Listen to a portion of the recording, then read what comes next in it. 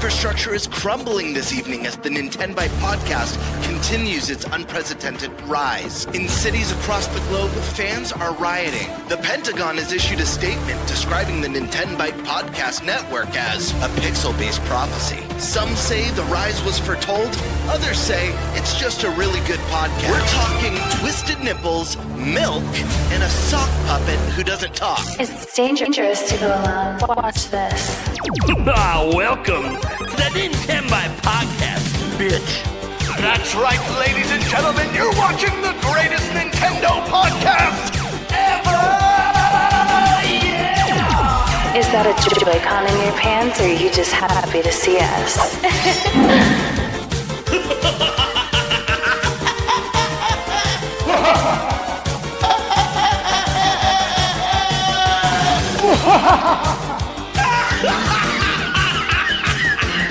Shut up!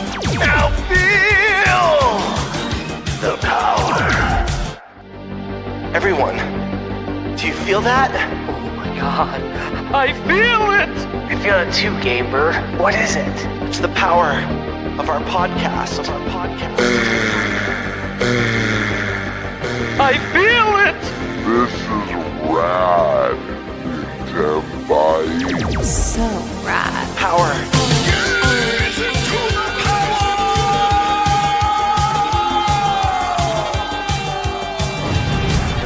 Now bask in their glory. I'm Nintendo Prime. Oh, baby.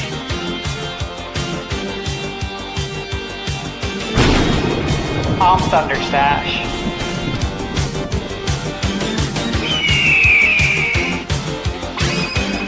I'm Gamebird Classic.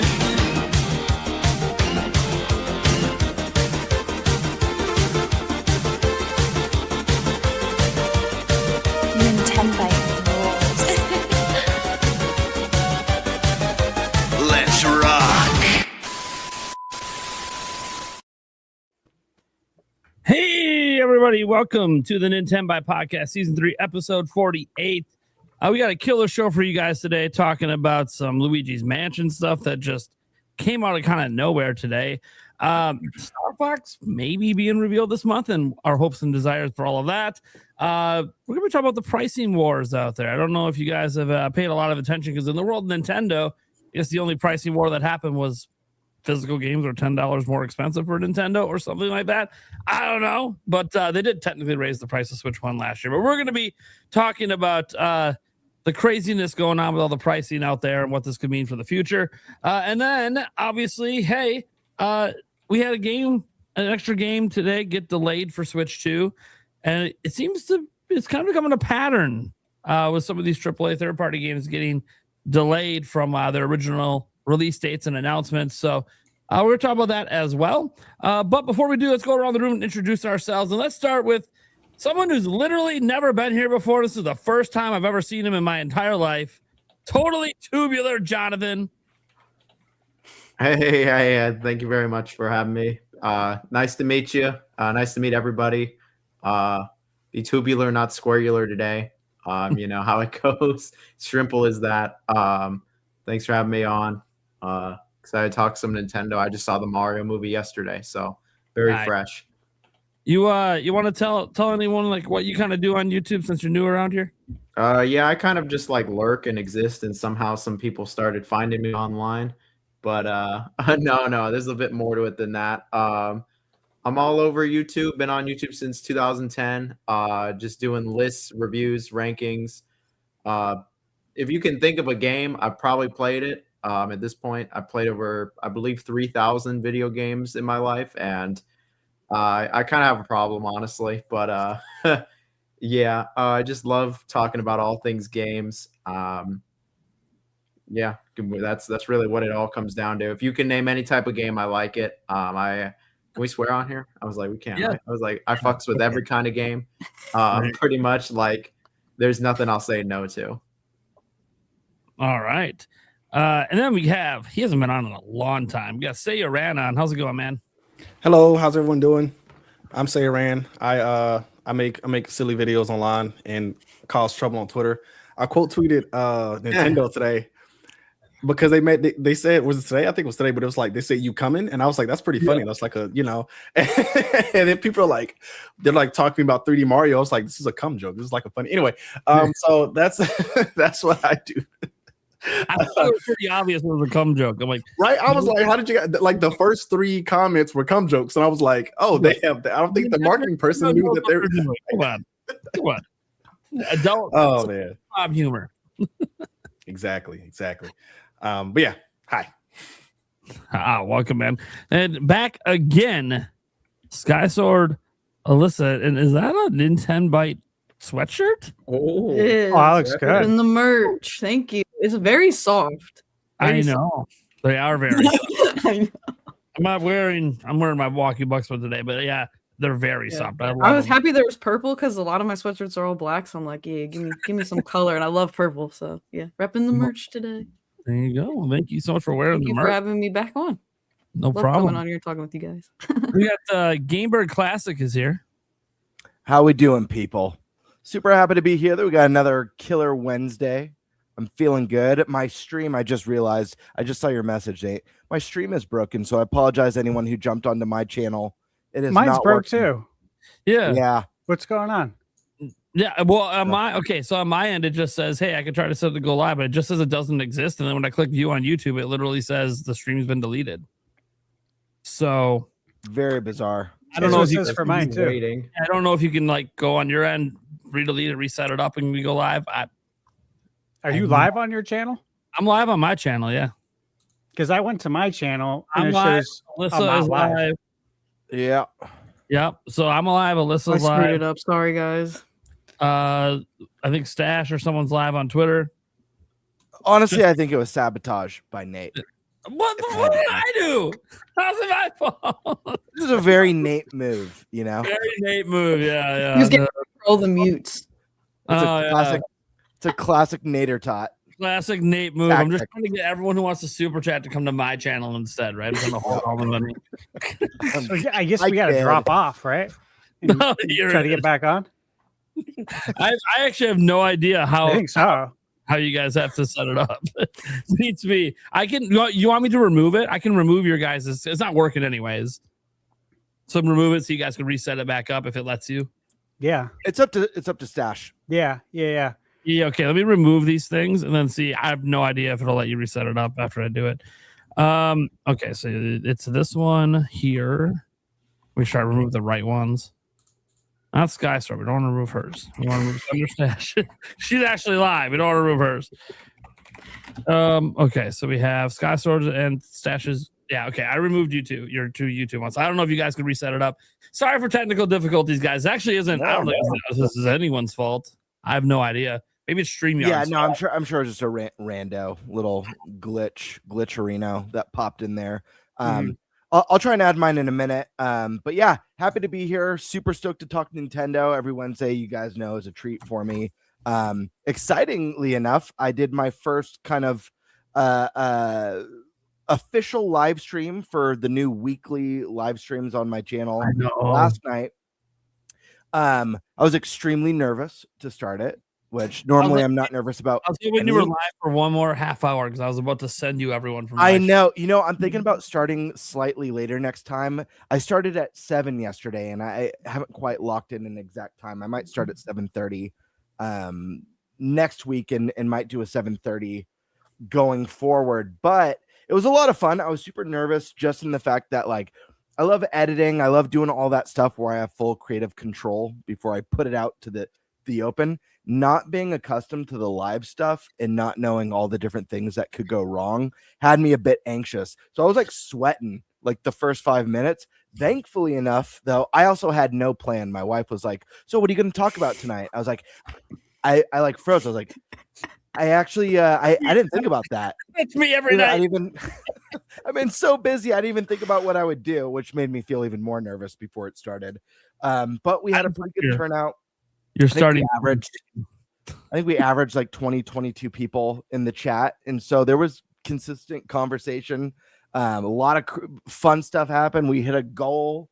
We were talking Zelda and Mario and There was pan-seared nipples and all sorts of really, really cool stuff that happened on stream last night. Really cool.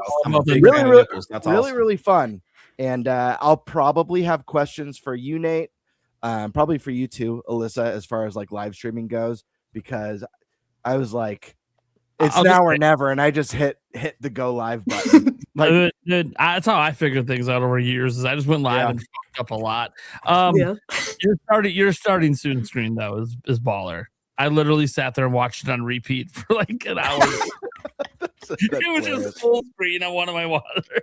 You should do it in the background on the TV for one of your videos, Nate. I just really wanted people to have a very transcendent experience. You know, I wanted it to be meditative. That's a really good idea. I gotta take that and make it so it's like 20 minutes long, so I can use it in a video on my TV behind me. And it's me. Just me there, yeah. I'll send you the loop, dude. But real quick, just to do a little show and tell, I know Alyssa stopped by the stream, and that was really cool. Huge shout out to her. If you guys in chat haven't subscribed to her channel, I don't know what's wrong with you. Go do it. As well as our other wonderful guest here today. But this came in the mail while I was streaming, so I'm super excited to show it off. It's A Legend of Zelda: A Link to the Past comic book hardcover with story and art by Shitaro Ishinomori. And this little book, I haven't read it yet. Obviously, I just got it last night. But it has some really wonderful artwork that retells the story with a little bit more context of A Link to the Past. And it has like all the dungeons and boss fights and really neat. I don't know if you guys all the fans, if you're interested in comics or just an item for the collection, I had to have it. So really cool so far. But yeah, sorry guys, that was long-winded. But yeah, a lot going on. And who always has a lot going on? That's Thunderstash over there. How's it going? Yeah, it's been busy. Great. Staying busy. Lots of game reviews. I had one go live at 3 this morning for Chain Staff. That was when the embargo was. I had to double check that a few times. I'm like, is it really 3 o'clock in the morning? Okay, just making sure, because it was like CET. So I had to make sure I got that translation right. But lots of games I'm working on. Decent amount I can't unfortunately talk about, but if you guys saw how I ended March, I think I did 13 days straight of reviews. And then it was a little bit of a break. It's not because I needed a break. So, you know, it's because there's embargoes. And I'm working on stuff that I just can't release yet. So more to come, a lot more breaking off next week. But that's it with me, man. Just happy to be here. Lots to talk about today. Lots of good topics. Okay. Then there's me, guys. How's it going? Nintendo Prime. You guys know what's up. One quick announcement. Obviously, you guys know we are missing the sock man extraordinaire, our Spice Lord. Eric Moore is unfortunately not with us today.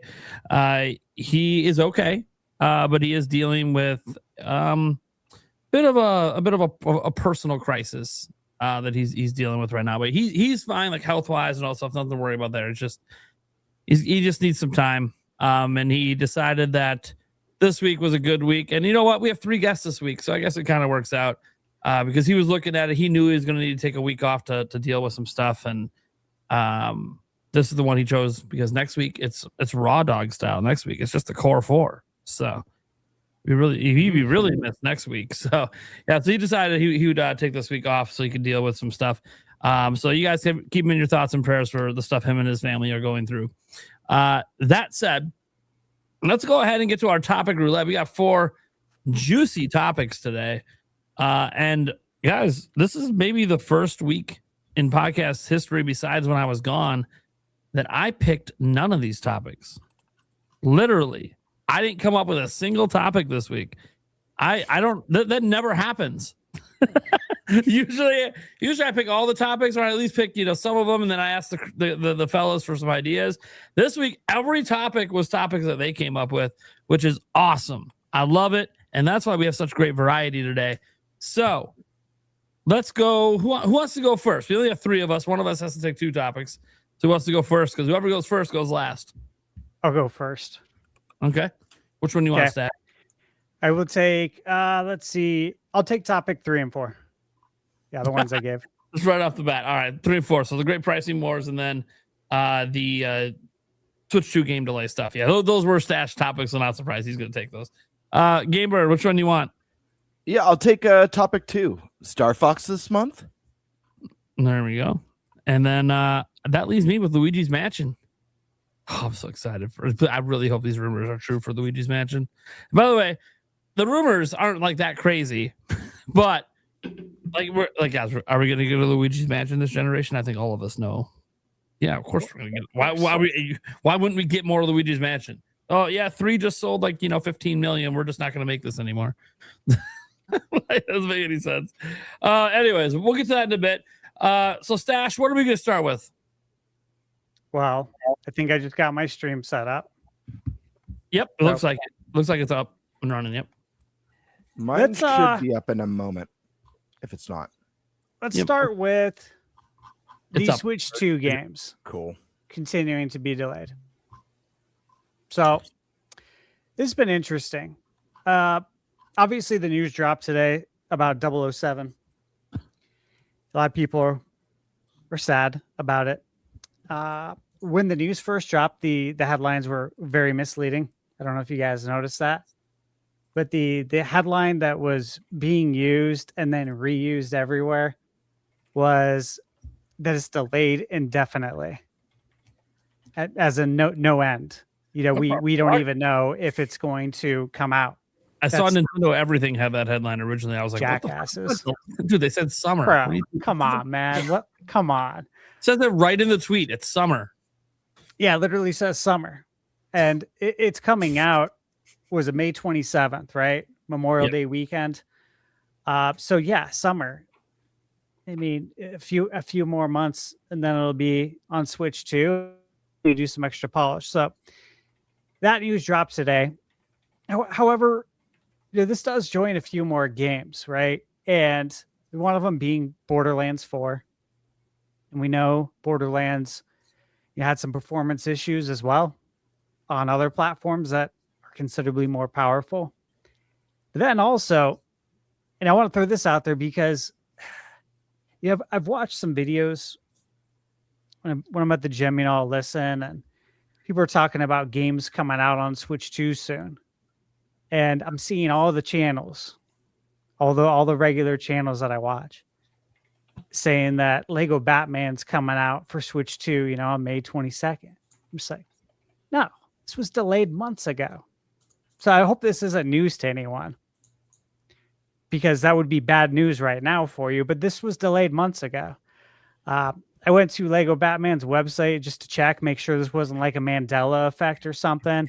Maybe I'm smoking crack over here and I don't know what I'm talking about. But I double checked. It's like, not sure enough. It says, the Switch 2 edition is coming at a later date that we'll announce at a later date.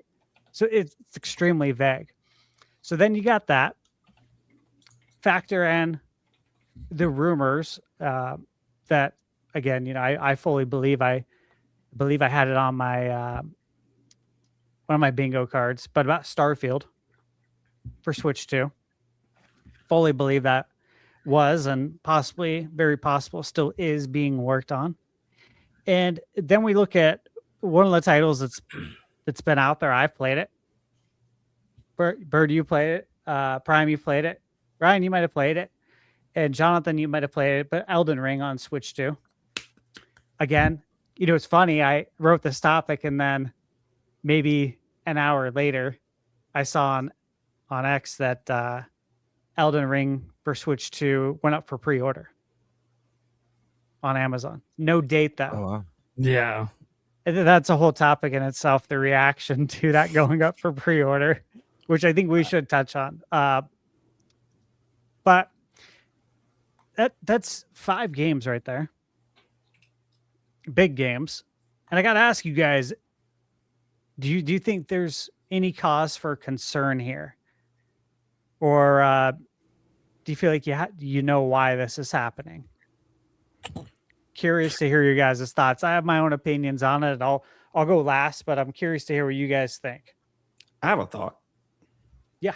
I think messing around with the DLSS is a little bit different because if you think about the other consoles, they're running AMD. So, I mean, there's FSR or whatever, but DLSS is obviously, from what we've seen, it's more powerful. It does a better job of upscaling what the game actually looks like. So I think that devs are not running into issues, but it's taking them more time instead of it being kind of a plug and play like it is on PC. Maybe I don't know, because of this very specific version of DLSS. What is it like a 2.5 kind of whatever it is? I think that may be, I don't want to say causing some issues, but that may be putting some extra time into development. But I don't think there's any need to be concerned. I think Lego Batman, I think Lego's a big enough company, like specifically with that game. I think Lego Batman, they're a big enough company where they're like, we have to get this out on the Switch because hello, it's Lego. But like Elden Ring, I think Elden Ring, we saw early like how it was running earlier. When journalists got their hands on it, they were like, nah. I haven't played it yet. I've been waiting to play it on Switch too. But I don't know, I think some games are just, there's no need to be concerned if they're like a newer game that's launching. I think it's just weird. Borderlands, that's a mess everywhere. I had it on PC. It wasn't running great. I got it on PS5. I asked them for a different code for PS5. It's like that's just them. But I don't know. I think it's just very random. I don't know about 007. Didn't it have like AI specs at first or something like that? 007? Well, 007's been interesting. I think when the PC requirements were first announced, and Nate, you might recall this too, but if I recall, the PC requirements were extremely high. Yeah. And it was a cause for concern because it's like, oh my God, this game is like absolutely not optimized. Are these really the stats? Like, is this really what we need to run this game? And I know that when I saw that, my initial thought was like, well, those will tighten up as we get closer to release because that's how it always happens. But even after tightening it up, I'm like, oh no, that's gonna run on Switch too. Even if it's better at launch, it was pretty rough. So yeah, 007 had some interesting things going on with it for sure. And to your point, I will say that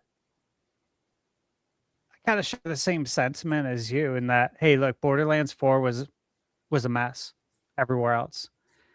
007, again, it seems trying right now.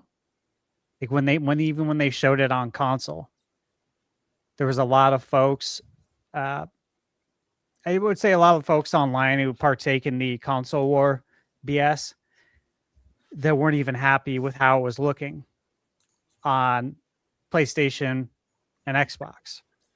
There, if I remember correctly, Bond had a trailer where it showed like some sort of a car escape or a car pursuit that had like major performance issues. There was a lot of like stuttering, right? Yeah. And that's where people were like, dude, if it's running like that, how's it going to run on Switch too, right? I mean, I think that's all everyone's initial question. And it's very similar to the questions we had during the Switch era, right? When a game was multi-plat, if you're showing a trailer from, the PS4 or the Xbox One edition, and it doesn't look good, well, how's it going to run on Switch then? There was like a genuine cause for concern. But Lego Batman, I think, is the one that is pretty unfortunate that's not going to be their day and date. Because I think a lot of people within the Nintendo community were really looking forward to that. And they were looking forward to that Arkham style combat in a Lego game, because of course those Arkham games are absolutely beloved. So it was exciting for everybody. So you get a little bit of both. You get Lego and you get the Arkham battle system. Who would like to go next? I can go. Let's hear it. So I think that all of this is simply that they just didn't have the dev kits very long. I don't really think there's anything nefarious here. We could say, oh, DLSS. We could say, oh, it's a different platform. These platforms are made for like x86 architecture. None of it was made for the ARM stuff. And yeah, that all plays a role in bringing games over and porting them over. But, we were hearing, we still hear at times that it's hard to get the dev kits for certain studios, and that some of the big AAA ones like Microsoft, a lot of their studios didn't get dev kits till last year. So game development for these AAA games is like 3, 4, 5, 6 years. When you've had dev kits for sometimes less than a year, yeah, the port might not be ready. You weren't developing it for Switch 2 this entire time. I always thought this first wave for the first couple of years of Switch 2 was going to be really interesting for AAA, because any game AAA wise coming to Switch 2 in that time span did not spend a majority of its development having a Switch 2 dev kit. It spent most of it making it for PS5 and Xbox and PC. So it's really a situation to me where I just think some of the delays are, hey, we like Elden Ring last year. Hey, we thought it would be ready, and yeah, they could have released it in the state it was in. We played it at PAX West. It was playable. It wasn't like you couldn't enjoy it. It kind of took you back to if you ever played Elden Ring at launch on the other platforms. It didn't feel worse than the launch on those platforms. And From Software games are always like that. They kind of have performance issues and all this at launch. So that's what it felt like. But they delayed it anyways. And I always wondered with that particular delay if that was more, hey, we're making an exclusive for the platform and Nintendo won't let us release the exclusive in that state. So maybe we shouldn't release Elden Ring in that state.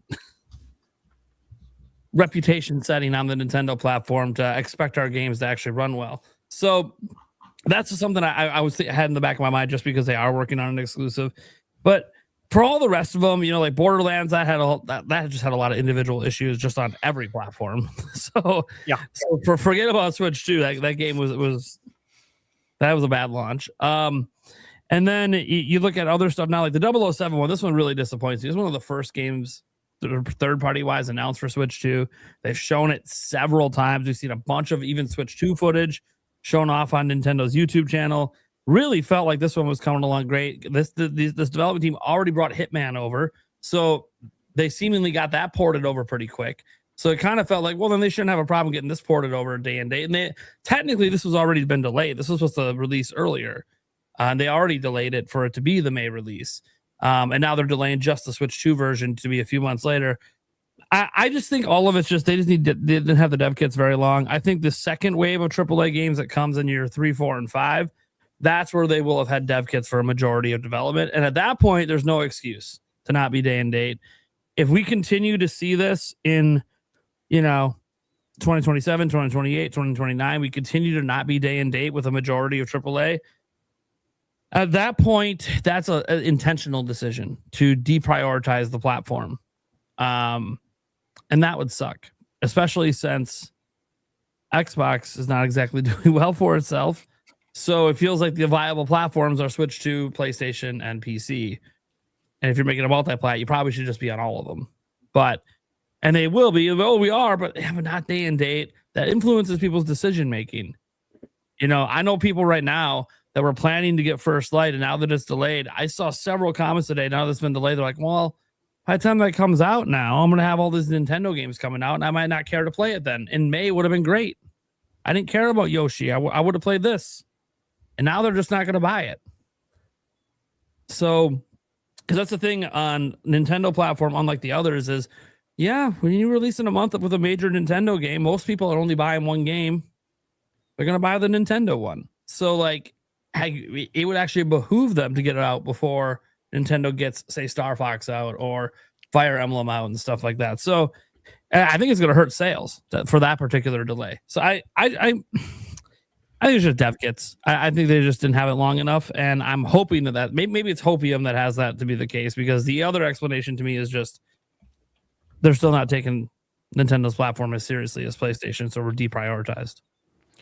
I don't think it's that. I think it's the dev kit stuff, and I think it's how long they've had it. It's the DLSS as well that Ryan was talking about. I think it's not just one thing; it's a combination of things. I think both those answers are right.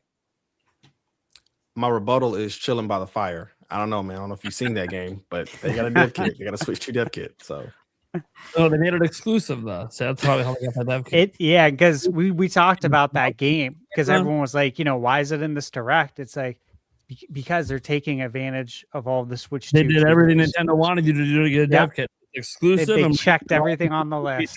We're using the camera. We're using the mouse. I still need to get that game. We should still You have a should do that for one of podcast your live using it. streams.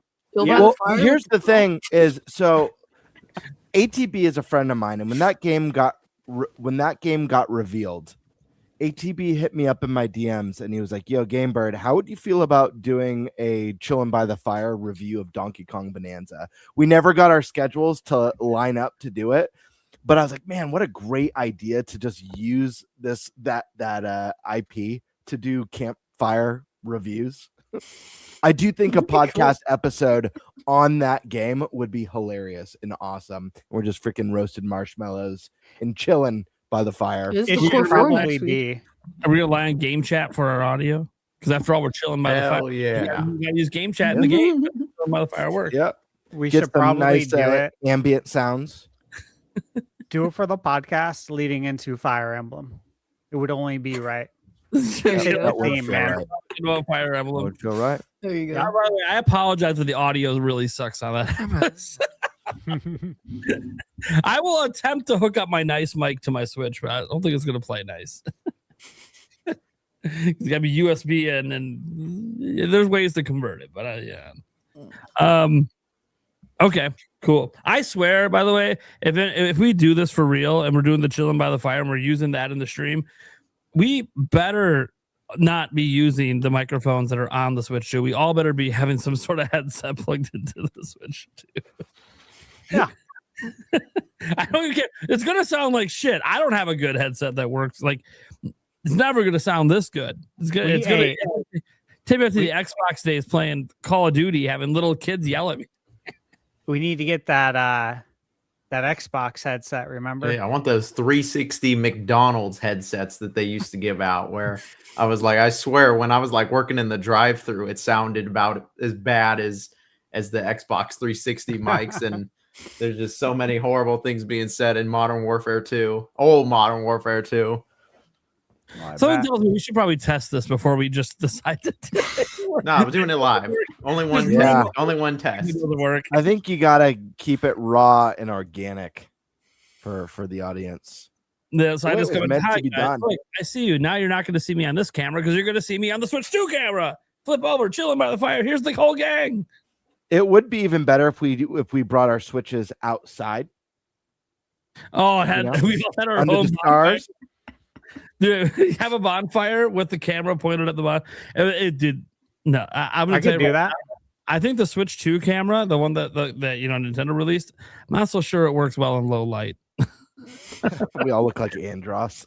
It's hype. I want to look like Andros, especially in Star Fox Assault, like where you got them long nails. It was like, ooh, what them nails do. Yeah. Anyone else got some thoughts on the Switch 2 game delays? Oh, yeah, Yeah. I'll add something. Oh, Or yeah. if Go someone for it. else wants to go first. Go for for it, it. my friend. Yeah, go for it. Yeah, I'll add to it. I did play Elden Ring at GDC, and it ran just fine, honestly. That version was a lot better than all those demos that came out. I played it on PS5, and it was pretty similar. So whatever I guess the time really did help. I think back for this scenario with all these games getting like delayed on Switch 2, I think back to I probably should have mentioned it earlier. I did work for PlayStation for a few years. I worked for specifically the Visual Arts Group and then Insomniac Games, 8 AAA games to my name, which is pretty cool. And one of the biggest things I remember when I was there when thinking of ports and stuff is that a lot of these teams were not equipped to do ports to PC, which was the big talk when I was with PlayStation. Like when I was with Insomniac, they talked a lot about Spider-Man 2 for PC. It obviously came out on PC. Like Insomniac, like they were never equipped to release any games on PC. Their developers they just did not they had not done that in the past. They'd always outsourced it. And Spider-Man 2 was outsourced as well to, I don't remember PlayStation bought a company just for outsourcing games to PC for porting purposes. And a lot of these companies, especially with PlayStation in particular, they've always they've always relied on the help of another studio that specializes in such a thing. And so with the Switch 2 dev kits being delayed for so many different companies. I think a lot of these support companies that rolled up to help, port games to consoles and PCs, they just didn't have them. And so a lot of these companies are more fending for themselves in a way. And it's also new technology. It's a new platform at the end of the day. The 007 one is one where that doesn't apply because they released Hitman on Switch too. So I was like, okay, no, they've worked with this architecture before. They've worked, however, if there was an external partner or not for that port, doesn't matter. They were able to get it out. So there might be something more afoot there. But something like Borderlands 4, where I'm like, okay, well, I don't think Gearbox has released any other games on the Switch 2. This is their first time working with that technology, that hardware. I think it makes a little bit more sense. But then it's also Borderlands 4, where even on like a decent computer, it still runs like dog shit. And I'm like, the thing's just like, what is it? Where it's like optimizing shaders every like fucking 5 minutes. And I'm like, wow. 3 doesn't work either. I didn't even know that, honestly. Switch I was 1, like, backwards compatibility doesn't work. You can't even buy it on the shop. If you try to go on the Switch 2 shop, you can't buy it. So Gearbox is the GOAT of Switch ports, clearly. And I'll be buying whatever whenever I need another paperweight, I'll be or like a coaster or whatever, I'll be buying another Gearbox port. But when it comes to like all these companies, like with the delayed ports, obviously we don't exactly know every single one. And it's probably different for every studio, but I can imagine that because it's new architecture, new technology, lack of dev kits, and lack of external partners to help them, is probably a really big contributing factor. And, I wasn't with PlayStation when Switch or Switch 2 came into play with like Lego Horizon. Lego Batman getting delayed, I didn't know that. So I just found out. I mean, I was going to get on PC, but I just found out the days of reliving Lego Batman on Nintendo with the Wii or whatever, long gone, I guess. But that one that one just is kind of got me shaking my head because Warner Brothers is such a major company. I was like, there's no way they couldn't find an external partner that has a Switch 2 kit to help them out or whatever. Now I'm going to look up the PlayStation one. I freaking forgot what they're called. They helped them with pretty much all of PlayStation's PC ports, except The Last of Us, where Nixus Software. They specialize in just doing ports to PC because so many PlayStation studios, especially the ones that when I was with PlayStation Visual Arts, they worked with a variety of studios. They were an internal support studio. So I worked with like MLB, Last of Us, Spider-Man, even the Callisto Protocol, which was really funny. Still haven't played it though. And like a lot of the PlayStation studios just were literally not familiar with like the architecture for putting a game on PC. And so they would outsource it. And I imagine that a lot of these big companies, very similar situation, and they don't have the normal amount of companies to outsource it because it's still so new and fresh or whatever they want to spin it as. But, 3 years down the line, if this is still happening, I mean, these companies can't exactly be surprised when they're like, oh, the Switch version sold like shit. I mean, it did come out like 3 years later. And I'm like with Doom, where I was like, it's impressive it runs on this, but hey, I played this like 5 years ago. Right. Yeah. Good points, man. Good insight. It's funny because PlayStation did that. They were like, hey, these aren't selling that well on PC. And everybody was like, well, you released them a year after. So yeah, it's same thing. I remember like when I was with them, they released Sackboy Big Adventure on Steam. And I remember in my head, I was just like, dude, who the fuck on Steam is asking for Sackboy? I'm going to be real. Like, this is like a Nintendo game if it's not going to be on PlayStation. They don't release it on Nintendo. And then the thing I remember when I was like there, they were like internally or whatever. They were like, yeah, the game sold. You can look how many Steam reviews there are. Like, and you can see that the game didn't sell well or like peak concurrent players. And I'm just like,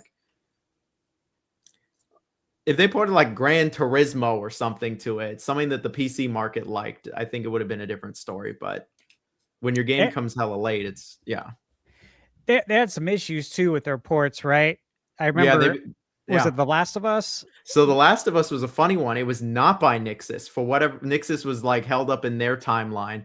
And so they reached out to Iron Galaxy, I want to say. And they just did a fucking terrible job. Like, I'm going to just be straight up. Like, maybe it's better now, but like, I was just like, this is going to go down as like, this is like one of the worst. This is like Jedi Survivor bad. I was like, But I was like, this game has just been out for years. Also, wait, no Jedi slander. Those games, phenomenal games. I'm I'm talking about the port. Like, I love the games. I love the games. The PC version was just atrocious.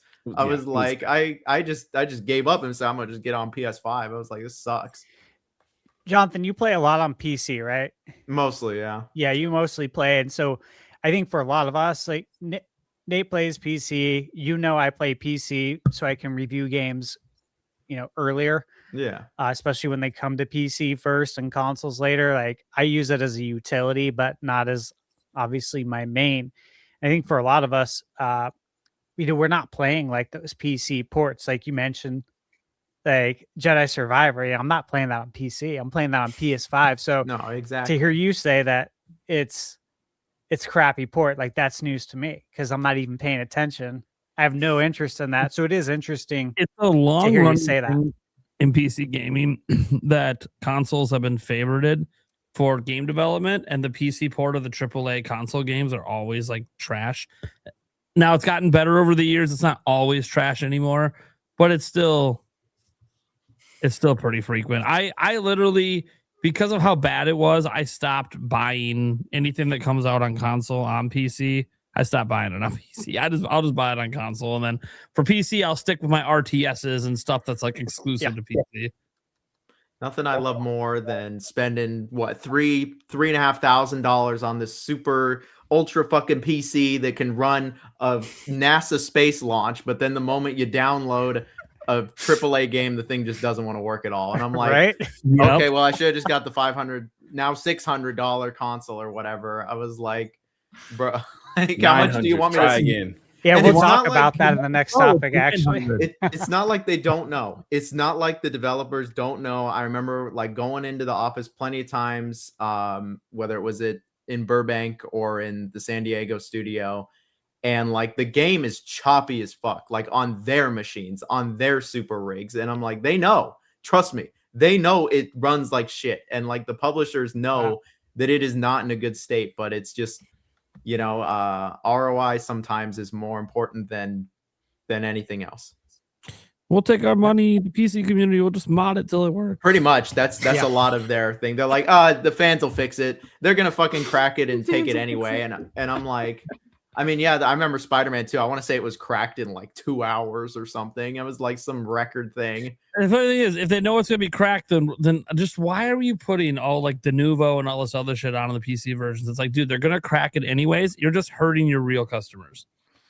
That's just an executive thing. It's just like a checklist. It's like our game's got to have Denuvo. It's got to have several DRMs. Likely they want it online only so they can harvest your data and sell it to some company. I was like, there's lots of different. Yeah. It just nothing I love more. Like take forever to upgrade this PC. We got a nice rig. I was like, can run OBS and all these games at the same time. I boot up a game, a basic looking game. The thing doesn't even work all that well. It runs. I was playing like that SpongeBob, like that Titans of Tide last year on PC, and I'm like, this game looks barely above a PS3 game. Let's be real. I was like, I love the art style and the aesthetic, and I get this budget, but I'm just like, why is this running so shit on the PC? And everyone on my comments, just play on PS5 with this performance mode and it's fine. And I'm like, who would have thought? I should have just got the PS5 version. Mm-hmm. It's wild. That's I mean, what you just explained right there, though, in a nutshell. I think that's why so many people don't mess around with PC. Oh yeah, that's totally why so many people don't. That's why I did. That's why like half the time when I got Pocopia and I finally started playing it, I booted up. I'm like, oh, it's just so nice. I just start the game up and it just fucking works. What an idea. I've said it on the show before. The thought of playing a game on PC literally hurts my soul. Like it's soul crushing. And I used to play games on my computer. And I've told this story a bajillion times, but just for context, I work remote. This studio is also my work office, and I'm on Wednesdays, especially. I'm in this room for about 15 hours. Yeah. And I work in 8 a.m. to 5, sometimes 7 a.m. to 5 every day. the thought of staying in here to boot up a game is a hellscape of torment. Throw on top of any sort of troubleshooting just for me to have fun is hell. So I want to be on my couch. I want to kick back. Like you said, Jonathan, I want to be able to chill and play Pacopia or play, what an idea. Anything, Expedition 33, whatever it is, and just relax, be fully immersed in the experience and not have to worry about that sort of stuff, or feel like I never left work for that matter. No, absolutely. Hey, what about when we were growing up though, and you had to install a PC game? Yeah, for real, like Day of the Tentacle, you know what I'm saying, or Maniac Mansion, and you got multiple discs you got to put in, or you got to go, floppies.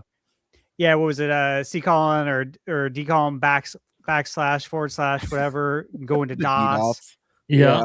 Dude, and like all the stuff you had to do, it's like if you didn't do it right, I mean, the game's not going to run. You're going to need to start from scratch.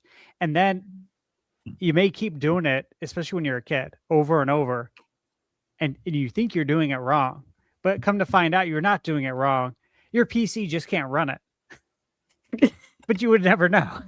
Yeah. Like, and then dude, this is the worst. Windows version, and then everything breaks again, and you're like, why isn't this working? And now it's opened. So you can't return it. Yeah. It's like, I have a lot of memories of annoying my parents as a child trying to get PC games running or Mac games running as a little kid. It was I forget which King's Quest it was, or the sci-fi spin-off. There was like a funny sci-fi spin-off too. It may have been Space Quest. I'm not sure what it was called. But those games, yeah, I used to always have trouble getting it set up. Yeah, this happened with my cousin's PC. He had a Hewlett Packard. Or it was a Hewlett Packard, and did he have the one that was themed like a cow? No. This was the family computer. It was a serious computer. The only games that were played on it was computer. That was their only model for like 3 years. Was one that looked like a cow. It was so stupid. No, my Uncle Jim would play the PGA golf on it, like the PGA 486. Yep. You remember that one? It's actually a really good game. But we wanted to play. I remember at Costco, we had picked up Maniac Mansion, Day of the Tentacle, and we had picked up Star Wars Dark Forces.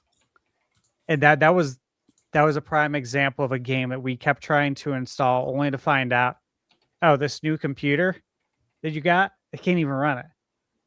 It's like, this is bullshit, man. That's actually why I didn't play the game for 30 years and why I was so excited to review it on PS5. I literally waited like 29 years to play that game. Was it worth it? Actually, it was. I was going to say Dark Force is pretty good, actually. It's so good on PS5 with the DualSense controller. They played PC. They use the triggers and the microphone and the controller, and you can hear, the lasers and everything. It's actually very good. I was very impressed. Night Dive Studios killed it with that, as they do with most games. Okay, so Alyssa, what are your thoughts? I pretty much share similar feelings as you and Nate with the dev and Jonathan and probably everybody, honestly.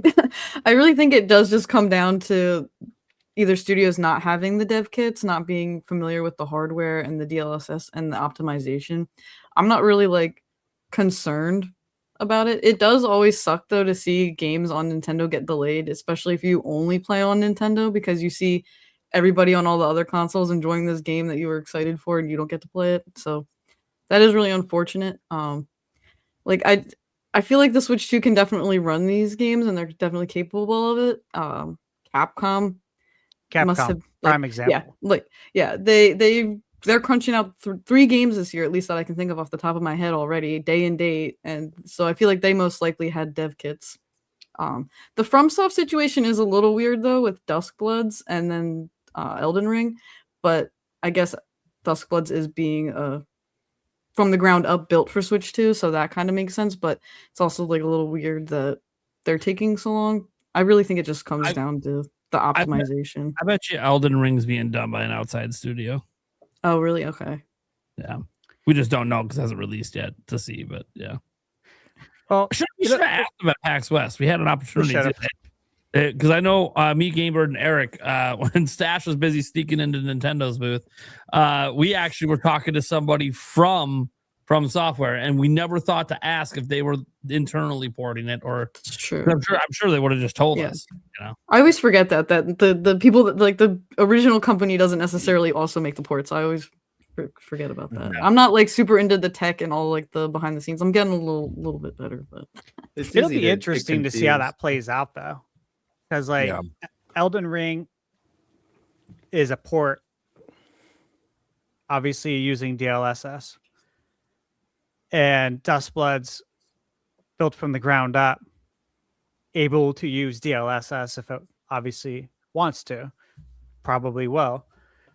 Because we've talked about that a lot, how it'll be interesting to see how these development studios use DLSS to build a game from the ground up for Switch 2, as opposed to porting it. And that'll be a good, case study right there, those two games. Yeah. Once they finally come out, whenever that will be. Bird, your thoughts? Yeah, I'm not worried about this at all right now. I think when we see things like, as mentioned already, that Capcom has been able to do with the Switch 2, whether it's Resident Evil, whether it's Pragmata, and honestly, we're probably going to be seeing the next Okami on Switch 2. It's possible we could be getting the new Onimusha, and maybe even a Switch 2 version of Monster Hunter Wilds, or a specific Monster Hunter Wilds built specifically for the Switch 2, since there is an audience there for that. We've also seen the incredible work from Square with Final Fantasy VII Remake. Obviously, 7 Rebirth is going to be, it's going to test the hardware even more. It's a much more expansive experience than the first game. And then I even think of the console launching with Cyberpunk and how impressive. That's a game that obviously had a very turbulent launch elsewhere, and has had quite the comeback story given all the circumstances. Maybe not as quite as epic as No Man's Sky. That's the game that just keeps on giving after letting down millions of people. But I think I'm not worried about the Switch 2 hardware and what third parties can do with it, because I've already seen what they can do early on, and I'm fully confident that the later we get in Switch 2's life cycle, the more and more we're going to see the trend of day and date third-party releases. I could be wrong about that. That's just what I think. That's my personal opinion. Now, I look at this list that you put together with some of these games, and with a couple exceptions, I see Borderlands. The interesting thing of note is that this game was problematic elsewhere. It's not just a Switch 2 thing. This game had performance issues elsewhere. Even Elden Ring, the Souls series is probably my second favorite series of all time. I love Miyazaki as a creator. I love the Souls games, Elden Ring, Bloodborne, all that great stuff.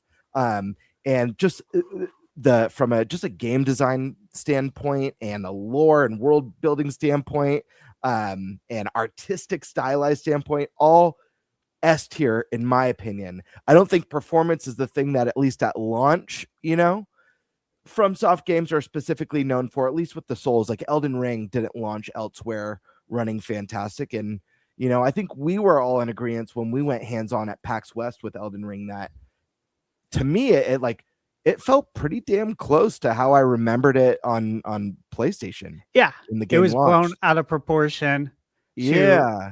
For headlines, for sensationalism, completely. And maybe we did. It's possible we did play a newer build, but there's definitely some disconnect between what I experienced at PAX and everything that I read about like a month prior.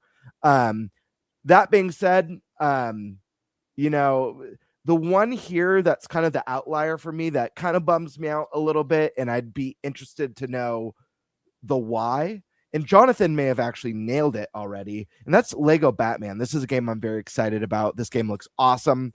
We haven't had a true Arkham game in a while, and Lego Batman is bringing us that true Arkham game, which is a really exciting thing. But yeah, I'm really curious why this one. Maybe it is like Jonathan speculated about, outsourcing and not maybe having, what did you say, John? You were saying like they might not have a specialized team to outsource it to, or the team pretty they much. do have might have an issues. Pretty So much, yeah. That's the outlier for me. But listen, I mean, games. Yes, these are ports. Some of these are older games, but I don't know. This is a small list of. I mean, I don't really care about Starfield, I'll be honest, and I really don't care about Borderlands 4 for that matter. Yeah, I don't know. I'm not concerned. I think good things are to come. I think these are just some of those examples of ones that don't quite hit the mark on time, but I think good things are to come. I don't know. I'll tell you what. Fallout 4 on Switch 2. Michaela bought it. She's been playing it. She loves Fallout. I gotta tell you, man. Like, I'll be working, on the projector. We'll walk by her and see she's playing it, and I'll just look over her shoulder for a second. I'm like, God, I can't get over how good it looks on Switch 2. I cannot get over it. And that's a game that, had it not come over in perfect shape, I don't know that I would have questioned it, because it's Fallout, it's Bethesda. Like, yeah.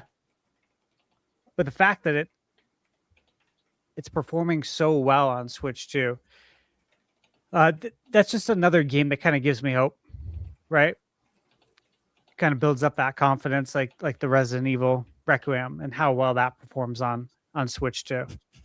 I think when we look at the big picture and we look at the games that have come out and have performed really well that you guys all mentioned, right? Stuff from Capcom, Square Enix, Cyberpunk, the games that we know are coming as well.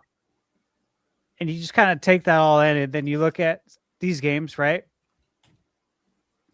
And they're kind of outliers outside of, again, the Lego Batman thing. Would have been nice to have got it, but again, maybe they couldn't find a port house to do it. 007, again, it wasn't running. Like, people were upset when the gameplay footage was shown. Like, console folks were upset about how it looked on PS5 and Xbox. So again, that's really not a big concern, right? So I think we could all say that we're really not concerned about this, especially at where we're at. I mean, we're 10 months in. We're 10 months in, guys. They got to get to know the console. Yeah. Obviously, they need to have time with the dev kits too, but you gotta know how to get all the juice out of That's it. what I was thinking. We just finished a maternity cycle. Like, They gotta buy man. dinner first. I mean, a lot of developers didn't get dev kits until the Switch 2 was out. THQ Nordic didn't. For a few months, yeah. Which is wild, right? So, all right. Anything else you guys want to add? I think it's funny because, like, since the Switch 2 has been out, it's just been like a bunch of criticisms and, oh, we're gonna boycott it and this is and that. And I can't believe you spent $20 on Fire Red Leaf Green. Oh my God, Pokemon Champions has a $7 starter pack. How dare they? It's just been a lot. So I feel like a lot of these game delays, because a lot of these game delays weren't games that were like, Lego sells well over time because it eventually becomes a $20 game.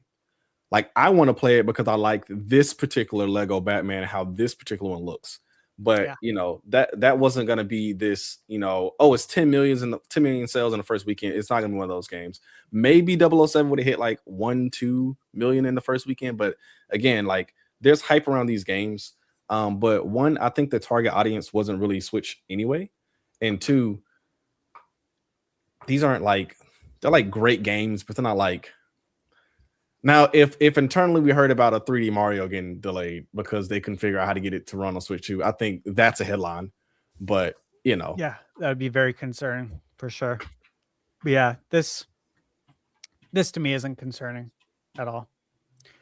All right. You guys want to add anything else before we move on to the next topic here? One more thing. I play games on PC and I don't have issues. I also work from home and I work in IT, so skill issue. Oh, I mean, I'm in this room 15 hours also, so I Do just you bought a guys like 5070. sitting in the same position now? I don't work in this The room. game? I have my own office out here that's just like adjacent to my living room that but Yeah, this is my separated gaming out. content space. So Yeah, I so just for bought a like, new PC too. This is me going to work. Yeah, because you sit in the same spot, which is your thing. yeah. Podcast in 5 minutes. Yeah, for me it's nice because if I do play games in here for PC stuff because it's my better computer, I got 2 different desks I can play at. So if I've been at one all day, I'll just move to the other to play. And then I have my nice laptop, and I'll just take that up to the bedroom, and Yulia will play something on the projector, and I'll just play right there on the laptop, right in bed. So. Yeah, it is really annoying to like work all day in one spot, and then you're like, now I want to play, and I'm not leaving the one spot. Now, if I was in my early 20s, I think that's badass. At 39, nope, I need to get away. I need to feel like I have a life that isn't in one spot all the fucking day. Hey, Yeah. Go ahead. I was just agreeing. I was saying, yeah, like tomorrow I'm gonna go get coffee and like work from a coffee shop for a couple hours to get out of my house. And then I'm gonna come back and I used to do that. Yeah, I should do that when I'm doing research. I'd go have cigars and work. Oh, nice. That was Hey, we great. gotta get a cigar together. I'll fly to you and we'll get a cigar together. Yeah, I got a place across the street, man. My question is, does Steam Deck or the future Steam machine, will that count as PC gaming? yeah, it's like a version of It's like a Sure. It's a 'Cause pre-made I could get down PC. with that. I don't have a Steam Deck, but being able to leave my office chair, I can get down with, And I found the Steam machine enticing, but I guess technically you don't really need one if I just take my PC into the living room. But So I don't know. the one thing that was enticing to me about the Steam machine, and actually even the Xbox Helix, is there's like a protocol difference with like the HDMI ports on a TV versus GPUs in a PC. So sometimes the GPUs don't play very nice with your TV, and you'll notice like it's washed out or like resolution doesn't look like it's working. It's very weird, and it's different on every TV. I know a lot of people use living room PCs and don't have a problem, but sometimes there's like converter cards. It's stupid. Well, I'm assuming the Steam machine and the Xbox Helix will be like a home console in that it's going to use the correct protocol for your TV. So that's not a problem. So even me, I've been like, having one of those for one of the TVs in the house might not be a bad idea. Yeah, I just don't want to troubleshoot it at all. I just want it to be good to go. That's all I care about. And I know people really like that, but like if I liked troubleshooting things, I'd buy a car that barely works. There's another breaks option down on the road. That way I have the opportunity to fix it here and there. There's also another option, Steam Big Picture mode. There's like a way to like, I can't remember, but like beam it to your TV. So you're not even in the same room. Yeah, there was the Steam Link, which basically Stink does for that. short. I don't know if you can buy them anymore. I think they actually stopped selling them. I don't know if they make them anymore. That was a thing for a bit. Because the reason I bring that up is like Steam and Steam Big Picture and even Steam OS with like Steam Deck, they're trying to solve some of that simplicity problem that some people don't like, dealing with some of that complications. Because look, I play basically PC exclusive games on my computer, and I don't have like any problems. They all run just fine. PC gaming's come a long way in that sense. It used to be you used to have to mess with like every setting to try to get your thing to run well. Now your computer just automatically picks like the best settings for the game based on your hardware, and then you can go in and do it different if you want. Oh, do you want more frame rate? You can go mess with stuff and get more frame rate, or you want a higher resolution, you want this, you want that. But I also like to tinker, so I love PCs. I love tech. So tinkering to me and messing with stuff and getting my game to do what I want, like being able to take World of Warcraft and run it at 4K on a 49-inch ultra wide just because I can, even though it's a terrible way to try to get high frame rates when I'm raiding. It looks great. It looks really good. Yeah, I will say too. I bought the Steam Deck OLED, and I play it obviously docked for the games that I review, and it's been very easy to use. And so I expect the Steam machine to Yeah, Be simplify even it. more simple. Yeah, that and Xbox Helix, I think, are really trying to simplify PC gaming for the TV, but they're not out yet, so we don't 100% know. All right, we can probably move on to our next topic, which I believe is Game Bird. What are we talking about? All right, let's see here. All right, topic number 2. We're going to be talking some Star Fox, my friends. Yes, Star Fox is rumored to be revealed this month for Switch 2 via Nintendo Today/Twitter. According to Nate the Hate, it'll be a classic style game and feature online multiplayer. There is also a second adventure style game rumored, but it comes from a place that's for right now unproven. How do we think this game will be announced, or do we even believe that it's going to be announced this month? And what do we expect the game to be like? Both the first one that, Nate the Hate said is supposed to be a little bit more traditional with online multiplayer, as well as the second rumored more adventure-like version of Star Fox. And do we think Fox and Friends will make it over to Super Nintendo Land? Obviously, Fox was a part of the Mario movie, and that's a really big deal for the character. Do we think that will branch out into Star Fox getting its own movie or TV show potentially as well? Before we jump to our first guest, I just want to I've talked so much about Star Fox. I'm more interested in what you guys think, but I'll just throw a couple quick thoughts out there just to get them out of the way and then let you all have the floor. Obviously, I've been very excited about Star Fox for a long time. I haven't shut up about it on the podcast for over a year and why I think it's coming. Very excited to hear, some credible input that something's on the horizon. That being said, one thing I was not expecting was for Fox to be in the Mario movie. I've definitely been a believer that if the Mario universe, the cinematic universe, does really well and the Nintendo cinematic universe grows, that there's definitely room for Star Fox to either have a movie or a show, probably leaning towards a show. That's all changed now. I think that's totally fair game. And I do feel that with this character being such a standout in the movie, that if I was Nintendo, I'd be getting that Fox character at Super Nintendo Land, walking around like yesterday, familiarizing, letting kids who just see the movie be like, oh my God, it's Star Fox, and get to have that real world tangible experience. And it also got me thinking, like, how sick would it be to get, because if you guys all have grown up going to Universal Studios, they've done a lot with like the motion rides and the more cinematic experiences. How cool would it be to have some sort of an R-Wing motion simulator ride at Universal Studios? Would be so cool. So I'm curious your thoughts on that, guys, but more importantly, what your thoughts are on these Star Fox game rumors. Let's start with Totally Tubular Jonathan. What are your thoughts on this, my man? There's a few things for sure. When it comes to Star Fox, I'll be real. Fox's, I won't spoil it, but I'll just say Fox's showing in the movie is probably the best representation Star Fox has had in like 20 years. I was like, I love 64. Like, I'll praise 64 all the way to my grave. But honestly, outside of that, I'm not the biggest Star Fox person. Sure. Like, I don't think Zero was. I think the controls ruined it. I think Command sucks. I think that Star Fox has gone through the ringer, and I think Nintendo for a long time has just kind of just thrown their hands up and been like, fuck, we don't even know. They weren't even like the primary developers for Star Fox Zero. I believe it was Platinum Games or Team Ninja, one of those two. And so they were just there for like support and consulting. And so I'm really curious if they are going to actually bring Star Fox back and really give it a shot in the arm, which I think Star Fox has needed for a long time.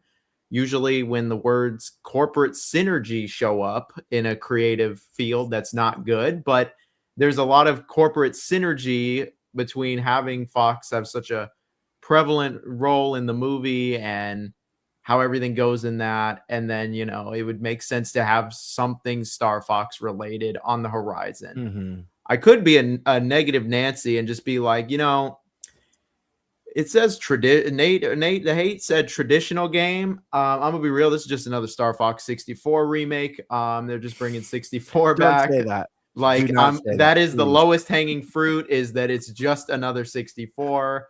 A 0. Honestly, the best part was when it was like 64. And I would love to just see a new traditional Star Fox game that can get their shit together. You know, Assault was fine. It wasn't like incredible, but I thought it was a good step in the right direction. It did something different. I'd like to just honestly, I don't even care if it's just 64 again. Like I was like, I just want it to be fun and to have a control scheme that I don't need to be cracked out to understand. And as for like Fox and all the Universal stuff, you know, Nintendo has proven, if anything, that they are the most like you cannot predict what the hell they're gonna do. I'd love to see. Sure.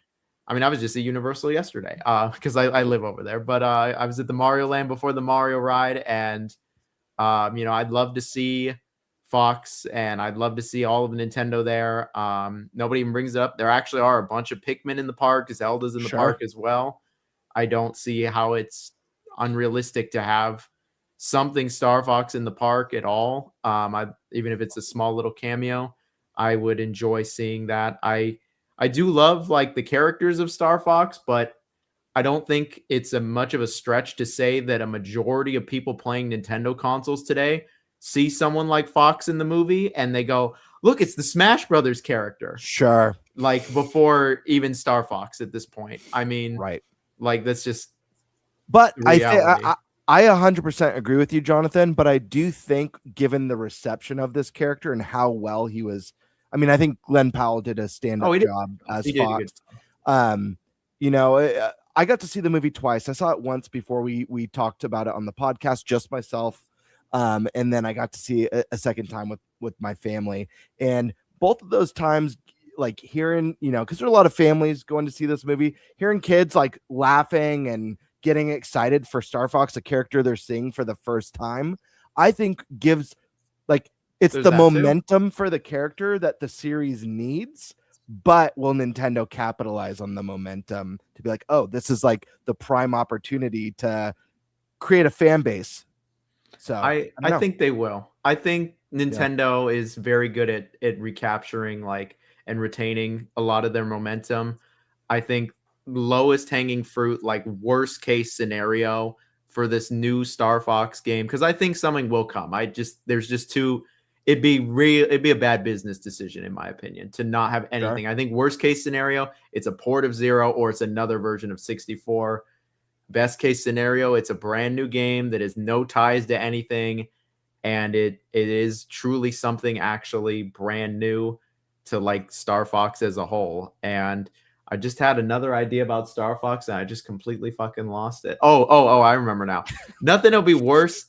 I think of like, Nintendo is very good about capitalizing on all their momentum. They have been with Mario. They have been with all their ports and all of that. I think of the dead opposite of that, which is definitely Microsoft with Banjo-Kazooie. They got Banjo into Smash. That is the most relevant Banjo has been the entire time that I've honestly been alive. I'm not even, and like it's the most relevant Banjo's been in 15 years. And what do we get?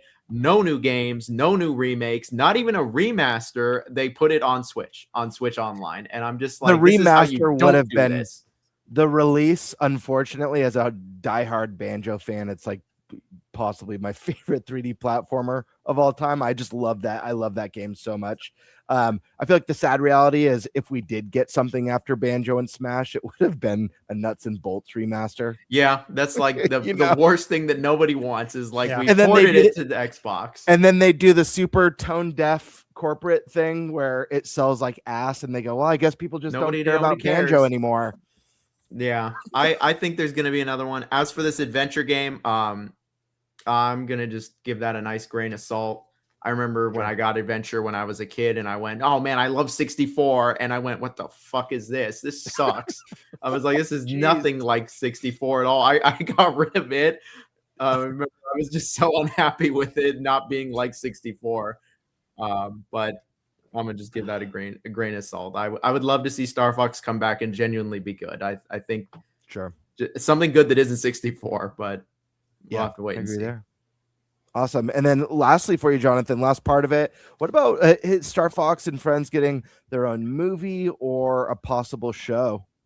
That'd be great. feeling on that? More Star Fox Sure. the better. There's so many stories and characters with like a lot of lore and history. I think that's the part that a lot of like old heads really love about Star Fox. I say old heads, anybody that actually remembers when any of the games came out at this point, as like the lore and the characters have so much potential and value. And I think that it's just ultimately underutilized more than anything else. But they definitely can't connect it to Command, because I remember Command did like 20 different endings and some of them were complete fucking nonsense. Sure. All right. Cool deal. Let's go to Sayaran. What are we thinking, man? How are you feeling about Star Fox, given what's going on with the Mario movie? What do you think about these rumors or speculation about these games? And will we see Star Fox break into the theme parks or, possible like movies and shows? Don't judge me. I've never played a Star Fox game. Nope. Hey, no judgment. Most people have. Most people sadly. And I've been interested because my first introduction to Star Fox was Melee, and he was one of my favorite characters. It was him and Link. I really loved them, and I thought he was a cool character. But then my big brother was like, "The games stink," and I was like, "Cool, I'm never gonna play it." And so I just never played one. So I'm excited because I think that if they do the parks and everything right, if they put Star Fox in front of enough people, we can get a really good experience. But it comes back to them putting it in front of people and capitalizing on it. I think Donkey Kong Bonanza being a game that was rated as high as it was, being as fun as it was, and just like coming off the back end, like my kids didn't know who Donkey Kong was before the first Mario movie. Now they know who Donkey Kong is. They still, I don't think they care that much about Fox, but they will. They will. If there's a game or something, they see me playing it, they see me playing my Switch 2, and they see something like that, they will. But I think that they have to capitalize on it, and I just don't know. I think for people like me who's never played a Star Fox game, you may have to reboot or like redo some things that are gonna piss off like old fans. But also, how long has it been since we had a Star Fox game? Was it 3DS? Was that it? 3DS? It's worth pissing off the I think so too fans. But how it's how it's gonna go over. Yeah, I think it's worth 10,000 fans is pretty funny. But you're gonna I know someone talked about like, oh, being able to get on foot and like run around and doing stuff like that. I think because of Smash, Fox is this melee character with a gun, and like I'm thinking like, oh, it's gonna be like an action adventure game and I can like double jump it, but that's not what Star Fox is. No. So I think there's some stuff there they would have to iron out. But if they can potentially get that ironed out and put Star Fox in front of especially the kids who just watched the Mario movie, I think you have a franchise that could easily start to creep into Zelda numbers if you get it. Like, if you can do what you did with Zelda, and you can do that with Star Fox, because you already have this brand recognition. And so off rip, if you say we got a brand new Star Fox is $70, me as a guy who knows who Star Fox is and my kids like it, let me go ahead and grab it. I think that you can get a lot of people across the world to do that, but just all depends on them. So for sure. Awesome.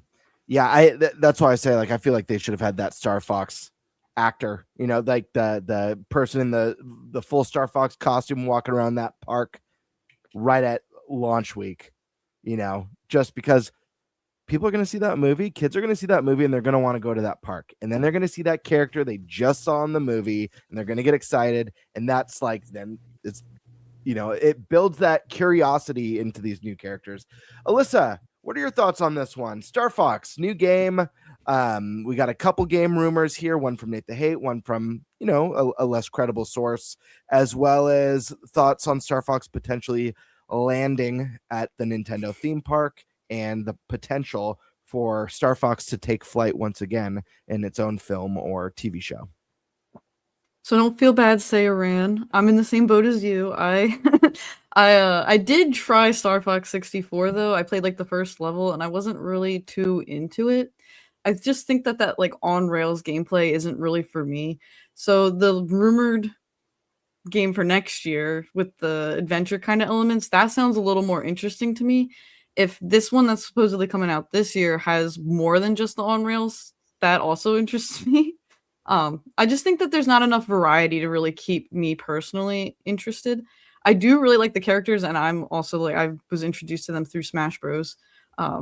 And like he was saying, you know, Fox is jumping all around doing all this cool shit, but he doesn't really actually do that in the games. You're just kind of flying around. Like I only did the first level, so all I can really judge it off is the first level. Is you're like flying around and shooting and like taking down bosses. But I am really curious on this game. I really want to see it. I thoroughly enjoyed Fox's appearance in the movie. Just me only knowing him from Smash and not knowing too much about him and seeing him portrayed the way he was in the movie was like caught me off guard, but I really, really liked it. As far as like a TV show or a movie, I could see either one happening. I think a TV show might be a little cooler, especially like not to get like too spoilery, but when they change like the animation type style during one of the cutscenes, or flashbacks, like if they did a show in that style, Very that would be fitting really cool. And like that was one of the moments in the movie that I actually teared up, and me not even playing Star Fox and that like getting me in the feels. I think that might say something. I don't know. I just really like that, and I also thought about you during that scene, Game Bird. The one thing. I know you guys talked about it last week, so I don't want to say too much, but I think you know what I'm talking about. I felt bad when he took shots at Slippy, but you know what can you do? Doesn't I feel like that's a thing that people do though. Just me being on the outside, I just feel like I just see people shit on Slippy all the time. It's true. Yeah, someone asked in my live stream last night, like Game Bird, who do you think is the Lando to Star Fox? And I think I said Slippy. I don't remember. I think you did. But either way, yeah, good stuff. Go ahead. No, you I go. was just gonna say I agree with you on that 2D art style if they went the show route. That was gorgeous, and I think I think that would be a really sick looking 80s show. and 90s vibe suits the character so well. So great point there. But go on. Yeah, I really am leaning heavily towards it being announced in the Today app, although I don't really think that's a great idea, and especially if you're rebooting a franchise that hasn't been around in so long, I feel like it needs a little bit more attention, like a direct or like a dedicated type of event for it, not just like, here you go. But also with the way the internet works, things spread really fast, and word of mouth could also like push it, like people like clamoring like, holy shit, did you guys see like new Star Fox game is coming out this summer? So I think there's like a benefit to both, although I just don't think that the Today app's the way to go, but that's what they want to push, and I get it. But for like the park, I could see it going either way just because of how much Glenn Powell pushed for Star Fox to make a reappearance. I could see Nintendo being like, oh, okay, all right, we'll do this because, you know, you make some good points about the Mario movie and all that, but we'll make like a game and then we're kind of like done. But I could also see them being like, you know what?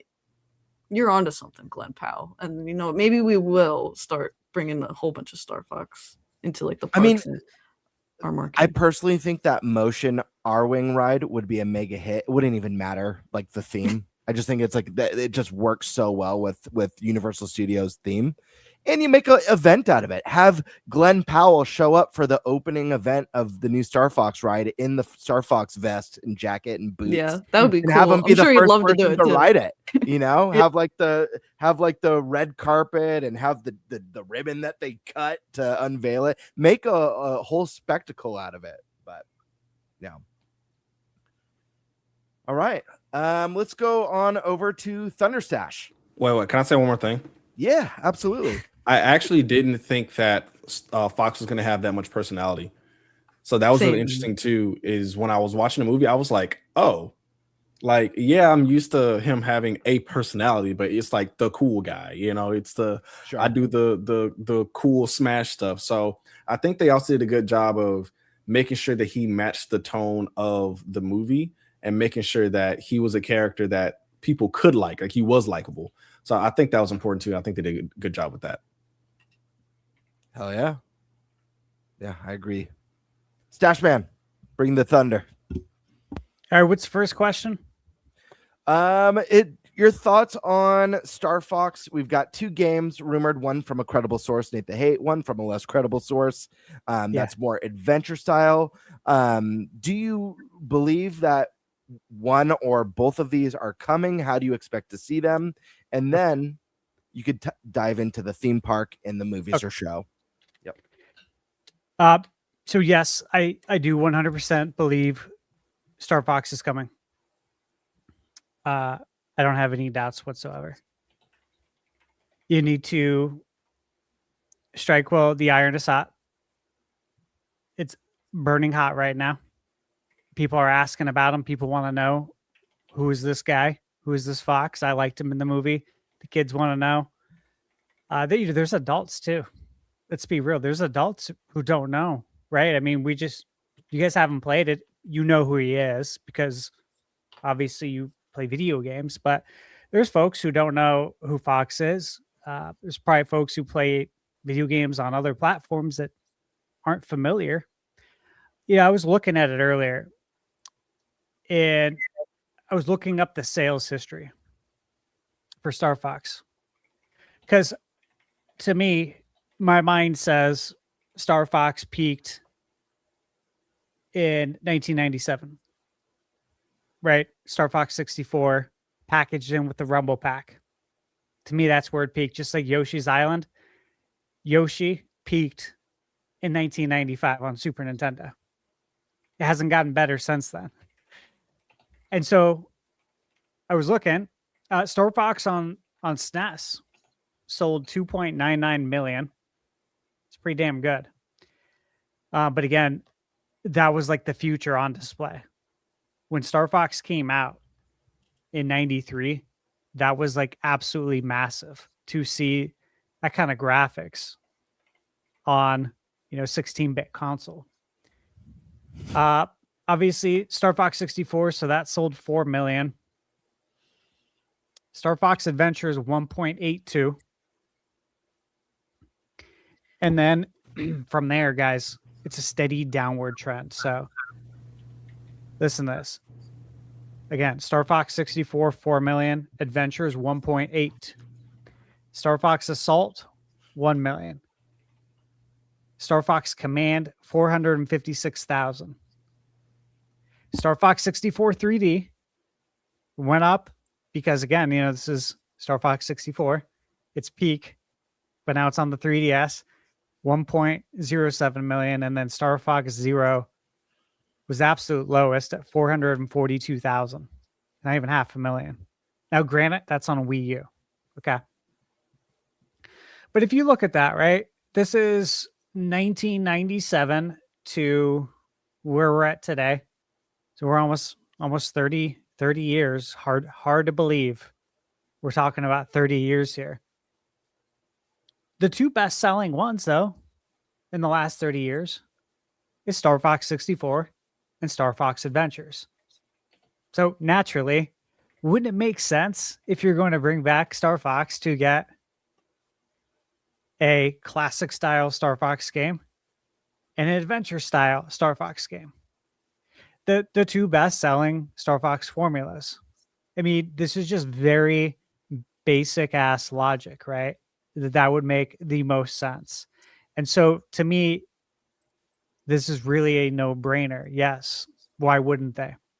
So between the movie and, again, just looking at the sales numbers makes a ton of sense. As far as though, what are we going to get is my question. Bird, like how are we going to expand that formula for Star Fox? As far as the classic, okay? Because I think with the adventure, funny enough, with the adventure, sky's the limit. Yeah. But when you're in the sky, you got some limitations. Sure. If you make it too open world, people are going to get lost. They're going to feel like they have no direction. And then that's going to be an issue. And then it's not going to review well, especially if there's not enough hand holding, sadly. And when you give people more freedom, especially in the air, that's going to be an issue. Personally, I would like to see a little bit of open world stuff to it in the air. Absolutely. For the classic Star Fox. I just don't know that it's going to be, appealing to the masses, right? Might be to like the hardcore. Obviously, you want to have more missions, more planets. Maybe you can have some side quest, more routes. Just do all the stuff you did before but more. That's certainly an option. But what else can you do to make it new? That is my question. It's a really good question. And that's why I think that 2-pillar system of having the classic and is just going to create a really strong foundation for the franchise to succeed. But this was something that I actually thought about. You know, you and I are huge fans, Stash, of the beat 'em up genre, you know, and amazingly enough, like this is a genre that's had quite a bit of a resurgence lately. And the game that really got me back into it, the modern game that got me back into it was really, I mean, there's obviously great ones like Dragon's Crown on the PS3, but Shredder's Revenge was the one that was like, we are so back. And then we've since then we've had Marvel Cosmic Invasion. We've got He-Man coming out and Toxic Crusader and possibly my favorite modern beat 'em up of all time, Absalom, which is a mix of beat 'em up and roguelite experience. Just a phenomenal game.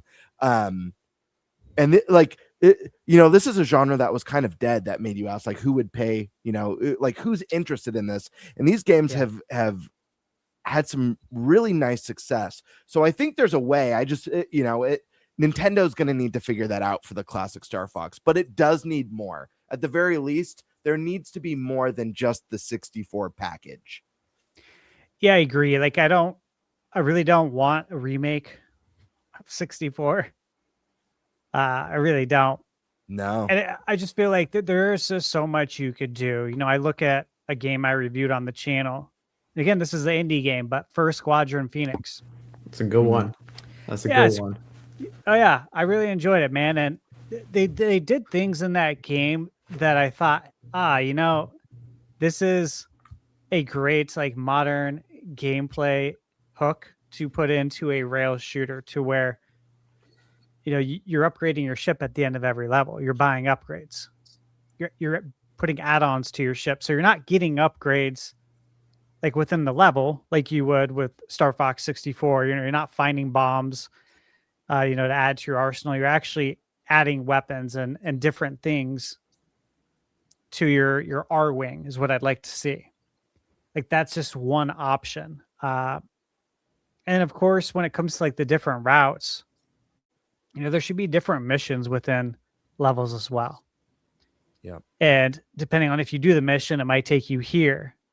And if you don't, it'll take you here, and to where you actually have multiple different outcomes, because that would increase replay value outside of, you know, the multiplayer, which again is another thing that was in the rumor, was the multiplayer. Yeah. And we talked about that too, and how they could use it with game chat and make your face look like it's the Star Fox square. Yeah, just like in the game, absolutely. Which I think would be hilarious and very Nintendo-like to do. Stash, I think boss fights too is another way that they could really go super cinematic, just larger than life and just wild boss fights that are visual, like, you know, make the whole boss fight this insane set piece that just has people like, holy crap, this is epic. Yeah. I don't know. I feel like that's one area where they can really, I don't know, go above and beyond what we would expect from a Star Fox boss fight. Yeah, I think there's a lot they could do, right? Like they could throw some RPG elements in there as well. They could give you like control over your wingmen and like actually direct them. That's a good one. Obviously the open world part, it can't be full open world though. Like, but you can open it up to where like it starts on rails and then it goes kind of open zone. Yeah, they could do zones with planets. They could just let you land on different planets, and now you have explorable planets. There's ways to do it. It's just, will they do it? And exactly.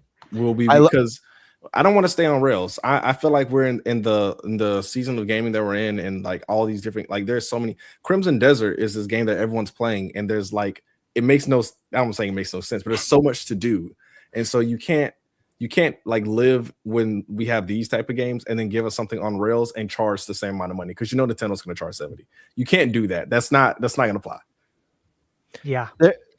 there's an old PC game that I always whenever I talk about Star Fox on my channel, I always reference this game because I would love to see Star Fox take some cues from this title. It's an old PC game called Freelancer. I don't know if anyone here has ever played it before. It's a deep cut. Ton of fun. Yeah, it is a deep cut. I used to be obsessed with that game back in the day. But it's like your full open space exploration with dogfights and space pirates, and you spend like 90% of the game in your ship in space battles and exploring and going to different space stations. But you get to dock at the space stations, do ship upgrades, and enter the cantinas and pick up side quests and meet shady figures. The thought of like going into a cantina with docking at a space station, entering some sort of space cantina with Fox, picking up some side quests, getting caught up in political conspiracies, where the core of the game is in space, but it lets you have those moments where, you know, you're getting to see Fox in the third person and getting to interact with the world and environment. Like you could even make a core classic Star Fox game that just has that extra element to it that really levels up the experience or modernizes the experience and still save a lot of that more Ratchet and Clank style Star Fox stuff for a second pillar. But that's just a thought. You just explained Star Wars Outlaws. Did you know you just did that? Sure. Yeah, sure. Absolutely. I think that'd be cool too, by the way. Yeah, you know, with the adventure style title, I honestly would like something akin to that with what you can do with Outlaws. I'd like to be able to go to different planets, fly there, explore, do stuff. Because obviously I don't want it to be just grounded. I want to be able to go places too and fly there and get in my ship and be able to upgrade it as well and do all that. So let me get back to the original questions. Again, yes, I think they're both coming. I think it makes total sense. Now, as far as the theme park, yeah, man, why not? Like, why not? I firmly believe, we've talked about this a lot on the podcast.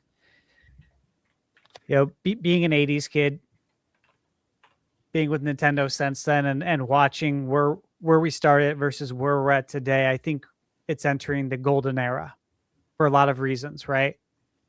So it's not just the gaming, but it's the movies, right? It's the theme park. It's all these things that as a kid, I was like, man, I wish they had a Nintendo theme park, you know, or I wish they had a Legend of Zelda movie. That's the one game, you know, movie I'd love to see. And it's all happening now, which is crazy.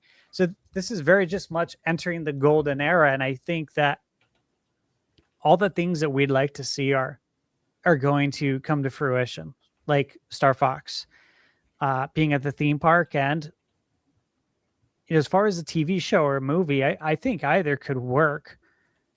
You know, I also think about Metroid too. You know, we'd all love to see Metroid in a TV show or movie. They both take place in space. Does Nintendo want to have 2 TV shows or movies about space? Maybe make it 3, because I guess Mario's out in space too now. So I got to ask those questions as well. How much time do they want to spend in space, I guess? Or does it even matter? Right? I don't know. It doesn't matter to me, but does it matter to them? I guess maybe if they're like drastically different, like they do like live action movie for Metroid, and then maybe like the 80s style cartoonish for Star Fox. So it's a little bit different, appeals to slightly different audiences. Yeah, it'd be interesting.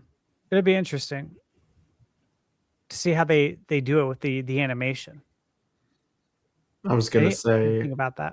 I don't want to spoil it, but I mean, Samus's ship is in the Mario Galaxy movie. It's for that 2 seconds or whatever, but it is. We talked about that leading up to the pretty movie, cool. How it would make sense. for Samus to be in the movie because it takes place in space. So naturally, you'd think there would be some sort of Easter egg there. We talked about it before the movie, and then that was my prediction. And then I saw the movie. I'm like, yeah, it's too bad, Samus wasn't there. That would have been cool. And then the internet's like, whoa, wait a minute. Samus's ship is there. I'm like, oh shit, here we go. That's there awesome. we go. No, I loved it. I loved it. Yeah, love to see that. So I think that answers all of them, right, Bird? Yep. Yeah. I'm just excited for it. Allow Nintendo to cook, do your thing. I'll be there. I'll be there to play it. Oh yeah, good stuff. And I'll just throw this out there. I know I've mentioned this before on the cast, but just for everyone listening tonight, unfortunately, we'll never get my dream Star Fox movie. And what that is them using Jim Henson to do the puppets, like not just like what we got for that E3 or that special E3 direct with the puppets, but I think back all the way to the SNES with all the promotional artwork where it's the classic characters, all the puppet forms on the posters and stuff like that. Stash is gonna go grab it, I bet. But that was if they did a just like the puppet forms in the R-Wings and stuff, I would freaking love that. But anyways, let's head on over to Primal Rage. What are your thoughts on this one, man? Okay. So first off, I don't think the adventure one's happening. Sure. I think that rumor is just bullshit. But I'd be happy if it did. I'm not gonna sit there and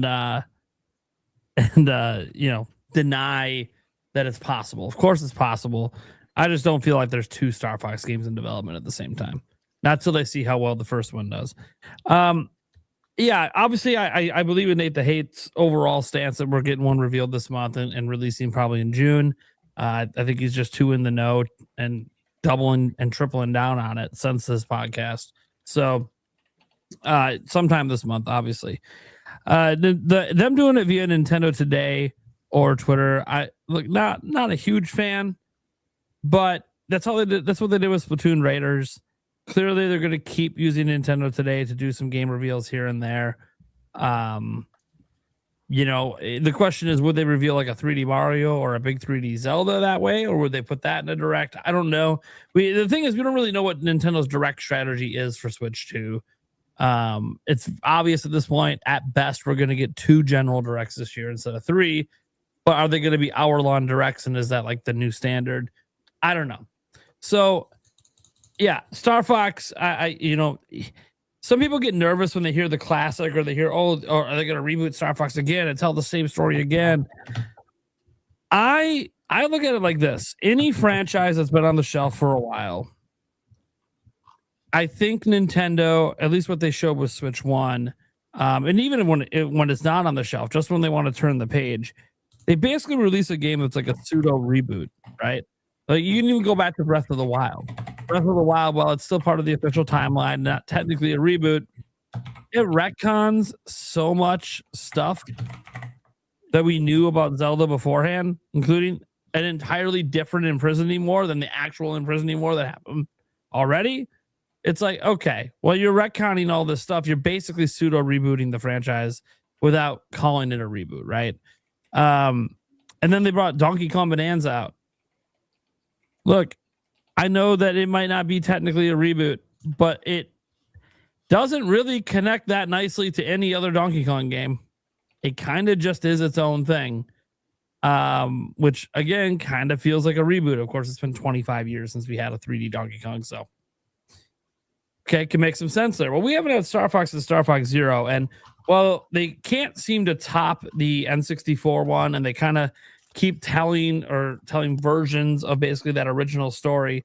I do think this will be a reboot, but I think it's going to be not what people fear, because look at the couple examples I gave of like pseudo reboots they did. They weren't retelling something the series has done before. They did something new. They reset the slate to a new expectation. And I think that's what they're going to do here with Star Fox. They're going to bring it back with a new design, a pseudo reboot, and it might have some things from the original story or some things from the original Corneria run and all that stuff. But I think it's going to be a lot of new. I think it's going to be a lot of new stuff, setting up all new lore, a lot of new. And in that case, some people might be mad. Oh, you're not continuing. Well, look, they've been having a really, really hard time continuing off of what Star Fox used to be. So fuck it. Throw it in the trash. Act like you're making Star Fox for the first fucking time. Come out, do what you want to do that sets you up to have future Star Fox games. Yeah, because I don't know that when they made Star Fox back on the SNES and the N64, they really were thinking, hey, how does this something we can do every generation? They didn't really think ahead. They just kind of made the best game they could make at the time. Didn't really think how this could evolve moving forward. I think if they come in with a plan where they're planning to make multiple Star Fox games moving forward, you need to reboot the thing and set it up that way. And you could do it. People are like, oh, going to retell the same. It doesn't need to be the same story. It's a reboot. They can tell any story they want. They can set it up any way they want. They don't have to retell the story of the other Star Fox games because it's a new series. It's a new, it's like saying Prime 1 would have to retell the story of Metroid, the very first Metroid game. No, it didn't. It did its own story. That's what we're talking about. Like, have your own line of new Star Fox games come in hot as well. So yeah, that's what I think is going to happen. I also think it's going to be a very pretty looking game. I don't know what it is about sci-fi, outer space, on rails kind of games. They always look good on every platform all the time. And they must just be easier to make look good. I don't know, but I think it's going to be gorgeous. The cutscenes are going to be great. And one of the rumors that's floating out there for it is that I can't remember who it came from. It was a journalist. VGC. Yeah, VGC. Yeah, they said there's going to be a lot of comedy in it. It's going to be a more comedic adventure. I kind of like that. I kind of like the idea of it taking on like a more Guardians of the Galaxy kind of, hey, we have like something serious going on, but also the banter is going to be cranked up to 11. Hell yeah. Some of the best lines from Star Fox are already some of the funny banter moments. But if you think about it, when you play the game, those funny banter moments aren't actually that frequent. They're just extremely memorable when they do happen. So now just have it happen all the time. And you look at the way Star Fox was depicted in the movie, and I don't want to spoil too much, but he was already making fun of his teammates he was the rest of the Star Fox team. He was making fun of them without them being there to be able to defend themselves. So that was fun. So I'm like, dude, they are clearly setting up Star Fox to be a super cool, kind of an edgy, cocky bastard with a team that everyone just makes fun of each other. And that's perfect for a brand new Star Fox game. So yeah, I kind of think they were just all setting it up for that. As for other things that we talked about, like it possibly, like Star Fox possibly going to like Super Nintendo World, I don't think if there is a plan for it, I don't think there's a plan to have like its own section. There's a possibility where you could try to do like a combo section where you do like a Pikmin, Metroid, and Star Fox area. That's kind of like a combo area of those three franchises, because I don't know that any of them are popular enough on their own. But if you throw them all together and all of them technically deal with some space stuff, that could be kind of cool for Nintendo. Or, they just end up having just a single ride, which is also just fine. I like the idea that was brought up. I think it was Gamebird who brought it up, the idea of like more like a virtual reality sort of simulator ride. I kind of think that would work really, really well. You can have like, people playing groups of 4, and you're going on a planet run, baby, but you're in like one of those old school flight sims that you see out there where everything's shaking all over the place and lifting you up. That would be so much fun. And finales with an Andros battle, Dude, it would be sick. Yeah. So I think that could be really, really fun. That's only if they want to go that route. Obviously, they talked about in this new game how there'll be online multiplayer. They could make it be like a bigger multiplayer experience if they want. If they want to have more than 4 players at once for the Super Nintendo land stuff. That said, will Fox have its own movie or TV show? There was like a leaked document like a year or two ago that kind of gave like Illumination's roadmap and on there was an unannounced Star Fox movie. Mm-hmm. But everyone was kind of like, no way. Why would the fuck would Star Fox be getting a movie? And then Star Fox appears in the Mario movie, and you're like, oh, and there's going to be a new Star Fox game. Oh, there's like this whole rollout plan to make Star Fox a much bigger character. You know, not just Fox McCloud, but like the whole crew to make it a much bigger series. I'm like, okay. Well, now that makes a little sense, especially since I don't know if people have paid attention. The reaction to Fox McCloud in the Mario movie has been like nonstop praise. I don't think I've seen a single negative remark. Everyone's really happy with how Fox McCloud was portrayed. And like, I've even seen some kids that didn't even know who he were walking around like, I want to fly an R-Wing like Fox. Okay, well, maybe don't, but it's still cool to have that in your imagination, right? So yeah, I really think that's cool. It'll get its own movie. Another one that was on that list, by the way, was a Donkey Kong movie, guys, which if you know, Seth Rogen kind of spoiled that there was going to be a Donkey Kong movie eventually. Donkey Kong was not in the Galaxy movie. Obviously, he's off doing something else, and that'll be in his movie whenever they have that come out. So yeah, I definitely think there's going to be a movie just because it seems like that leaked document combined with this rollout of Fox and already bringing them back in a movie. It really just feels like it's all led into this big push for Star Fox. My thing is, why Star Fox? Like, why is Nintendo making a push with Star Fox of all of the IPs to bring back? I was like looking at the sales numbers. The sales numbers have never been like off the charts. It's one of Miyamoto's babies. Maybe, yeah. You know? It's kind of like how he wants Pikmin everywhere, you know? Yeah. I wonder when he retires, if he does, or sadly passes away, if Nintendo's going to keep putting Pikmin in everything or not. So I kind of wonder if that's just him being like, I want Pikmin here. Yes, Miyamoto-san. I do have a question. So in the movie, he talks about Fox was like he was in another galaxy and then he got transported to this current galaxy. I don't know anything about Fox's lore. Is that what happens in the games? Because if not, that's literally just going to be the plot of whatever the game or movie is. Well, that was because he appeared in Gateway Galaxy, which is like a link between everything. That's like a worlds. Gotcha. Yeah. So he went back to his own galaxy. I can't remember his exact words in the movie. It was galaxy or universe, but it doesn't really matter. He clearly is not from this area. And of course, if he's going back to where he came from, that could lead into the game. I'm just saying, it would be kind of, because guys, one thing that's cool about Star Fox, if you've paid attention to this franchise at all, Nintendo's been voice acting this franchise the entire time. Like, it's one of their earliest like franchises that they put voice acting in. It'll be interesting to find out if if this all started, because remember, Star Fox, the official story, I think it was Miyamoto who told us Star Fox was only even in the movie because of Glenn Powell. Glenn Powell was pitching for a Star Fox movie.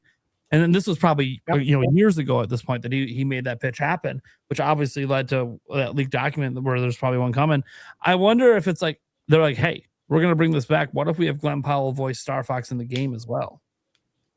Would love that. That would be sick. That would, because he clearly is a mega fan of Star Fox, like a huge fan. So like having and by the way, he did a great job with Fox in the movie as well. So if that's the personality you want Fox to have, why not just continue it with a guy that loves the character? You ask him to voice Fox, he ain't gonna have a problem with it. So yeah, I think that I think the future is bright for Star Fox. I just, back in my mind, I just go, man, why not? Why? Look, I'm not complaining. I love Star Fox, but I'm like, why Star Fox? I know Miyamoto's baby. Okay, well, it could be a billion other franchises. Like, Nintendo does this too. Like, why did they bring back Famicom Detective Club? I don't know. They felt like it. So, yeah, Star Fox. I'm glad it's getting a push. Star Fox is kind of weird too. Remember when they had the E3 and they had the Muppets for it for Star Fox Zero? It's like they always, whenever Star Fox comes around, they always seem to do like this really unique, hard push with it. Yeah. We're talking about that earlier. The Robot Chicken on this podcast. Robot Chicken. Yeah, Robot Chicken. Yeah. Yeah, they had the Robot Chicken. clips like back for the Wii U one. And I remember even that they were like, "Where's Star Fox?" And then Reggie kills him with a laser or whatever. Yeah. So there's dude, it's been kind of a fun ride. I'm just ready to see this game. And what's really cool is we're now 8 days into April.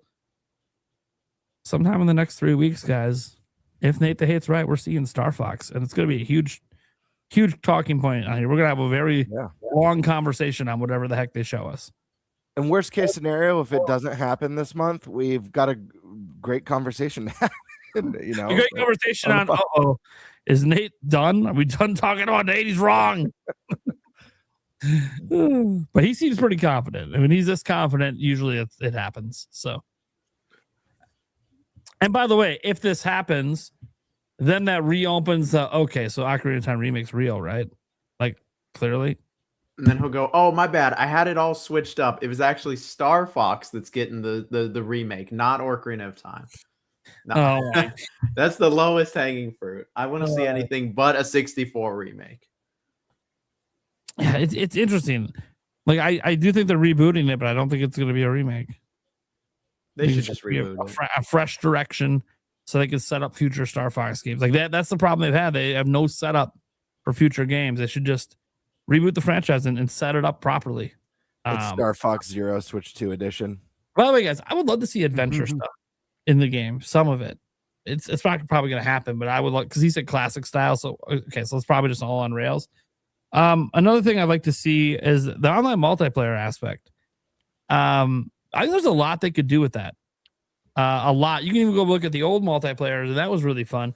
But like someone even jokingly on my stream last night brought up this idea of like a battle royale style multiplayer, and I'm like, dude, that would be so sick. Get just 99 of us in our ships flying out there, taking each other out. Dude, that would be so. Dude, a dogfight multiplayer mode, that would be so fun. Especially if we I need it to be like Kirby Air Riders. Customize our ship like that game though. Sure. Trial and all the power. I do like the idea of like some sort of a team-based Star Fox multiplayer, and like everyone gets to pick like pilot nicknames, like Top Gun, You got like Gooses and Mavericks and all that stuff. Everyone's talking on voice chat. You have to use the pilot names and stuff. I like that. Oh, dude, it would be perfect for game chat if they did something like this. I do think it's a cool idea. I don't know a full battle royale, but some sort of dogfight mode would be pretty cool. I hope there's multiple multiplayer modes, guys. Like, I think it'll be really fun. And if they ever find one of the modes to implement rankings of some kind of just depends on what they do. So, yeah, I'm just ready for Star Fox, man. I'm so glad we're talking so much Star Fox. Like Gamebird's been talking for like a year. Others have been talking for a bit, sporadically here and there. Now we're like talking for real. Guys, if this gets revealed, expect a lot of Star Fox conversations from now to launch. Yep. It's going to be nice. It's going to be nice. And that, my friends, is my topic. Okay. All right, guys. So, third topic for tonight is the great pricing wars. And, if you're not paying attention, you may not notice this. And so, this is good information. I tweeted about it last week. I had seen something had went up in price, which I'll touch on. I'm like, geez, like that was a huge increase in price. You couple that with some of the other things. Obviously, Xbox has had a few price increases this generation. PlayStation has. And this is nothing. This is unlike anything we've ever seen before. Because if you look back the entire history of video game consoles, the longer you go, the less expensive they become, cheaper they get. And this has been the opposite. Obviously, there's reasons why, sure. We know that. But let's really get into like the nitty gritty of these. So the PS5 price hikes, that happened on April 2nd. And I did the math on this as well, because I think people need to really understand the big picture here. So $599 for the digital. Okay. Now, depending on your states, your location, where you live, your sales tax, it's all going to vary. $649 for the disk drive, and then the PS5 Pro digital. Because remember, the Pro is digital. $899. And if you want the disk drive, which I'm looking at this as a consumer, like if I were to be buying a Pro today, I want the disk drive. Yes, 100%. Because I have a lot of games back there that I wouldn't be able to play. $79.99. Mind you, that hasn't went up in price. I don't know if it's going to. We'll have to see if it changes, but put all that in your shopping cart, which I did put it all in my shopping cart at Best Buy. Out the door, it's $1,069.16 for a PS5 Pro with a disc drive. So almost $1,100. I don't have an extra controller. I'm not walking out of there with a controller. I'm not walking out of there with a game. And I spent about $1,100. And I guess mileage will vary there as well on if you bite or not for the in-store warranty. So that's PS5. Then I think it was Thursday or Friday last week, I saw the Lenovo Legion Go 2. And I subscribed to Lenovo, right, or I follow them on Twitter, and I saw the price increase. I'm like, holy shit. And I was like, hold on. Because they didn't give a breakdown, of course. So I had to go look like what the price was versus what it's going to be. And did the math. It's 48% price increase. So to get the Legion Go 2, it's between $1,499 to $1,999. Again, no tax. I'm not even counting tax here. So if you get the top end model, $2,000 plus taxes.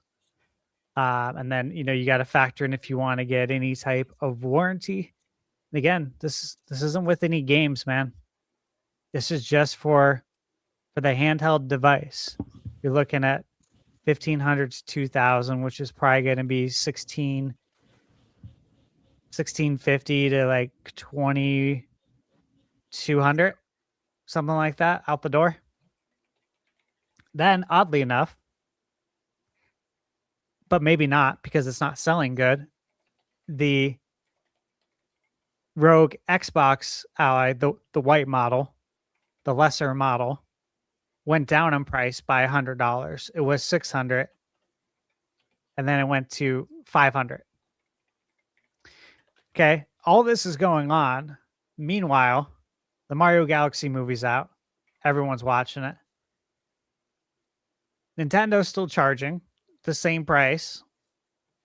And they said, hey, if you buy a new Nintendo Switch 2 console and Super Mario Galaxy 1+2 HD, we'll go ahead and give you $20 off the game so that you can walk out of the store with a new Nintendo Switch 2, a new console, and two of the greatest games of all time, which, again, you go to Metacritic, I think they're number 3 and 5 for the highest rated games of all time for $500. So you look at that, it's like, look at the contrast to where we were when Switch 2 launched versus literally where we are today. So not a week ago, because all these price changes happened, it was the last Thursday. So you look at that and it's like, dude, this is crazy. So $500 for the Switch 2 with, if you pick it up with Mario Galaxy, they give you $20 off. So instead of $70, you're getting it for $50. You walk out of the door, $500 with Galaxy 1 and 2 HD. It plays better on Switch 2. It's in 4K. Everything else, though, like the pricing has gotten quite insane. And I got to figure out, like, what can we make of all of this? Because I've been trying to think like bigger picture about this. And I was talking to my lady, Michaela, and I was like, I'm starting to wonder if video games are going to start becoming a spectator sport, like out of necessity, because it's so damn expensive.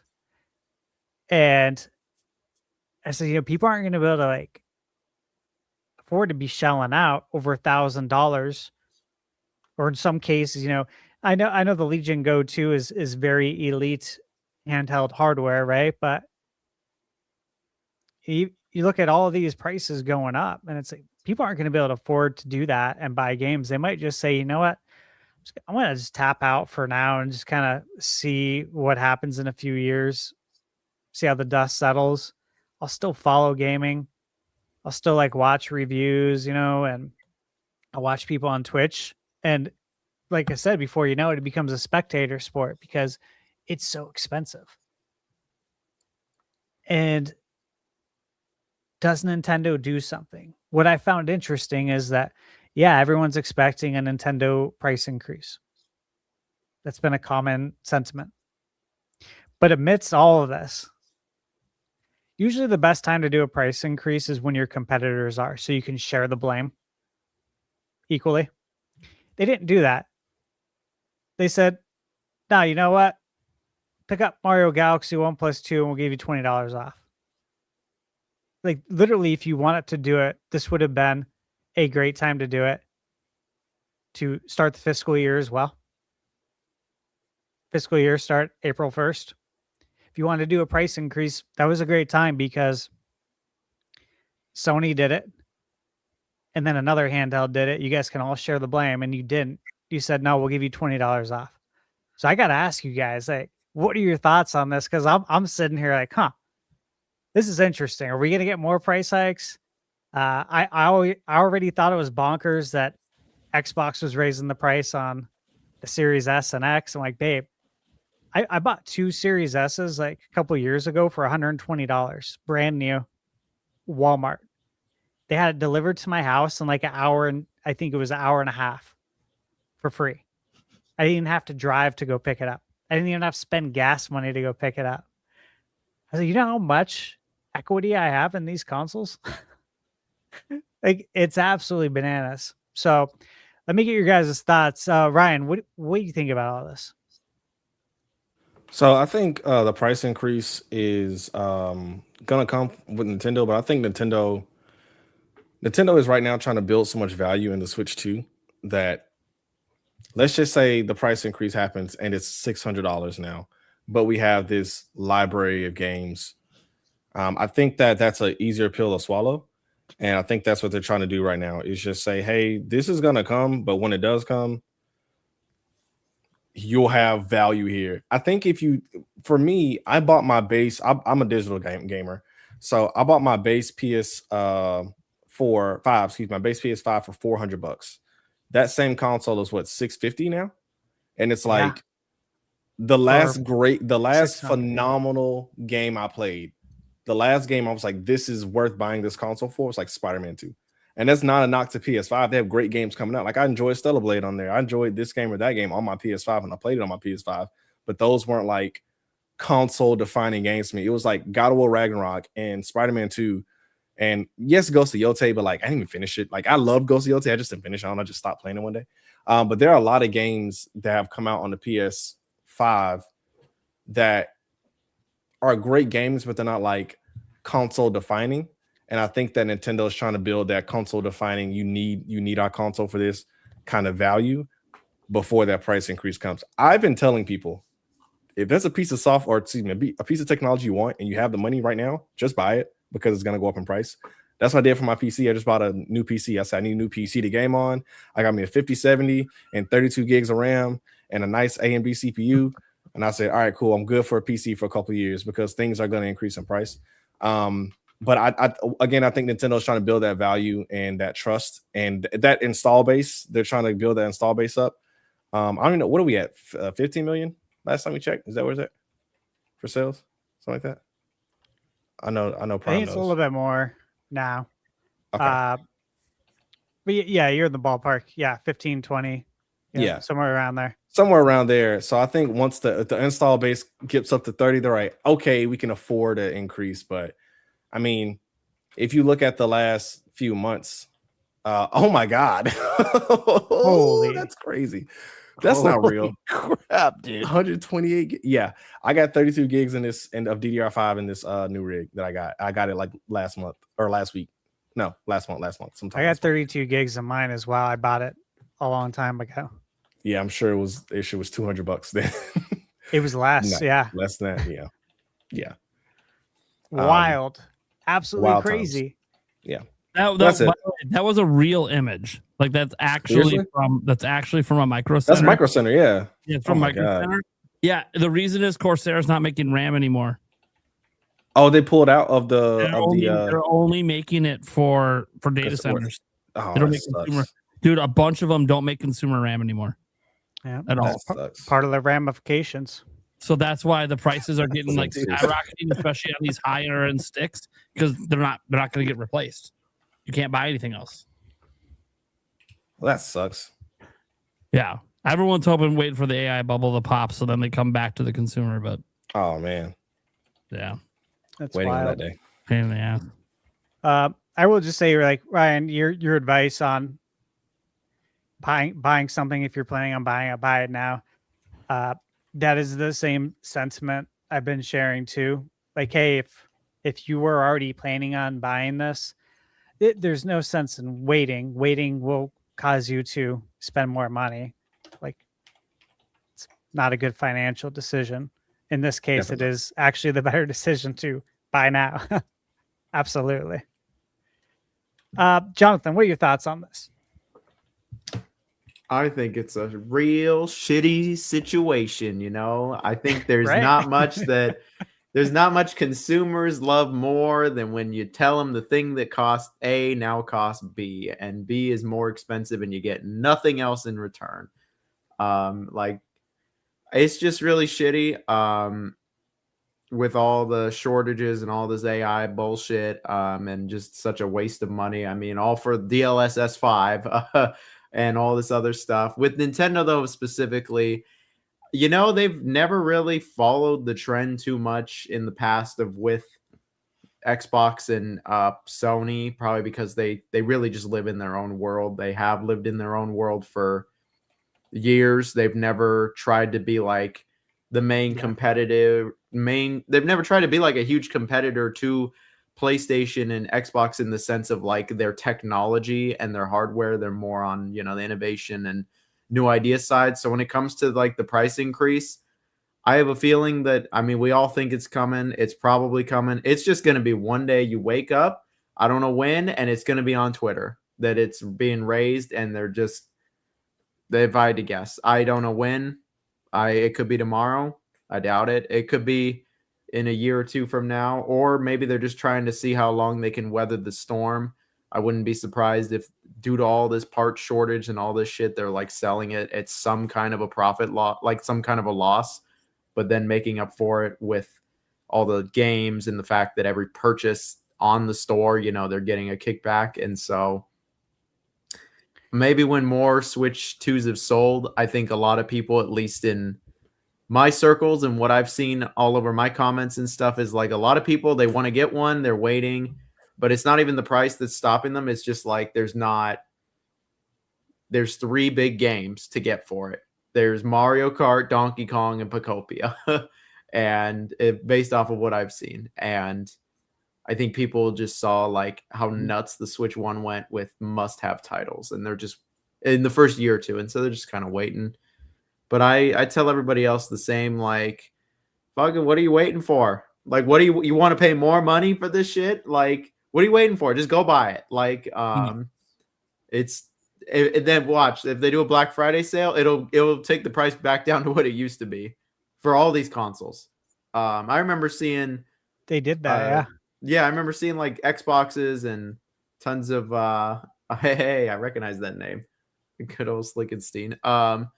I remember they did like all these deals for Xbox for Black Friday. It was like the Series S $150, $140, and it's like, good luck finding no Series S for anywhere near that price now, especially new. And it's so I'm just, if you're gonna get one, like, yeah, just bite the bullet now. You're gonna be biting less of a bullet. I don't know when it's gonna increase, but I think it'll increase eventually. I think it's nice Nintendo hasn't immediately jacked the prices up. I think the conversation around Nintendo really changed last year once everyone saw that they were the first one to make the jump to $80, and all the accusations really showed up of like, oh, this is the Disney of video games now. This is everything's about to be like stupid fucking expensive. But they haven't increased the price yet on the Switch 2, which is nice. So I hope it stays that way forever, because I want, consumers to win at the end of the day.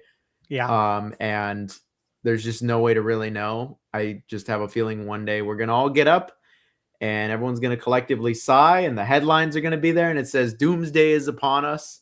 The Switch has also finally jumped up. I mean, like, those Joy-Cons and the controllers, like, that jumped up like immediately though, and that shit's expensive. Like, the Pro controller is like $100-something, and it's like, fuck, I guess the days of like buying Wii Play with the Wii remote included for like $40 or $50 are gone. But it's just the Pro controller's 94 MSRP. Jesus. But it's commonly priced at 84 or 89. I actually haven't seen anyone price it for 94. The most I've seen is 89, but yeah, it's not cheap. Controllers aren't cheap. It's becoming something more for enthusiasts and like luxury than like. That's my concern, man. Than like, I mean, like, anybody not making, basically anybody that isn't in a certain income bracket is just going to give up on this or be like, well, this is why I still play Fortnite on PS4. It's 2026. I'm still on my PS4 because I'm like, fuck this. Like, I either have groceries for the next 3 months or I have a PlayStation. But yeah, I don't want to see people be priced out. Like, you don't want the consumer to be priced out of the entry point, because like, if you look at Switch Lite is a really good entry point. It is, for people to get into gaming. And obviously when Switch 2 does their Switch 2 Lite, that's going to be super helpful, especially if these prices for the other consoles stay where they're at. And Nintendo says, hey, we can get you in at this price to gaming. Like, that's what's needed right now more than ever. And I would expect the Switch 2 Lite to come out next year, presumably alongside Pokemon Wind and Wave. I mean, it's very logical. Another thing that I think about is Nintendo used to be all about being like the budget, more family friendly, yes, that is exactly what it is. What's crazy is they are the budget now. They are. I know, and it's so crazy like that they still are. Like, this picture is 100% real news, and yeah, I remember the Wii. Like, remember there was like the budget releases where it was like Super Paper Mario. They released Twilight Princess. Oh yeah, the player's choice. Yeah, the player's choice is like the Nintendo Select. Yeah, they always did those like budget ones, and then even with the Wii U and everything, it was still pretty budget for just about everything except fixing that damn screen. And with the Switch and Switch 2, I mean, I guess they're continuing the trend. It's just, I'm a luxury person. I drive my Tesla, and I don't actually drive a Tesla, but at this point it might as well be luxury, like on the same level where it's like I got a nice car and I got a game console. That's your status of wealth. Yeah, for real. And you know what? Just to give the whole picture for everyone as well, a reminder: the Series S, the 512 gig, so that's the lowest end, lowest storage you can get, is 400. The 1 terabyte's 450. The Xbox Series X digital edition, $599. The disc edition, $650. And then if you want the 2 terabyte edition, it's $799. And again, the 2 terabyte edition doesn't give you anything new, like graphically, like the PS5 Pro does at $899. Spend $100 more, at least you're getting a more powerful capable console. That's just for more storage. So those are the prices over there at Xbox after their most recent price increase. All right, Alyssa, what are your thoughts, sir? So I'm kind of like not surprised that consoles are still going up. It is interesting that Nintendo hasn't yet, and I think it's pretty cool. I don't really like getting into the whole console worry thing, but I do like to see when Nintendo's doing good things because they are my favorite. But I also don't like the low end shit talking. You know what I mean? But Yeah. just based on the economy and things going on in the world, like everything's getting more expensive. So I'm really not that surprised. And yeah, like I can be pissed about it and be like, this sucks. And it does suck. But it's like one of those things in life that it is what it is, and not everything, you should have that mentality for everything. But there are certain things that it kind of just is like an uncontrollable. So why let that really affect me? Like you vent about it, get it out of your system, and then move on. That's kind of my opinion, but nothing you can do. But yeah, like I'm a sales girl, so I love sales. So I hate to see things go up instead of down, especially when they're older consoles that have been out for many years at this point. But yeah, it's just one of those. It is what it is, and it's a luxury thing. Video games are a hobby, Yeah, and you can vote with your wallet. Exactly. If you really want something enough, you'll find a way. Yeah, and you can vote with your wallet in two different directions, though. Yeah, don't buy it. You can say, yeah, I'm not going to buy it. Or you can say, well, I'm still going to buy it because I love playing video games. And it sucks that it's went up, but I'm not going to quit video games because, the price went up. So people vote with their wallet in two different directions. I think people forget that. Yeah. But yeah, it is uncontrollable. Yeah. As far as it going up, you can control what you do after that. And that's how you vote. So up to you. Birdman, what are your thoughts? Yeah, this one, it's always unfortunate to see prices go up on these sort of things for people to get priced out of, a hobby that so many people love so much and are so passionate about. I felt that at launch, the Switch 2 was very reasonably priced, despite, some of the criticisms of the cost. Given what we have in a portable hybrid console, I think it's a fantastic system with great power for what it is, great power for the price point that it's at. I'm very satisfied with it. And I honestly think they probably could have even charged a little more. They probably could have just had the base console at $500 at launch. Obviously, people would be upset about that, but I'm just saying. The point is, I think the value is there. I'd be disappointed to see the Switch 2 go up in price. And as of right now, it looks like we are safe from that. But it's always tough seeing it happen. Whether it's Sony or Microsoft, or I feel like the first one that I remember going up was like. I feel like I remember Oculus 2 going up like $100 or something. Yeah, to like years ago. Like, yeah. Like before any of the tariffs or any of that stuff. Yeah, it was and before it's never the tariffs. That was a head scratcher, right?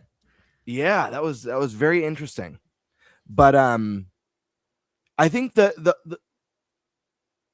obviously there's unfortunate economic circumstances that have affected companies. And they've as a reaction to that, they've raised their prices. I think where I find it a little bit more offensive is like with Xbox. This is a system that's near the end of its life cycle. Not only that, it's also a console that can barely move units off shelves at the base price. Yeah. They had a very troubled generation, and I feel like obviously Microsoft is a very lucrative company. Xbox is just a small piece of that puzzle.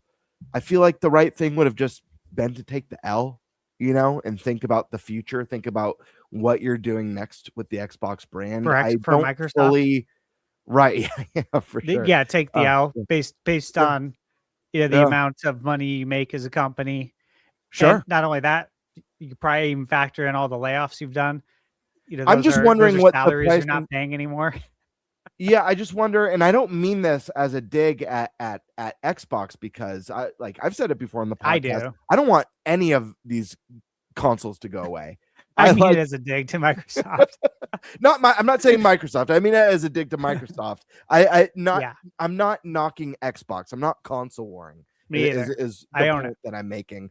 I would love an environment where Xbox thrives, PlayStation thrives, and it's best for Nintendo. us. And I wish we had an ecosystem where Sega was still in the game, because the thought of what Sega would have right now had they never had to take their sad little exit is fun to think about. You look at Jonathan's background, the dream's still alive on his desk. Yeah, I saw it. I always got to have it on there. display. I haven't played it in know, like a year, but I've always got the dream has never truly been cast away. Yeah, I love it. I love it.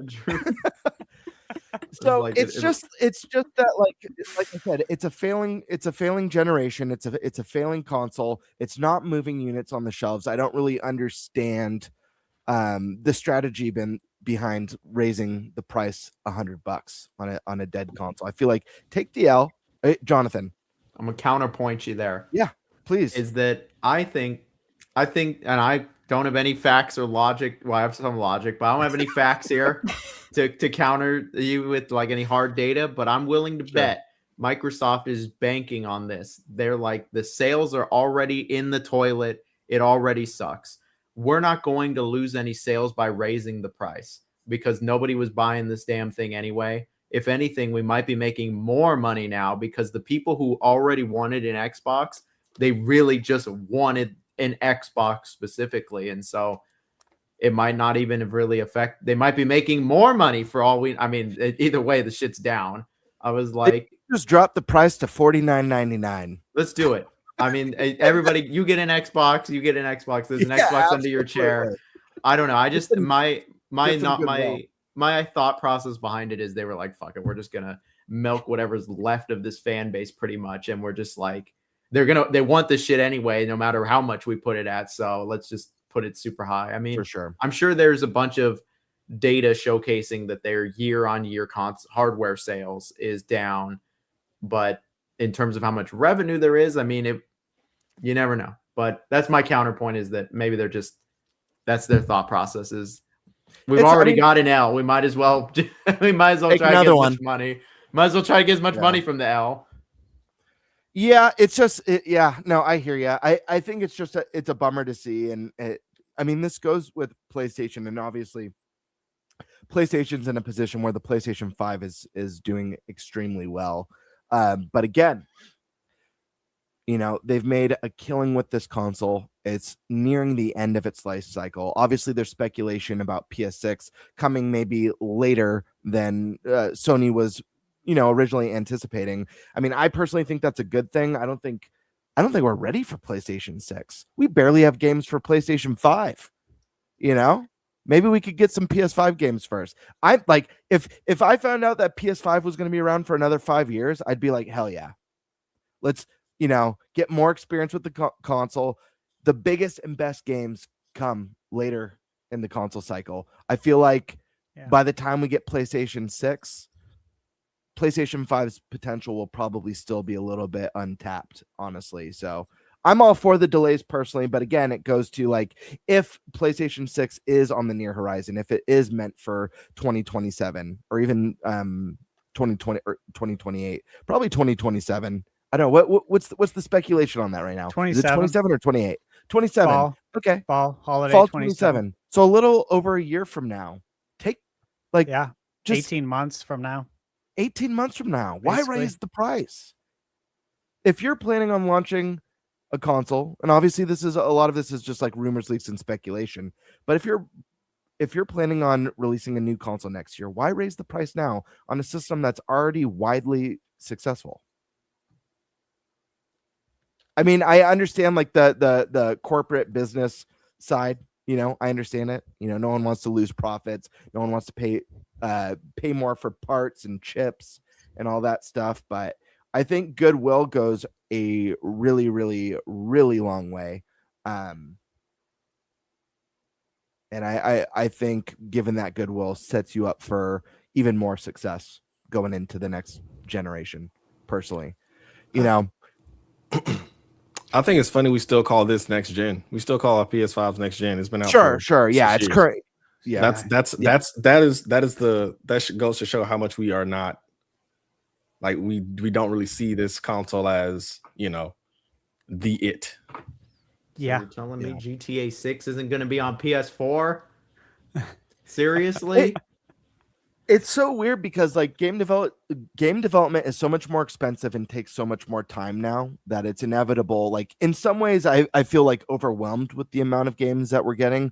Obviously, I play across multiple platforms, as well as I love indie games, AA games, AAA games. I play it all. I love video games. I'm a Nintendo fan at my core, but I love video games in general. So there's definitely no shortage to play. But with like the big development times, it's weird thinking about a future where like the consoles are getting more expensive. The development cycles are a lot longer, which means that if we still have normal generational lifelines, we're going to be getting like less exclusive stuff with each generation. Yeah, you're paying more and you're getting less. Yeah. So just make the generation longer. Kind of a lose-lose situation. Yeah. I don't know. I've kind of gone off topic, but at the core of it, I'm never a fan of this. I'm glad it hasn't happened with Nintendo yet. I'll be sad when it does. I'm more understanding with new hardware than I am a hardware that's on its way out, that we're ready to transition to the next big thing, the next phase. If PlayStation 6, you know, was already out and they were talking about raising the price due to the current economic situation, I get it. You know, this is horrible timing for their new console, but you know, I'd hope that like it would be so weird if Nintendo held strong to like the last year and a half of Switch 2. Then they're like, we're raising it $150, $100. I'm like, well, that was weird, but I don't know. What do you think they would raise the price to? I hope it, like if it is like if we're guaranteed to get a price increase, I would hope it would be no more than $50, because I think that Switch 2 could get away at $500. You know, again, a lot of people get pissed. There's a lot of people who think that it's already way overpriced. I just disagree with that. I look at the value. People don't factor in the Switch 2 just by itself. No games. You buy a Switch 2, your console comes with 2 controllers. Whether or not you like Joy-Cons, you're getting Nintendo's next gen console or current gen console. Their big new toy that's way more powerful, way more capable than their last console. That already has third-party games like Resident Evil Requiem running beautifully on it, or Final Fantasy VII Remake, and it comes with 2 controllers. It's a great value in my opinion. And if you have kids and you buy it for them, and you get the Mario Kart bundle for $500, not only did you get their new console, but you also got a brand new Mario Kart, and you have 2 controllers out of the box for $500. I think that's a great value. That's a good point. Nathaniel. Yeah. The industry's in a weird place. The Switch, PS5, and Xbox Series are the first generation where everyone went up in price. People that I don't talk about it as much, but the Switch went up $100 last year. Mm-hmm. Not the Switch 2, but the Switch. The Switch 2 is the accessories that went up. So it's a very interesting situation because we are used to things getting cheaper, and instead things are getting more expensive. And I don't know when it's going to end. I know some people said, well, you know, there was this news from Google and that led to some stock dips and this and that, and how they're going to need less RAM. But then now counter reports have come out where it's like, yeah, just because you might need less RAM for that, we still need shitloads of RAM for this other thing that's an AI thing. So in the end, I don't see because you got to remember, like the demand, this is all contracts. Like these companies have these contracts with the manufacturers. So this stuff is it's gonna keep going on and on for a while. Obviously, there's in the US we have the tariff situation, but even when you set that all aside, the price is expensive worldwide. We've seen, you know, PS5 The digital model, I think, is had 4 price increases since launch. The PS5 Pro now had obviously the big one jumping up to $900. Xbox has been raising prices, and Nintendo's been kind of staying stable with Switch 2. And obviously now they have this new, buy Galaxy 1 and 2 plus a thing starting April 12th, and you can save $20. I think Nintendo and Furukawa has come out and talked about this several times. He's asked every investors meeting, "Are you going to raise the price? Are you going to raise the price?" And he keeps saying, "We're good." Yeah, we're not going to talk about hypothetical futures. Right now, we're good. Our contracts are good right now. We have things good. And when things aren't good, we're hoping the price of other components come down to compensate for the increased price on things like the storage and the RAM. I think there is some things that have already impacted Nintendo. I think the fact that they're offering digital $10 cheaper than full physical for their published games, I think that's already a sign that the prices are hitting Nintendo, because the cartridges use flash memory. So the cartridges have gone up in price, factually. And so Nintendo would like to push more sales to digital. And they'll do that by charging a little bit cheaper for digital, hoping that drives more digital sales, which are significantly more profitable for them than the physical sales are.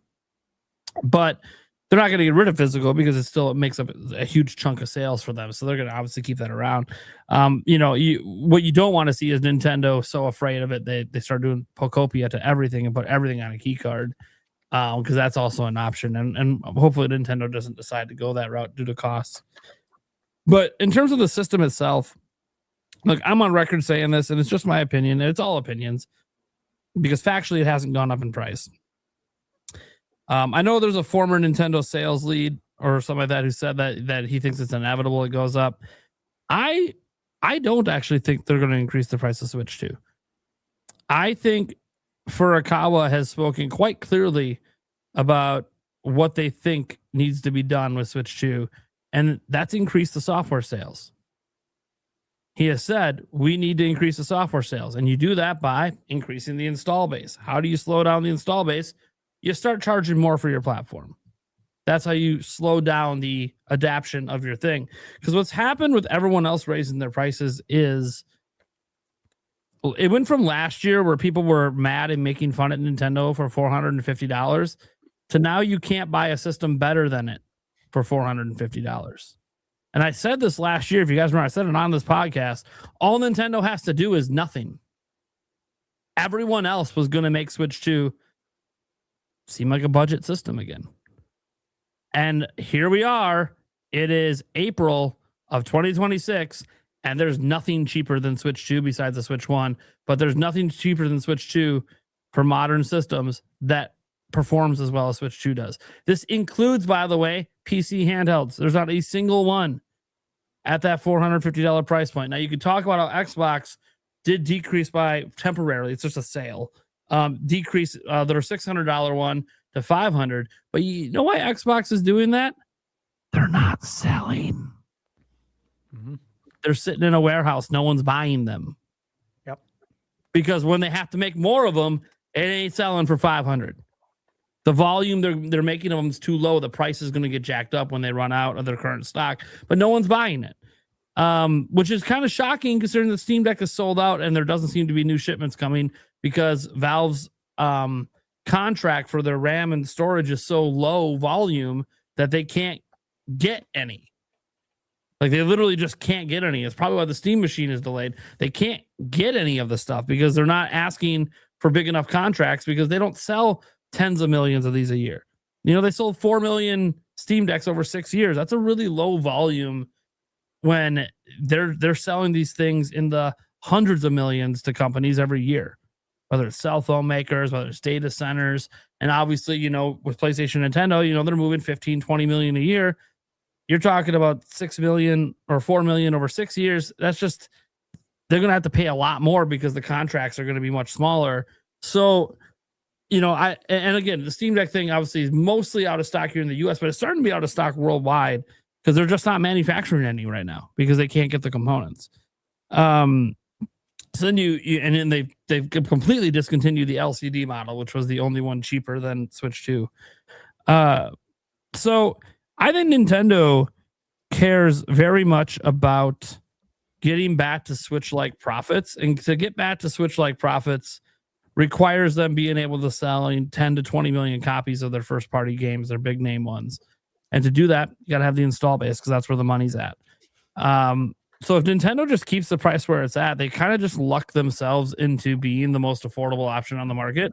And if they continue to get all the AAA games, you might start to see a shift in the next couple of years where people that even like to play AAA third-party games that are still playing on PS4 and stuff, they might start to go, you know what, maybe we get a Switch 2 because it's getting the same games as PS5 and it's way cheaper. You know, maybe that's something we start to think about. And I'm not saying that's going to be a mass exodus because that's not what's that. PlayStation is going to be fine. PS5 is going to be over 100 million. It's probably already there right now. We just don't have the financial update yet. And I'm sure PS6 will end up doing okay. It's going to be expensive, but it'll probably do okay because they're going to try to have some sort of budget handheld. It'll still probably be more expensive than Switch 2. I think Nintendo just has to do nothing, and I think that's exactly what they're going to do. Furukawa has talked about how when every time they consider price increases, they also consider the other factors, which is, does this slow down sales momentum? Does this affect our ability to get the install base up? Does this make it so we're actually in a bad position? Because you got to think about this. Let's say they increase the price $50 or $100, and then PlayStation comes out with a PS6 handheld. PlayStation's known to sell things for a loss. They come out and sell it at $500. You don't look so hot anymore. Just keep it at $450 because you know PS6 handheld ain't going to match $450. There's no way. So not at the specs that are being talked about out there. There's no way. So you just sit back and let everyone else jack the prices up, and you just take advantage of being the only thing people can afford, basically, for anything modern. But yeah, it's a sad state of the industry. It really sucks for us consumers, of course. And there's other things that could be impacted. I heard someone talking the other day about how there's other things that could increase the prices, such as the fact that now oil prices are being jacked.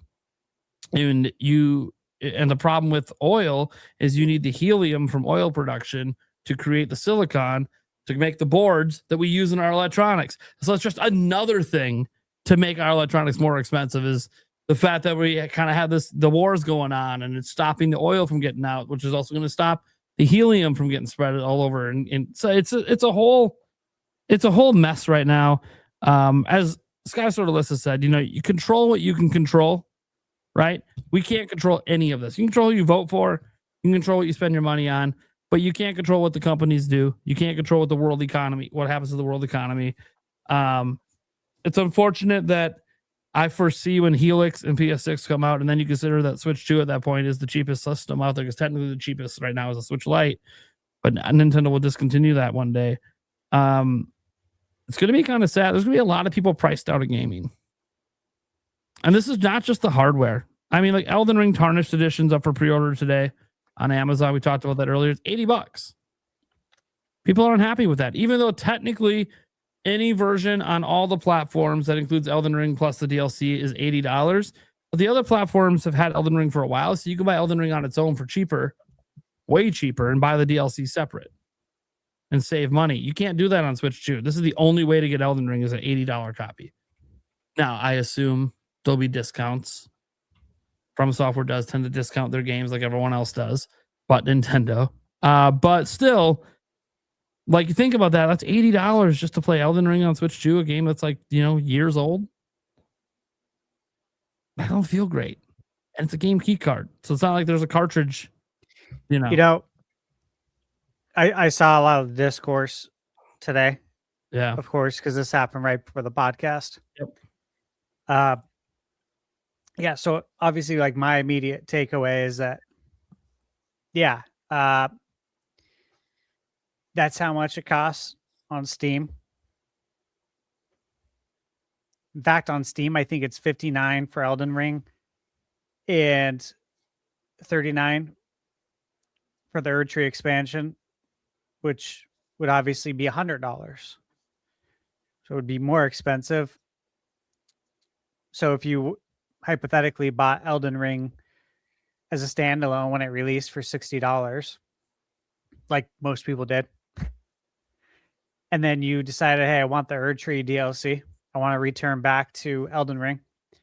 You're spending $40. It's $100. It's just it comes down to the timing of it. Or again, you can get them combined together for $80 in one purchase. They do have that. But a lot of people bought it on its own. When it released, like I did. You know, I bought it on PS5 day one. Played the heck out of it. Got the platinum.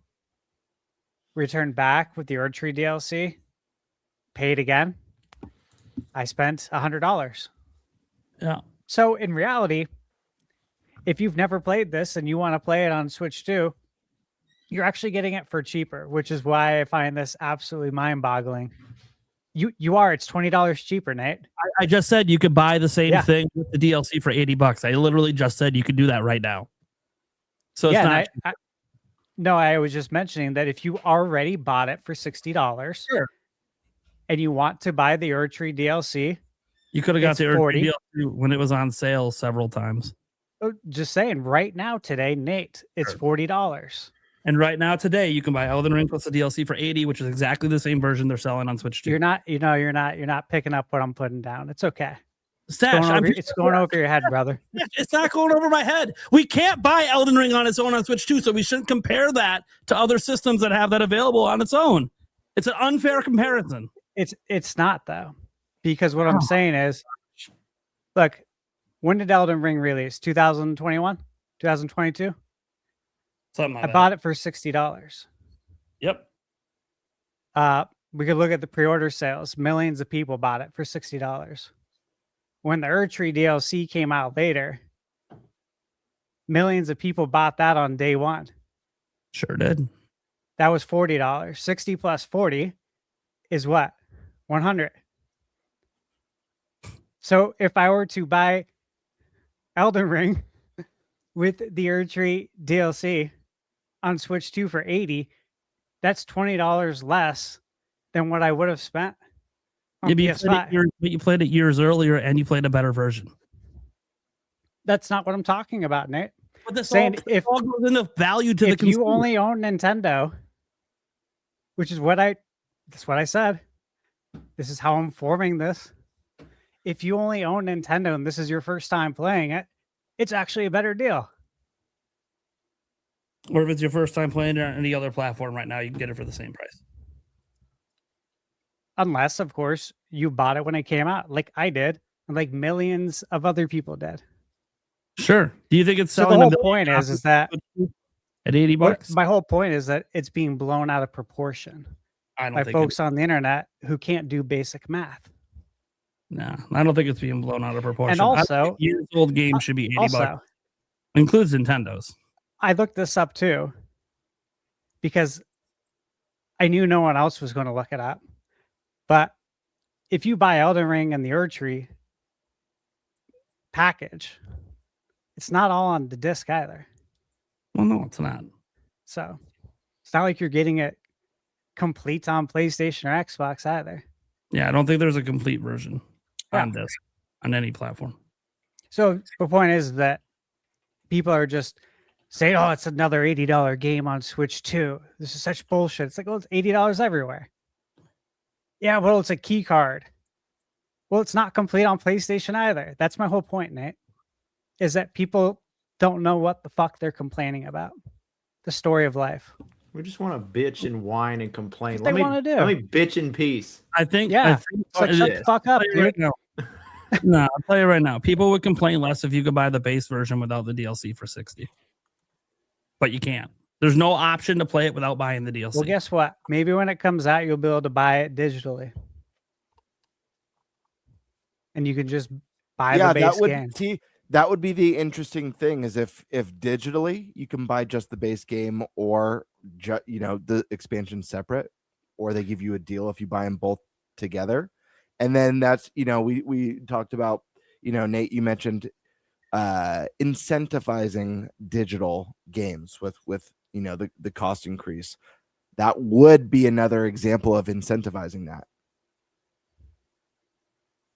So my thought, obviously I'm the one that brought this up to talk about it briefly.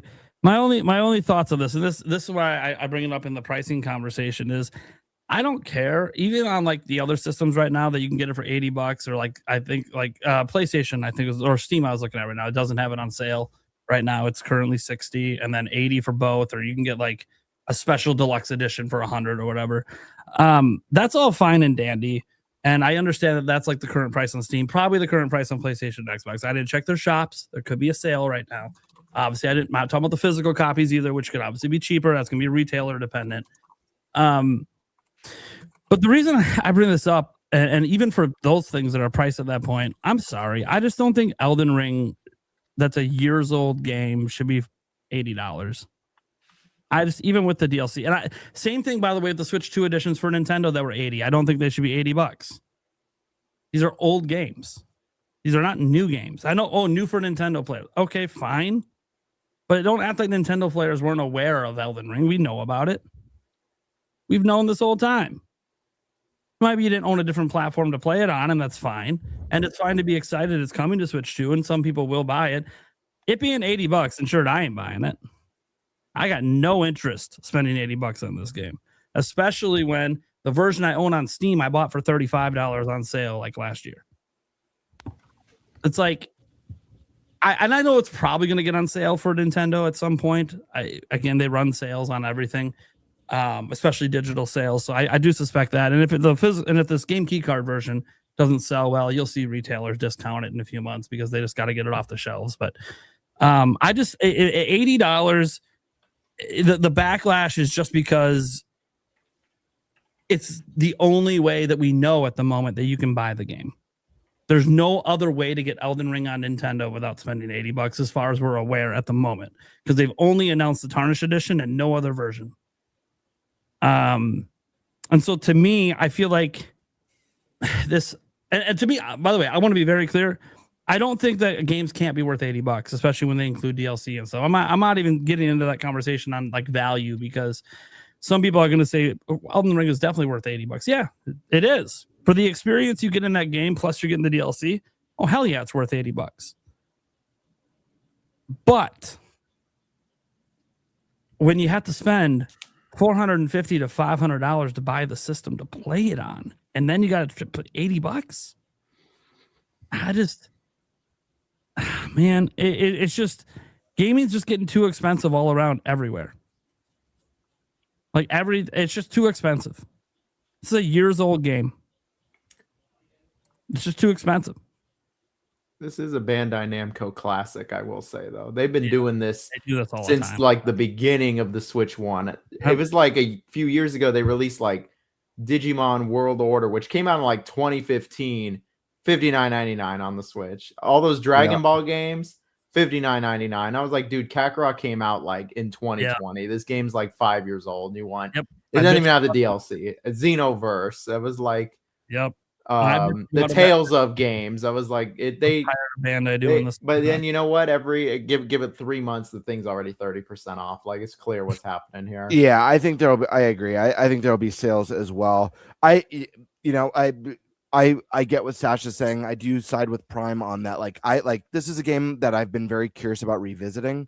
I don't know that I'm $80 curious about revisiting on the Switch 2, but if we do find out that digitally you can buy them separate, or 3 months in we get a nice little sale, this definitely will be a pickup for me, just because this game is so special to me, and obviously I would love to revisit it on my favorite little hybrid hardware. So hope for a sale. Someone buying it for the first time, sure, which again is how I proposed it, is that if you only own Nintendo, which a lot of folks who play Nintendo only own Nintendo. You look at our chat, they'll tell you that the value's there. Yeah, so it's like, if this is the only way to play it, I look at how many hours it takes to beat the game, which I just looked up. To 100% both, it's about 186 hours, so it amounts to 43 cents per hour. Well, most people don't want 100% stash. It's like 2%. Yeah, that's fine. But even if you don't, the base game is 60 to 100 hours. And then the Erdtree DLC is like 25 to 30 hours. So it's still a fucking steal. But it's old. Yeah, I know. It's old. That's but all it's that gold. matters. It's old. It's old, but it's gold, baby. The $80 price is going to make it not sell well. Nintendo fans are going to give people sticker shock, which is why people reacted the way they did on the internet. I mean, yeah. They just spoke. That's what they do. That's what they're doing. People are bitching, they just speak without thinking all the time. They just go right to complaining. I like $3.99. People are allowed to complain, Stash. People cannot like the price. It's okay. They don't have to like it. They don't have to like the price on the other platforms. You're right. They don't have to like it. They don't. Like if you look at the Steam charts, Elden Ring's not really selling right now at the current price, but next time it's on sale, it'll sell. Yeah, no, I totally get that. They don't have to like it. I don't like it. Nobody likes. Go on the internet and complain about it. No, nobody likes. Everyone wants games to be cheap as hell. Like we all want it to be cheaper. Not go on the internet and cry about it. That ain't gonna do anyone any good. Well, sometimes, especially when a game doesn't come out, we have seen fan backlash lead to things change before a game comes out. So, I don't think the price is going to change. By the way, Bandai Namco never changes prices due to fan bitching, but it is one of those things where we have seen some of that backlash lead to things changing before release. That said, I don't think price bitching is going to fix anything here with this particular case. I do think people have a right to complain, of course. I think people complain too much on the internet, of course, about everything all the time. But then some people on the internet, they praise everything all the time, and it's really the same thing. You're just wasting time on the internet talking positive or negative. And I guess for people, it's fun, I suppose. It's conversation, right? And I get that. Yeah. I do conversation for a living. I understand it. We're talking about this stuff right now on the show. It's fun. It's fun to do this. But, for like Stash Man, he can condense it all to just, hey, I talk about it on the podcast. I get it all out. I'm good. Yeah. I'll read it, but I'm not going to participate in it outside the podcast. Yeah, efficiency, being efficient with my participation. But for me, I'm obviously deep in the conversation because of the content I make and the news. And I got to cover this on the news tomorrow. And part of the news is how people are reacting to it, which is not good in terms of the reactions. People are not happy to see another $80 game as, again, the only way to buy it. If there was the $60, I think people would complain less. They still might bitch because they still might think it should be 60 with DLC, but you can look at the other versions and see the other versions aren't doing that. So, at least not right now. Do you think it'll be available at that price? Because I look at Mario Galaxy 1+2 HD and that $70 sticker shock hit everybody really hard. But then they're like, well, we're also selling them individually. And they mentioned that after the fact. Yeah, I don't think so. I don't think this is going to get sold individually. I think Tarnished Edition is the only version coming. I don't think they have any plans for anything else. And that's just because it's all they've talked about. There's been no indication that they ever were releasing it standalone without the DLC, which is a difference over the other platforms because some people don't. I'll put it this way: like you talked about Nintendo fans, how they're. Some of them only play on Nintendo, right? So like it's a new game for them. It's a game they know is really good. And if they love Zelda, they know, hey, I might enjoy this game, so I might try it. Forcing them to buy DLC for a game that they don't even know if they like yet, it's a tough sell. It's a tough sell when you don't have a cheaper way to just play the base game. But we'll see what happens. I hope one thing they should do. I'm just going to tell you this from software. You should put a demo out on the eShop for people who are on the fence. Do a time demo of like the opening area or something, and just let them try to enjoy it for themselves to see if it's even a game they're into. Because I'm going to tell you this: there's going to be a number of Nintendo fans that are going to be like, "Oh, I love Zelda," and then they're going to buy this and they've never played a Souls game before. They're going to get their ass handed to them. They get their ass handed to them, and they might hate it. That's going to be me. Perfect. They might find it to be too difficult. And that's why I wonder, do you do a demo because of that? Yes. I think the first impression is going to be terrible for Elden Ring. I know so many people that bought it in their first hour or two, they were like, I fucking hate this. And I'm like, it's peak cinema, but getting fucking wrecked. Yeah. But if they stuck with it. Oh, they stick with it. Then you see the cinema. And that's why with a demo, like you literally shoot yourself in the foot if you do a demo, because you only let people see the beginning and they get their ass whipped and they're like, I'm not signing up for this shit. Well, I mean, that's what's going to happen when they play the game. They're going to get their ass whipped. Well, until they Yeah, level but the they character. just dropped $80, so they've got to give it a few chances. Yeah, and then or else once they they'll do, they're stick to like, their stomach. I understand now. It doesn't matter that this game's old. This game's fucking enough. awesome. Or that's why they buy the key card, because they'll play it for an hour, be pissed, and go back and return it. Yep. They're That lost. happens. It happens. I've seen, and Stash told a story too. Like, I've had my mom storm back in the store. They are not supposed to refund open games. I know you got full refund. Bitch enough, they'll give it to you. They'd rather just give you the refund than deal with you interrupting the whole fucking store bitching about it. That's Amazon. Yeah. They don't give a fuck. My experience was in 1990 when that happened. So I don't know how it works today. I don't know how lenient they are.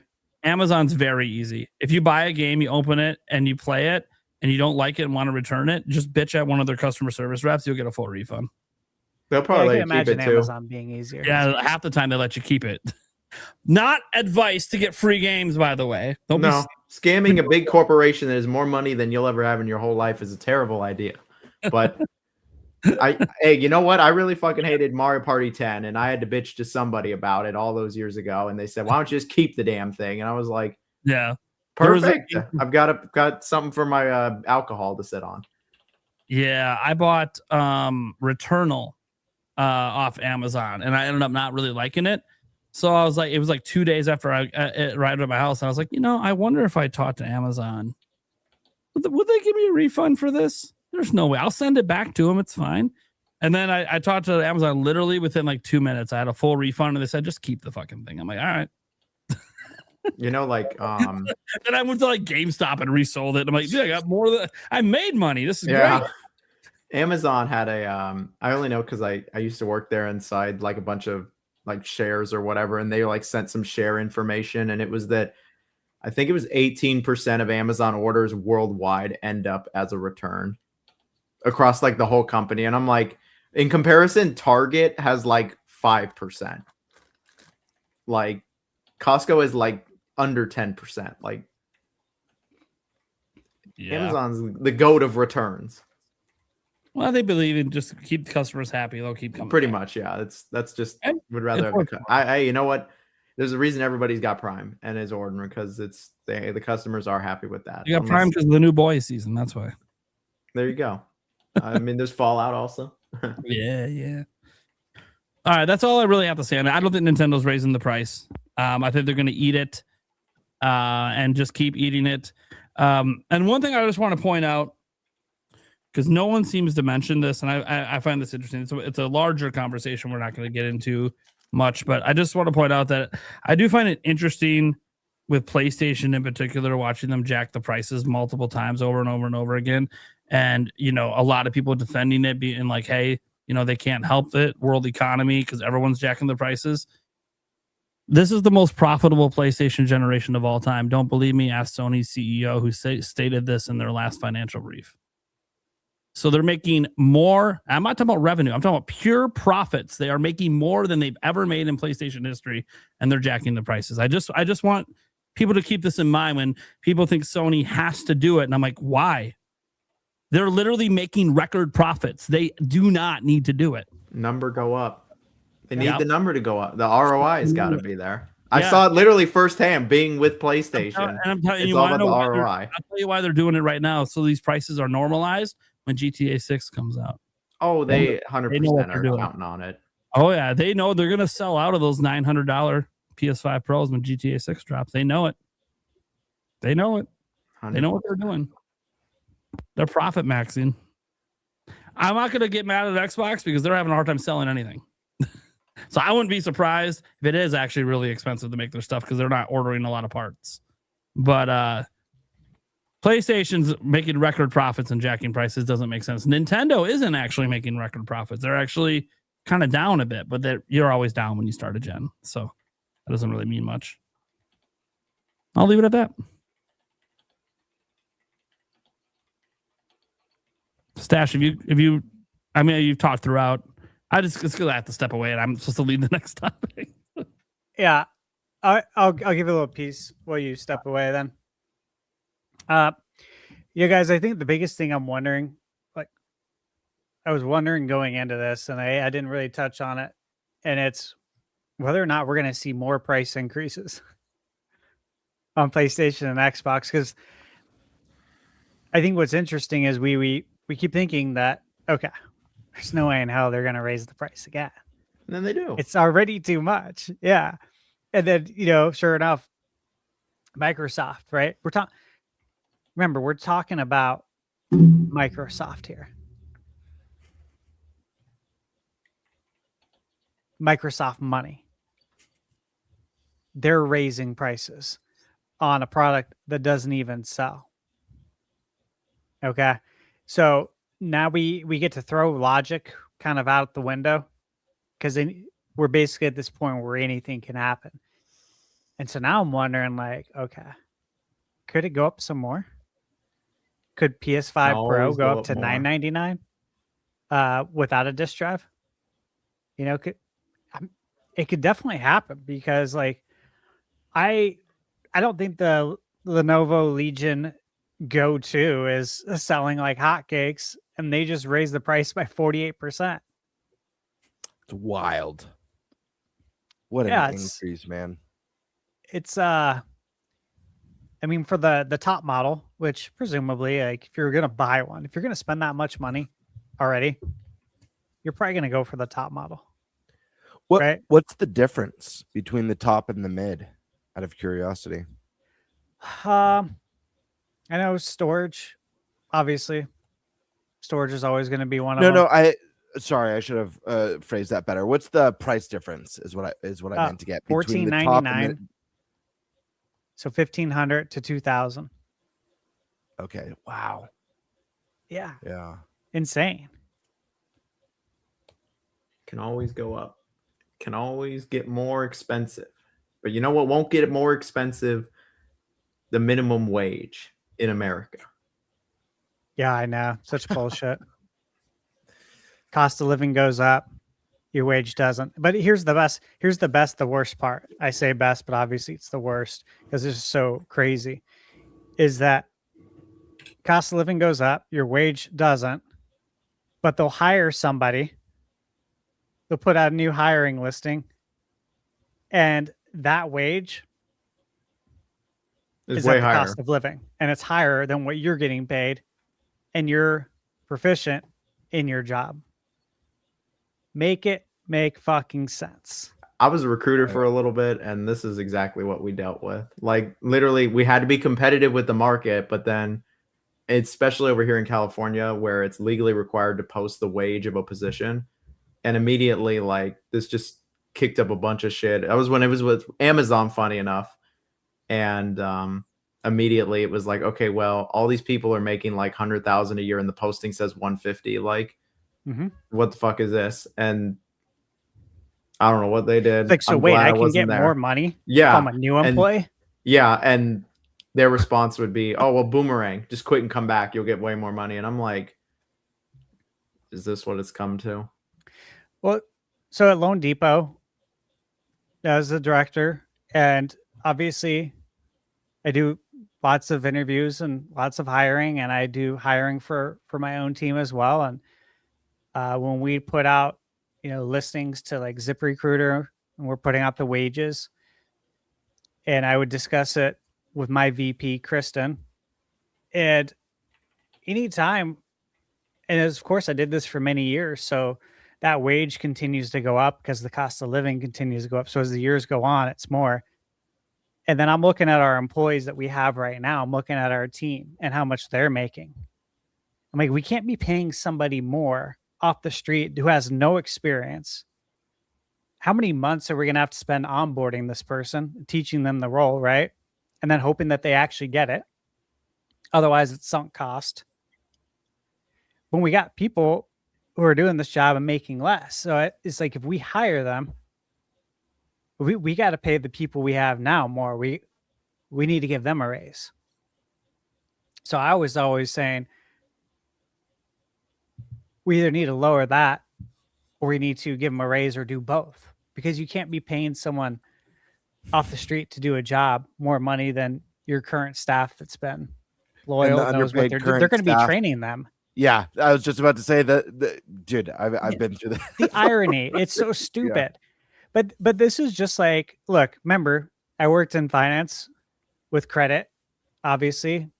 Loan Depot Mortgage Company is second largest lender in the United States. And look, I usually don't talk about credit and whatnot, but I don't have any credit cards. I don't do any of that bullshit.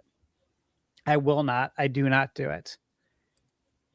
But it's wild to me that if you're responsible with your money and you only buy the things that you can afford to pay with your money, and you don't borrow money, that you have shit credit. Yeah, you're punished for it. Well, yeah, it's a very backwards society, the way we run shit. And I've said this for years, working in mortgage, borrowing, lending money to thousands of people. I'm like, yeah, it's backwards. It makes no sense. You know, you have all this debt and you can get whatever you want. I don't have any debt, and I can't borrow shit. Well, I remember when I was young and I got my very first credit card. And I was actually very scared to get my first credit card because my parents, like at least my mom, part of her parenting style was like extreme fear mongering about everything. Like, man, the stories I could tell you of all the crazy, horrifying shit she told me. Only like half of it was true. But she was like scared I'd make poor decisions or something at an extreme young age, like starting at like 5. So, so I was pretty nervous to get my first credit card. But I remember going to get one, and they're like, "Well, we can't give you a credit card because you don't have any credit history." And then they recommended like the bank secured kind of card. like credit, the secured credit card, which is bullshit. Like basically it's basically kind of works like a gift card. You fill it up, and then you like prove that you can make payments on time to the money that's your own, that you're borrowing against yourself. Yeah, it was like the make believe one. Yeah.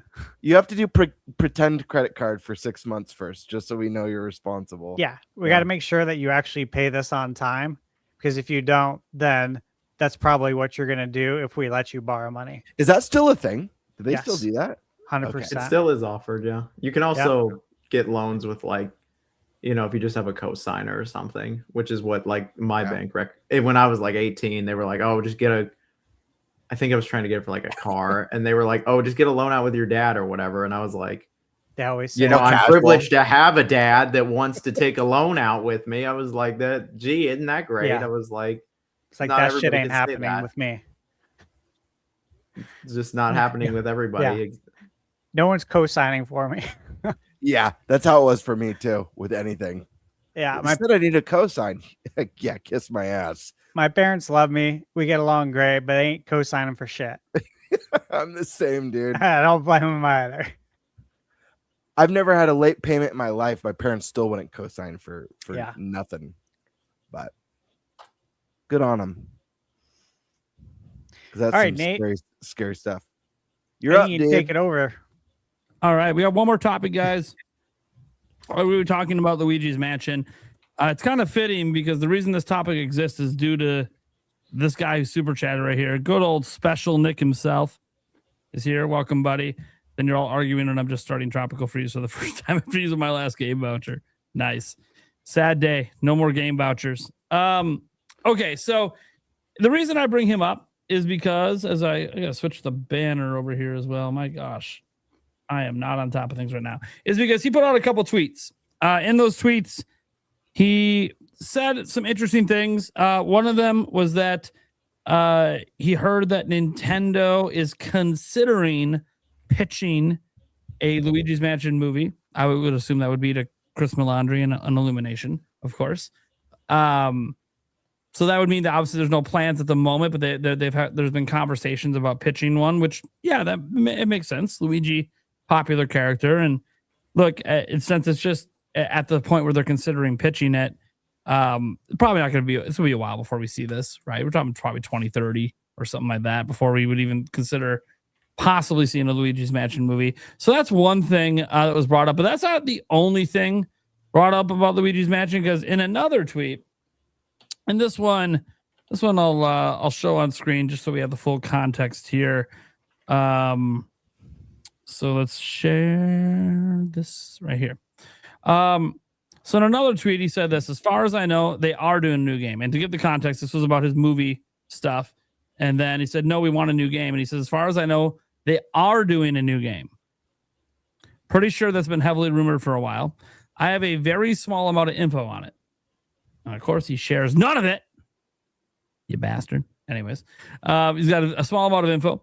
And one thing he does know is there's a new amiibo planned. And so he assumes that amiibo is going to be part of for the game, right? Which makes a lot of sense. What I find interesting is like, if he knows about it, he knows about an amiibo, it makes me think possibly this year the game could be coming out, which would be interesting. Would be a nice little holiday game, a nice October game. We speculated last year on the possibility of Luigi's Mansion being a game for last holiday. So sure, it could be one for this holiday. We're on the right timeline for another Luigi's Mansion. The studio that made it, the last game they made was last game they released anyways, was in 2022 with Strikers. And then obviously 3 years before that was Luigi's Mansion 3 in 2019. So if you look at the dev cycle, we're actually probably about a year overdue compared to their dev cycle. But again, and Furukawa did say it takes longer to make games, so it would make sense if it takes an extra year to make it. I would venture to say that Luigi's Mansion coming to Switch 2 at all, Luigi's Mansion 4 is pretty obvious, as is a Luigi movie with the success of the Mario movies. Having one where Luigi kind of takes the lead and does a whole mansion thing makes a lot of sense. So I don't know if these rumors are true. I don't have any information on any of it, but what I will say is they're fun to talk about. So the question is, what do we want to see from the game, the movie, etc.? And when do we think such properties may potentially release, if they release at all? So who wants to go first on this one? Kind of take their stab at Luigi's Mansion. Don't all jump at once. Well, fine. I'll call Luigi's Mansions is one of those games that I've never cared about. There you go. So Damn. there you go. So I don't know. I know it's like a GameCube staple, and I love the GameCube type of person, but I just never cared. Just like that, we all unsubscribed. No, I'm just kidding. Is there like I'm genuinely curious though. Like, is there something about it that's just not appealing to you? When I played it on the GameCube, I was like, I don't care. And I just haven't cared since then. It's pretty much how it is. It's just one of those games. Like, that's my first impression of. I'm trying to think. That was my first impression of God of War 2018. And then I sat down and made myself like play it. And then I was like, oh, I actually love this new game. Maybe you should. I don't like The Last of Us 1. I think The Last of Us 1 is, and it's just some games you play and you're like, eh. And then you come to them later and you're like, maybe I do like these. But as of right now, I don't care for Luigi. I don't think it's a bad game. I think they're very pretty games. I just didn't care for them when it was my time to play it. So okay, womp womp. Well, someone is slimy yet satisfying today. So let's ask him, what are you thinking on Luigi's Mansion, Gamebird? Yeah, I mean, I love this. I think the thought of a Luigi's Mansion movie, for one, is really fun. Obviously, I think Charlie Day is awesome. I think he really has done a great job of encompassing the character of Luigi, and I would love to see more of him in the spotlight. He's such a funny dude.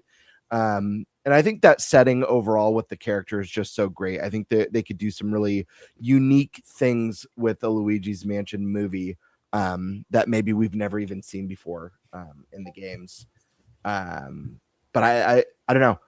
I feel like it's real. I feel like, listen, the first Mario movie did like $1.4 billion. I think this new movie's on track to do at least 1 billion, probably 1.1, 1.2 billion, maybe even match the first movie. Obviously, Nintendo's not going to be done making movies. We're going to get a Mario 3. We're probably going to get a Donkey Kong. I think Luigi's already now established within 2 movies. Luigi's Mansion, I feel like, would be in the bag. I just think it would print money. So that one's super exciting. Am I okay to talk about the game too? Yeah. Game rumors, or we just the movie? Okay. Both. The game, I mean, this is something that we've talked about this on the channel multiple times, and I know there's been speculation on a new Luigi's Mansion for a while. I think we're all in the same boat. We kind of see it coming sooner rather than later. The timing feels right on this one.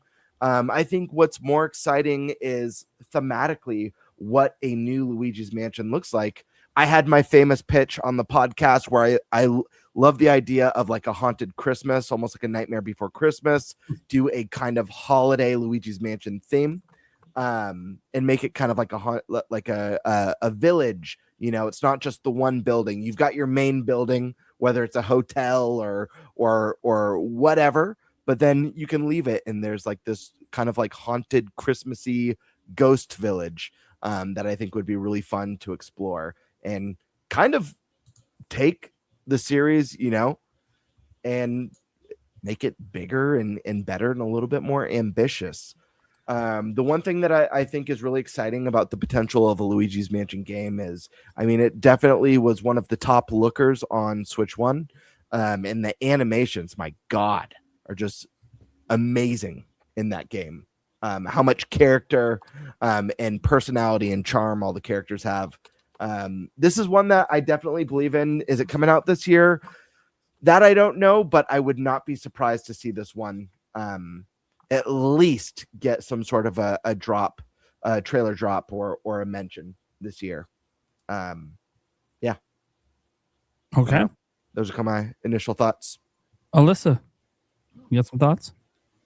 I have a little bit. One time, I don't remember exactly when last year, but I was on at one point when we talked about Luigi's Mansion, because I do remember bringing up that I really love the idea of like the haunted Christmas. And it does seem like, based on the rumors, that we might be getting Dusk Bloods and Ocarina of Time remake in the fall. So if they did go like Nightmare Before Christmas route, I could see it being like a cool little December game then. If they do like Dusk Bloods October, since it's very like dark, and then Ocarina of Time November, because Zelda's kind of usually like, they did Tears of the Kingdom in May, but they usually do Zelda like around like September, November a lot of the times. I had another idea though on like them going to like a resort, like Mario, Luigi, and everybody. They go on vacation to like a resort and ends up being haunted. Maybe King Boo is the big bad, or maybe they introduce somebody new, so that way they can kind of tie it to a new Mario franchise movie. Like they have like new, like some old with some of the new to kind of tie together. But that's pretty much like all I got. It would be nice though if it does come out this year, since we're probably not getting 3D Mario. It would kind of satiate the Mario hunger a little bit, even though I kind of feel like Donkey Kong Bonanza is not one for one Mario, but it plays a lot more similar to Mario than Luigi's Mansion would. But I think just having one of the main people in the series have a dedicated game this year would kind of like quell the thirst a little bit for the long awaited 10 years of no 3D Mario. Yoshi is right there. How dare you disrespect his game? Sorry. I feel like we need a Birdo game. Does anyone else agree? I feel like Birdo. I was gonna say some. Yeah, we're gonna get a rail shooter with Birdo. I don't want that. And I like You Princess want a Birdo Showtime. game? That was wrong, No. dude. House of the Dead style Birdo game. Yeah, I was like, what the hell else can Birdo do? I can see Everything. a bowling game. Birdo's bowling. Birdo's bowling, yeah. Just You get a Birdo game before a Waluigi game. Huh? See? Someone here with vision. Thank you, Stash. I appreciate that. the shades that gave me the vision. Totally tubular. You got some thoughts? Yes, I got plenty of thoughts. There I'll go. be the voice of disappointment. Watch. Luigi's Mansion is just a remake of the 3DS game. It's just they already remade they remade 2. They remade Luigi's Mansion 2. Now they're like, oh, Luigi's Mansion 1 is right there. The remake of everybody wanted on the Switch. They're finally gonna get it. It's Switch 2 edition. And it's the Switch 2 edition. I think the original was the GOAT by like a landslide. I love like how the ghosts were scary in the original as opposed to cute and friendly. But that's like the lowest worst case scenario. I would love for them to see a new game. I'll make a prediction and say that it either goes open world or it's a castle, a haunted like castle. Maybe Peach's castle. I like a haunted castle. Maybe not Peach's castle. I don't know, but I just like they already with the hotel. Like it wasn't necessarily open, but like it was a lot more non-linear than the prior two. I think they're just gonna go much more open. And funny enough, like, because Luigi's Mansion, like, people are like, oh, do people even like play those games? And I'm like, dude, I'm pretty sure Luigi's Mansion 3 is like the best-selling horror video game ever made. Even though it might not seem horror related, it is horror adjacent. And by default, then I mean, I think it's sold more than every Resident Evil game, which would there's nothing higher than Resident Evil for horror. And so it's like, yeah, there's no way they're not going to make another one at some point. Like, I'm sure they're going to make another one. I hope it's not just a remake of a remake. Luigi's Mansion really hoard itself out. Yeah, it really hoarded itself out, and there'll be another one at some point. It'd be pretty cool. I remember like the graphics were pretty amazing in 3, especially for the time, and with Luigi, it was fun. As for like a Luigi's Mansion movie, I mean, I think you said that they're like beginning to pitch or something like that. I was like, these companies thinking about pitch. Okay, so they haven't even pitched it. I was like, companies, especially when I was with like PlayStation, like they'll pitch like so many things. Like we're talking dozens, and like the pitching process is months. The approval process is months just to figure out what the hell they're even going to do. And it's like a tent. Yeah, and so I was like, them pitching it. I mean, they probably are going to be pitching Luigi's Mansion, I imagine, with a dozen other projects. When that finally happens, I mean, maybe I would say in the next 10 years that'll show up, but it makes a perfect sense from Nintendo's standpoint. But I'd like to see a new Luigi's Mansion. But if they bring him back, like, I would love to see them kind of pull like a Bonanza where like maybe there's another villain, but you know, it's not a 10. Maybe like when they pull up a Bonanza where like there's a new antagonist, but then, you know, it's King Boo. It's always got to be King Boo. The King Boo they got in Luigi's Mansion's different from the baseball and the Mario Kart and all that. He's got like the dark eyes, and he's like serious and like pink or purple, or I don't know. I'm too colorblind to tell you what color he actually is, but it's like the scary King Boo, not the little baby King Boo that's just a normal Boo but big. But somebody's saying Dead Space Luigi's Mansion. Yeah, let's get it. Dead Super Mario Galaxy, but Luigi's Mansion. I was like the haunted Rosalina Comet Observatory. But yeah, I mean, it'd be pretty cool to see it. The Mario Kart ride at Universal literally has Luigi's Mansion in it already.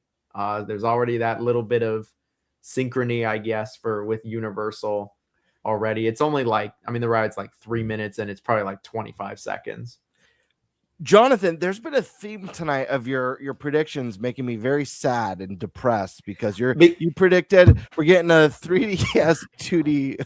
Or, you know, if you shoot for the bottom, it can only go up from here.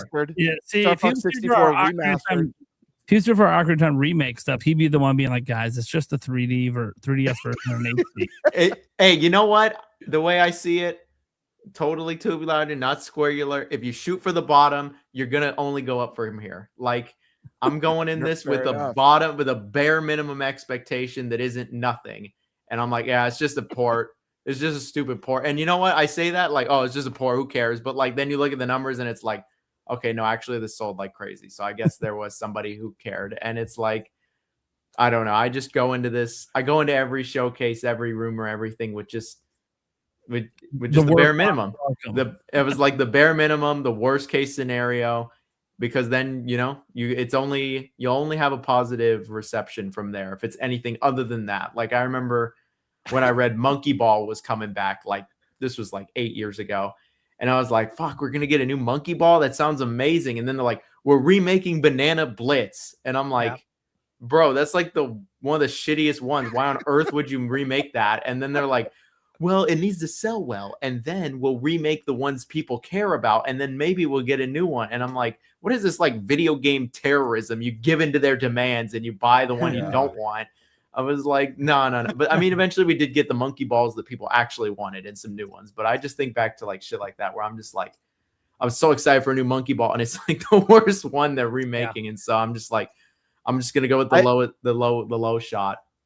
I think about decisions like that and I get really worked up, and I never know where to direct my anger. Is it towards the person who pitched it in the boardroom or the person who thought it was a brilliant idea? It's everyone. I don't know who's worse.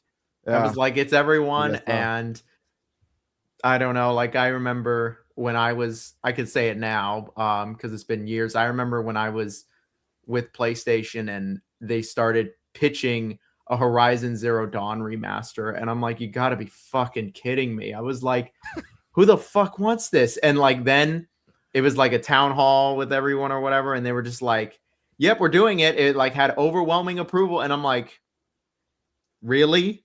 I was like, ask one consumer who wants this. Like, no. And then like, yep, it's like a year later or whatever. They got it out pretty quick. I think it was Nix's, funny enough, the PlayStation PC company that did it as well. And I was just like, this was probably like 3 or 4 years ago now, but it was like 3 years ago. And I'm just like, dude, where are these people coming from? Where are these like people who like, what rock are y'all living under where you think this is like what the people want? And so it just, maybe it's made me a little like jaded, I guess, in that sense. But after seeing it, especially firsthand, I just go for the lowest thing. I'm like, Luigi's Mansion port, Star Fox port, 3DS version of Ocarina of Time. I want them all to be wrong. I want my nice Unreal Engine 5 Luigi's Mansion. The good news is none of those are the worst case scenario. Worst case is nothing. Well, no, I actually think the worst case scenario is taking a team that's like really, really good at something. Let's just say, I don't know. Let's say Monolith. You know, they're really good at making great, big, story-driven single-player RPGs and putting them on. We want you to do a games of service now. Oh, I can give you one. That's why I got laid off. I can give you one. Did you pitch a games of service? No, I got laid off because of games as a service. Because Insomniac's live service thing didn't work out. Yep. I'm sorry that happened, man. Oh, well, I'm much happier now just doing YouTube. Good. Hey, it's like asking Rare to work on your operating system, your UI. It's like asking Rare to make Mii's for Xbox and stop making single player games. That's literally exactly what Microsoft did with Rare. That was the worst case scenario. We lived it. We're still living it. That's why you don't have no Banjo. That's why they didn't capitalize on Banjo being in Smash. They're not the only ones that can do it. Microsoft's dirty work. They don't even have... Rare is so tiny now. I believe they're like under 50 people, and it's just Sea of Thieves support. They're not even... They're in name only. They're very much in name only. There's probably nobody. They rarely make games now. They rarely make anything. Yeah. Yeah. John, how long did you work at Insomniac for, if you don't mind me asking? Just curious. I was there 1 year, and I was with exactly 1 year, and then they let me go. And before that, I was with Visual Arts and Service Group for about 2 years, and then I got let go from them. Then came back to go to Insomniac, and then got let go. And so I love PlayStation. They let me go twice. Did you get much sleep there? I what? Stupid. Did I sleep there? Did you get much sleep working at Insomniac? Did I get much sleep? Yeah, I was sleepy, man. I slept like 3 hours a day. No, they kept me very busy there. They kept everyone very busy there. I will give them that. I got one of my good friends has worked there. One of my good friends has worked there for a while now. I could know them. It's possible. I'll drop their name. I don't want to say it. Yeah, you don't need to say it on here. You don't need to say it on here. People on the show, holy crud. Yeah, absolutely. Dude, it's it's a personal friend of mine. Of course. Yeah, I was like, we don't need to do that. I was like, you just DM. About to hit end stream right quick to protect your friend. God damn it. No, it was a few years ago now though, and then it just is what it is. I mean, I got to see some cool stuff for sure. And then Insomniac had that giant leak, and I got a thing in the mail saying, hey, we believe that your social security number, your passport, and your bank information has been leaked. Here's 3 months of Equifax. And I'm like, yep, isn't that great? Like, and then I go onto the deep web and I find my offer letter. I find my like my yearly review.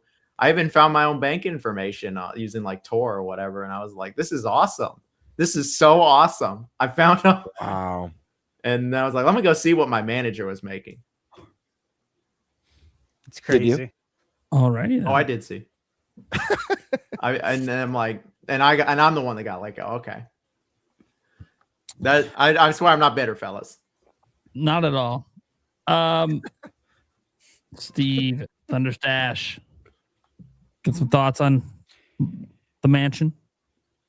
Yeah. So again, we've talked about this several times on the podcast. All of us have. Andres has been on. He's talked about it a lot too. Yeah. He's also done a lot of videos on Luigi's Mansion. I think he's 100%, on the right track. I think we're all collectively on that track that, Luigi's Mansion is coming. It makes total sense. Part 3 was the best selling Luigi's Mansion far and away. They have the momentum. I think with the movie, they've made references to Luigi's Mansion and to him being a very, scared person, easily scared. And it's just like obvious what they're doing as far as the setup goes. I, for one, would think that they're actually further along than a pitch. I do. So I think we get the DK movie. We get Zelda. But I think Luigi, there's a good chance it's next. Which would probably get us to Luigi's Mansion by 2030. So not too far off, maybe 2031. I could see it in the next 5 years for sure. As far as the game, I really want a shopping mall. I want it in a mall. Dead Rising. Yeah, that's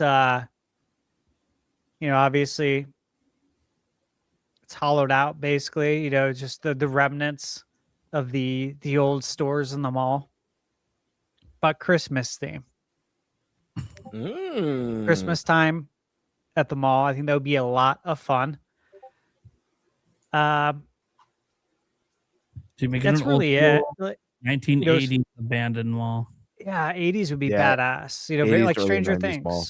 Look what they did with the mall in Stranger Things. It was It was awesome. it was so awesome, man. It was nostalgic. And I It was wasn't very- in the 80s. I mean, I was a kid, but I don't remember them all. I remember from the 90s. Totally reminded me of the early 90s. I'm like, dude, this is sick. Yeah, it's sick. And it's a big reason why I want it, because I mean, indoor malls are very nostalgic. I'm fortunate to still have one around here. We have an outdoor mall in Arizona. Make that make sense. It's hot as fuck for like 8 months of the year. Just like a strip mall or something. Let's go sweat our ass off before we walk into the store. You know what I mean? We used to have tons of indoor malls. They've all been. I've witnessed so many get bulldozed. Like I've witnessed them at their peak. I worked at some, like when I worked at EB Games, back in the day. That mall's bulldozed. All of them are, man. I've seen all the Best Buys close around them too. The Toys R Us. I've seen everything close. The Sports Authorities. You guys remember Sports Authority, right? Mhm. All the places. So I think that'd be a really fun setting, though, because it would be nostalgic to revisit in the game. And I think the most exciting times at the mall was Christmas time, the holidays. And so it would be the most fun to revisit that at a Luigi's Mansion game. I think that'd be badass. So that's what I want to see there. And then the amiibo, dude, I mean, I don't even have to say I think the proof is out there, but Nintendo has become like revitalized in the amiibo market. Look at what they've done. All these amiibo they're releasing. The quality of them, though, has increased quite a bit. They're way bigger. They're way higher quality as far as how they actually look. You look at the Kirby Air Ride amiibo. Look at the Rosalina and Mario Galaxy amiibo that just came out. So, yeah, why wouldn't they do a Luigi's Mansion one? I might ask, like, why haven't they done one? We should have already had one. This should have been out a long time ago. Yeah, what are we doing? Like, The fact literally, that what are Alan we 3 doing? didn't have one. I'm like, come on. Yeah, it's kind of mind-boggling. So, yeah, I fully expected. I mean, look, the little girl from Pragmata is getting an amiibo. I think Luigi's Mansion is going to get an amiibo, man. What's the name of the dog, the Polterpup or something like that? I think that's it. Yeah. Is that right? Yeah, I think Something like that? you're right. He's like red. Dude, if we get a Luigi's Mansion movie, they're gonna sell a lot of Yoshi toys, but they would sell so many of that Polterpup. Oh, Or yeah, whatever, they would. whatever the dog is called. Like Yeah, that would it's just be a toy. It's Polterpup. Yeah, there we go. I think that And movie again- would do very good, though, around Halloween. Yeah, and then that opens the door for the theme park. And I've I used to go to Horror Nights every year, and when they opened up in Hollywood, the Super Nintendo Land, being there around Halloween time for the Horror Nights, they don't do anything with the Nintendo Land, and I'm like, man, they're missing out on like a Luigi's Mansion attraction, having like booze going Booze, yeah. around and stuff. But I love how it opens the door for that. Yeah, that's a perfect fit. Absolutely. Because like even going to Disney around Halloween in October or going there December around Christmas, everything that they do at the park is so awesome. Like it does really, in my opinion, enrich the experience. And so to have that, but Nintendo, dude, that'd be awesome. Like sign me up for that. I love that.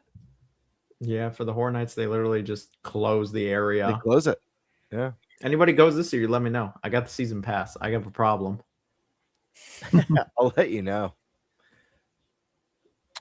So, look, for the movie, I don't have a lot of ideas for the movie. I kind of was stashing that I feel like they've already pitched it.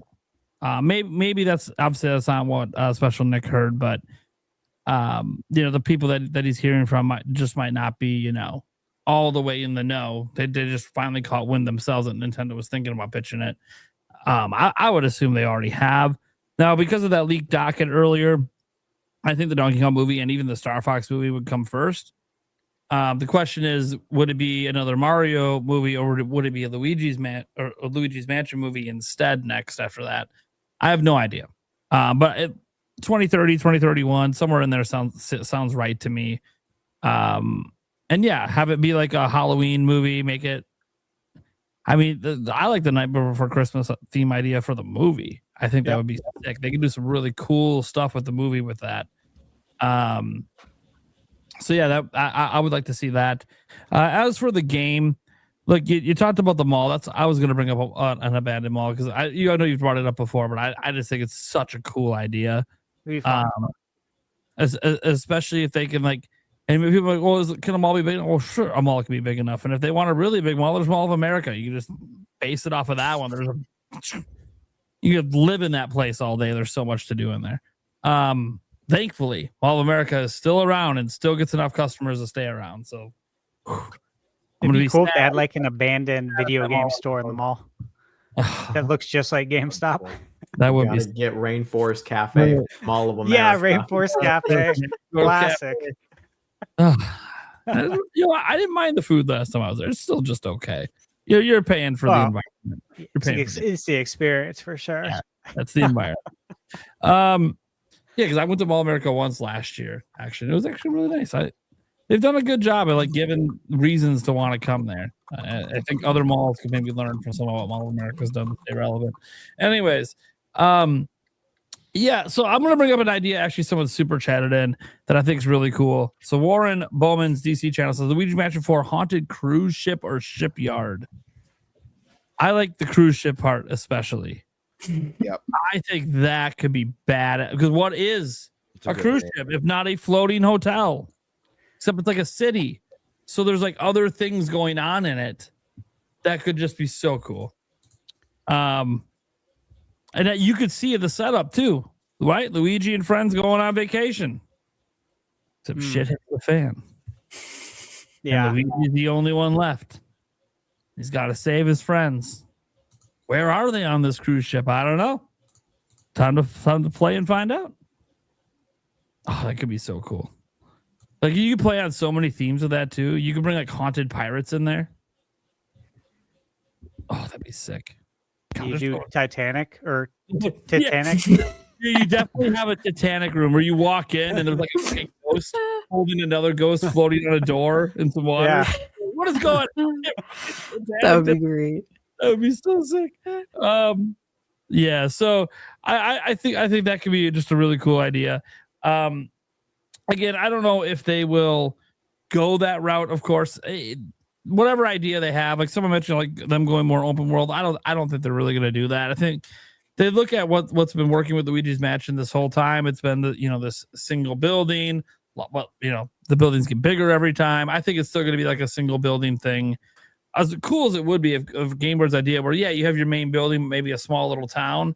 I do like that idea, especially. Can you imagine that? Like, you have your abandoned hotel or your hotel, but it's at like a ski resort village that's got some small stuff going on. Like that would be really cool. And that also, you guys can't tell, we keep going to this Nightmare Before Christmas idea. It's almost like we like the Nightmare Before Christmas a lot around here. Yeah, it's almost like Halloween and Christmas, like opposite holidays, basically, that seem to just go so well together somehow, some way. All you gotta do is go watch that one. What's that one movie with the killer snowman, the Jack Snowman? Oh my god, it's a terrible movie, but it's not Jack Frost, but not the Jack Frost one. No. Evil Frosty the Snowman. I can't remember. There was another one. Yeah, and it was so bad. I remember the cover art for it. But they made like 7 of them. I'm like, yeah. Like you watch them and they're so it's like shit I'm shooting in my backyard. It's so bad, very bad. But whatever. It had its cult following enough to make 7 of them apparently. But yeah, I think Luigi's Mansion it makes a lot of sense. Like we're in a new generation, so all of this makes sense for all these IPs to come back around. It's funny because Luigi's Mansion has been a really popular one. That one and 3D Mario and Ocarina of Time Remake are ones that we've been talking about for quite a while. Surprisingly, we haven't talked as much about Smash Bros. Outside of an occasional mention of like a Switch 2 version coming. And that's just because there doesn't seem to be any momentum right now for anything Smash Bros. Anytime soon. Probably because of Kirby Air Riders last year, to be clear. Most people don't think that Sakurai is going to have back-to-back years releasing a game that doesn't really jive in my head. Maybe 2027 at the earliest. We'll see. Because they're going to want a roadmap for DLC for that game. So you don't want to release it too late into the generation. I think Luigi's Mansion is just, it's one of my favorite games Nintendo's made, honestly. One of my favorite spin-offs from the Mario franchise. And one that LM3 did a lot for me because I'm not a big fan of Dark Moon. I think it's significantly worse than the first game. I think it just sucked the soul out of Luigi's Mansion. It was very bland, which happens because guess what? Next Level Games didn't make the first Luigi's Mansion. They took over the franchise. So like their first attempt at it was fine and it sold okay, but it just wasn't nearly as good as the first one. All the ghosts were the same. It just felt really repetitive. But they nailed a fucking home run with Luigi's Mansion 3. That game is so good. Oh my God. It's like they finally realized, this is what people want. Yes. Now give me more. Because it's awesome. Dude, I knew the game was going to be good the moment I played it at E3 back in 2019 because they had you do an E3. They had you do the little castle area where you end fighting the Ghost Knight. And I'm like, dude, this is sick. This is better than anything I did in Dark Moon. What the fuck? And this is an E3 demo. I hope the rest of the game's this good. Oh yeah, the rest of the game is that good. I'm really excited. I'm a huge fan of Luigi's Mansion. Can't wait for more. Sorry, Sayuran, who apparently hates Luigi's Mansion so much he fell asleep over there. He's like, I'm catching strays with him. To be fair, he did say he doesn't like the Luigi Mansion. So. I didn't say it was a bad game. I just said I didn't like it. I Yeah. exist in a space where, as a gamer, I cannot like something and it cannot be bad. Well, I mean, that's true for said. everyone. I like that stance because there's so many other people that are like, if I don't like it, it means it's bad. I'm like, no, it's not. It just might not be for you. There's lots of things I don't like, but I can still think, like, I didn't like Returnal. Doesn't mean I think it's a bad game. It's just not. Yeah, just not. It's just not for me. It's not a big deal. Like, who cares? All right. So with that, I think we'll just wrap things up here and go to the Q&A. There's still time, guys, to super chat in your questions. Anyone watching on any of the channels, if you want to get specific questions in for the panel, we've got I think 3 questions lined up and then just one statement. I'll just get the statement out of the way. This goes from Super Groover 001. Said Prime is quiet today. I don't know if that was a joke, like I'm actually talking a lot, or if you're just laughing that I'm quiet. I don't really know. I actually love that there's no context. There's no context. I love that. He super chatted. I wasn't, or this person super chatted. I wasn't talking, but I will say, guys, I love when you get. If you watch enough of these episodes, I actually don't talk that much. Like if you like remember the NintenByte or the Nintendo Prime podcast, I talked a shitload. Most of these podcasts, I just kind of guide it to the next topic, and I just sit here and wait my turn. So like, yeah, I don't talk as much. It's all right. I don't need to. You want to hear me talk a lot next week when it's just the core 4, no guests. Hell, Eric might talk. You know what? Yeah. No, fuck that. I watched the 2 episodes I was gone for in December, and Eric talked a lot. And I'm out because he doesn't do it when I'm here. Yeah, he talked a lot, man. Dude. He felt a lot more comfortable with just Stash and I. Yeah. All right. Well, then I'm taking the next 6 months off. No, Prime. My favorite super chats are the ones where people will tip in and say, "Why is Prime so pissed off?" It's coming a lot, and you're like, "What the hell?" Like nothing weird happened. You didn't like, yell at all. Like, why is Prime so angry today? He's so mad. I'm like, what? I'm mad. Jesus, we're just having some friendly banter. But it happens when that doesn't even happen. I know. Sometimes people just tip that. Dude, I got a super chat once being like, dude, Nintendo Prime is such an asshole. And I'm like, I didn't say anything. I'm literally not talking. Like, what did I do? Dude, I kept praise for everything. You guys say a bunch of people online have mental illnesses. Next day, I'm getting fucking pinged on Twitter saying Prime's an asshole, saying that we all have mental illnesses. I'm like, I didn't say shit. But it's fine. I think people just are used to, you know what? If I'm on the panel and people didn't like something, it's all my fault. So that's fine. Yeah, it works out good. The reputation, yeah, sure it does. Oh, God. I got a question. Were you at PAX East this year? No, I was not. No. Okay, I was like, did I miss you? Okay. Yeah. I know. I saw you there last year. No, I didn't go this year. I don't know if I'm ever gonna go again because after going to PAX West, that is the place to be. Apparently, I'm missing out by deciding to go to East, but all right, I guess I have to try it. Yeah, West. Come to West, man. We had so much fun. Speaking of that, I got my flight and hotel booked. We booked it like I think 4, 5, 6 weeks ago. Okay. Before I knew the oil prices were going to shoot up. Do we have dates? I didn't even know we had dates. Yeah, we have dates. We have dates. It's always going to be the weekend of what is that? Is that Labor Day? Like Labor Day, maybe. It's that first weekend in September. That is Labor Day, I believe. Yeah. So, yeah, because they always do it on Labor Day. So, yeah, we will. Stash, just let me know what hotel you got privately. And I'll see what the rates are like there if I want to do that, or one that's right nearby it. We'll see. Because I was also looking at ones that are literally right across the street from it, and I was like, oh, they still got a couple rooms. I think that's what we might have done.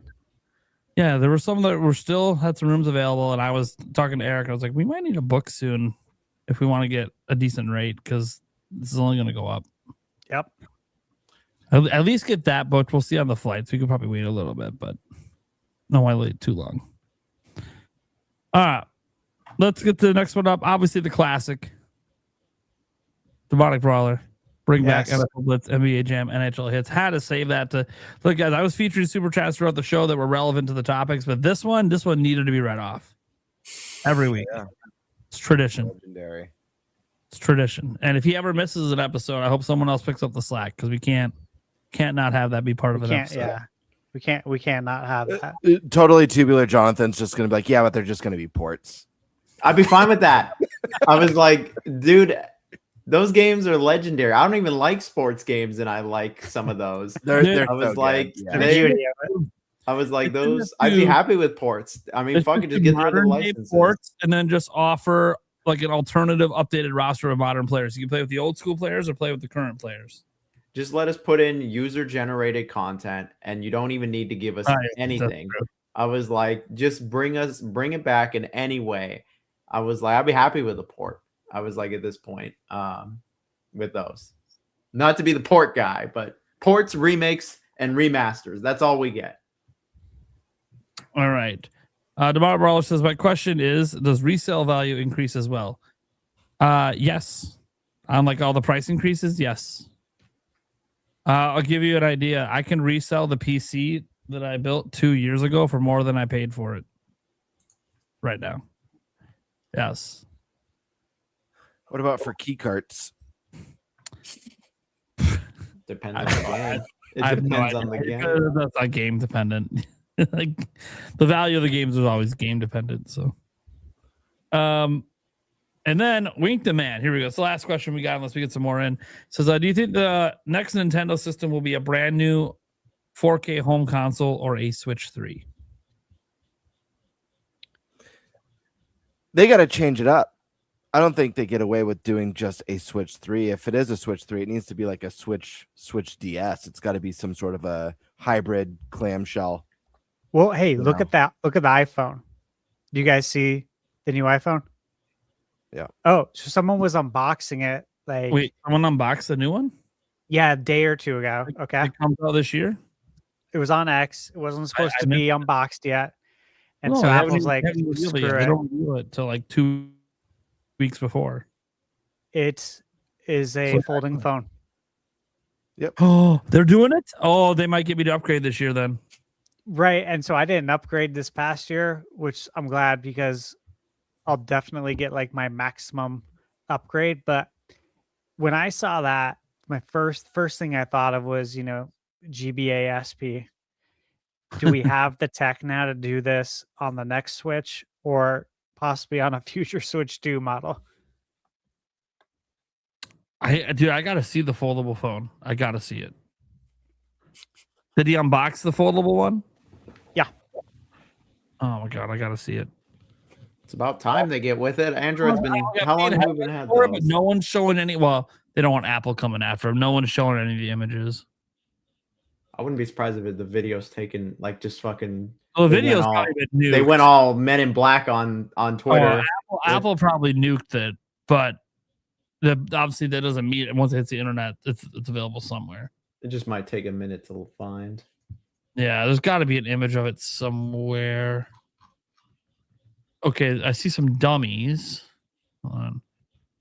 Dummies of what the final size of the iPhone Fold. Okay. I sent a link in the private chat there. Did you? Okay. Let's see here what this has. When you get to the end, like at the 50-second mark, you can see it. Yeah, I'm- unfolded. Let's show it on here and get the whole podcast taken down. No, I'm What's, just playing. what's the inside look like? Okay, that's not okay. Okay, when it's folded out, it looks like okay. It's a little interesting. That form factor is different. Yeah. Oh, I'm trying to think. Like if I hold my son's, it's like a little taller. I'll have to see it in person to know if I want to get because what I've been hoping, what I've really wanted is like an iPhone that folds and opens up and it turns into like an iPad Mini. So I love the iPad Mini size. I love it, and I'm like, dude, if you just fold this in half, it's a phone. but we'll see. Obviously, I want it to be a sphere. The game sphere. The games. Yeah. With like a little hologram that pops up above it. Like in Vegas. Yeah. I'm going to tell you right now. This is what do I think it'll be? I think it's going to be a Switch 3. And I'll tell you why. One, we have a businessman, a number cruncher running the company. Two, Switch 1 was 155 million, 160 million, whatever it finishes up yet. But Switch 2 is the fastest selling platform of all time and is the direct sequel to that. If it sells over 100 million, why the hell would they throw away success? It doesn't matter if it seems boring. They would have never stopped going with the just add more power route if it was selling well. They would have never went away from that. When they went from SNES to 64 to GameCube, they would have kept going the same direction PlayStation was if it was selling. But it wasn't. They could still do Switch 3 though, and still be pioneers in innovation with their hardware. Like I said, making some sort of a Switch DS is innovating. It's a hybrid console with dual screen technology. You know, there's still ways to innovate. That's the point I was making. Yeah, I don't think they're going to do that. No, you think it's literally the exact same thing? I'm not saying an accessory can't exist for it, but I literally think it's just going to be yet again a more powerful Switch that maybe to differentiate this time they finally launch it with an OLED screen instead of an LCD. And Switch 2 Pro. And then they throw in, trying to think, maybe they bring back like analog triggers and try to make a big deal out of those coming back after generations of not having them. You know, like I don't think they need to really do anything crazy. I think gaming, for the most part, is kind of outside of virtual reality, which is a different kind of gaming. But traditional gaming, I think, has basically been in its final form for a long time. We have the controllers, we like the layouts of them. They've been staying the same forever, and we just want good games. It's all about the software, the innovations in the software, not the hardware. So that's what I think. Just to play devil's advocate, what if Switch 2 and I definitely see Switch 2 hitting 100 million. You know, I don't know that it'll match Switch 1's success. No, I think there will be some diminishing returns there. You would need like COVID. Hypothetically speaking, Prime, let's just say, you know, Switch 2 hits the ground running, fastest selling console of all time, incredible first couple of years in sales. But let's just say, for the sake of argument, those sales start to diminish. And let's say it caps out at like 80 million, 85 million. Still a big success. Obviously, nowhere near as big as the Switch 2. In that sort of scenario, do you think they go back to the drawing board and look at a way to innovate? Or do you think they still go forward with just like a standard Switch 3 that's just a power boost, but no new thrilling bells and whistles, I guess I'll say?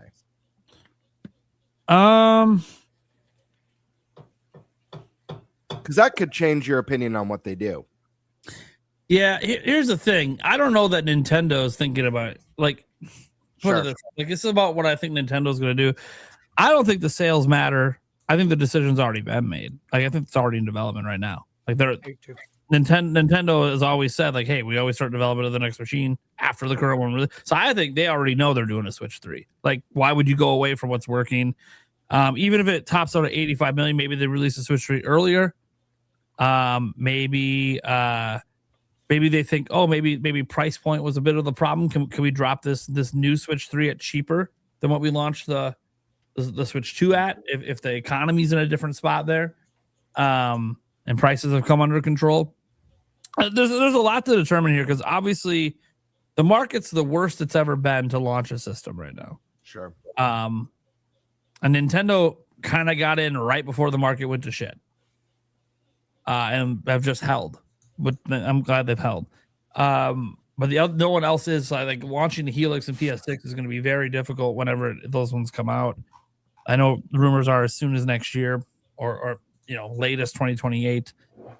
And I know there was like a faint rumor that Sony might hold off till 2030, but I personally don't think they're going to wait that long.